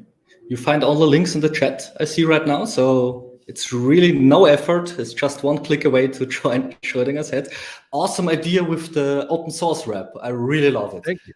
Make sure Yeah, it was to tell fun. us about it so we can also push it a bit. Thank you on very our much. platform. Yeah. All right, Lorenzo, maybe for closing, a personal question of mine, since you mentioned Gothic, are you still in Piranha Bytes games? I am waiting for the remake that should be coming out hopefully next year. I don't know. It's when I saw the remake 1 year ago, with the teaser trailer, teaser trailer, I was stunned by how beautiful it can be. So I'm definitely waiting for that. Yes. I tried a few other games like Elex. I haven't tried Elex 2 yet. I don't even know if it's out. I think they tried to make something like Gothic with Elex, but I don't know. It's like when you have the Brazilian call it saudade. When you're missing something and you want to try and get closer to it once again, but I don't know. For me, they didn't manage to do it with Elex, but I'm definitely a Gothic fan, and I hope to see it back in the remake again. Definitely looking forward to it. Yeah, maybe they're trying to be a bit too nostalgic with the newer games. But what I love about the old Gothic games, they're still alive through the modding community, through an open source they are. community. There are hundreds We're of mods talking. for it. Yeah, we're talking a lot about AIs these days, and well, in general. But I remember it was 2003, and I was playing Gothic, and it was one of the first really beautiful 3D games. If you look at it now, it's not a beautiful 3D game as the newer ones, of course, but in 2003 it was insane to see those graphics, even though it was polygons, really. But I remember seeing the Gothic characters go to frying pans, living their own life. The NPCs characters, the non-playable characters, were living their own lives in the game, like frying pans, sleeping, washing their hands and faces, fighting, training, going around and doing things, talking. And for a 2003 games, that was magnificent, never seen before, as far as I know. So that I think that's part of the reason why I really fell in love with that game. And Morrowind didn't have immersion. Yeah. It was a great game. All right. Then, Lorenzo, Thank you so much for the talk. you. Also, thank you for the Q&A. It was really insightful, and you people check out all the links in our chat to get more information also on Schrödinger's head. And Lorenzo, then I would say, until next time, wish you a nice rest of the day. Thank you very much, Benedict. It was a pleasure. Thank you all. Say hi, Shruti. Pleasure There you all go. ours. That's hi. Yeah. Bye. Bye. Bye. Thank you. Bye. All right, and now that also this live day slowly but surely comes to an end, just some additional informations. Quick reminder to go to worldcongress.dev if you're interested in joining us in Berlin, but also if you can't make it, we will have virtual only tickets in a few weeks' time. And also, really last reminder to check out the referral we are doing together with our partner Codacy, because it is only valid till Friday. So make sure to scroll down and get your chance to win a card gaming machine. And last but not least, thanks to our amazing partners, such as Schrödinger's head, but there are many more. Scroll down on the live page. They have clickable logos there. Click through them, get your information, and leave them some love on their websites. And to the audience, I hope to see a lot of you again at April 5th when it's all about Python. Until then, stay tuned. Bye.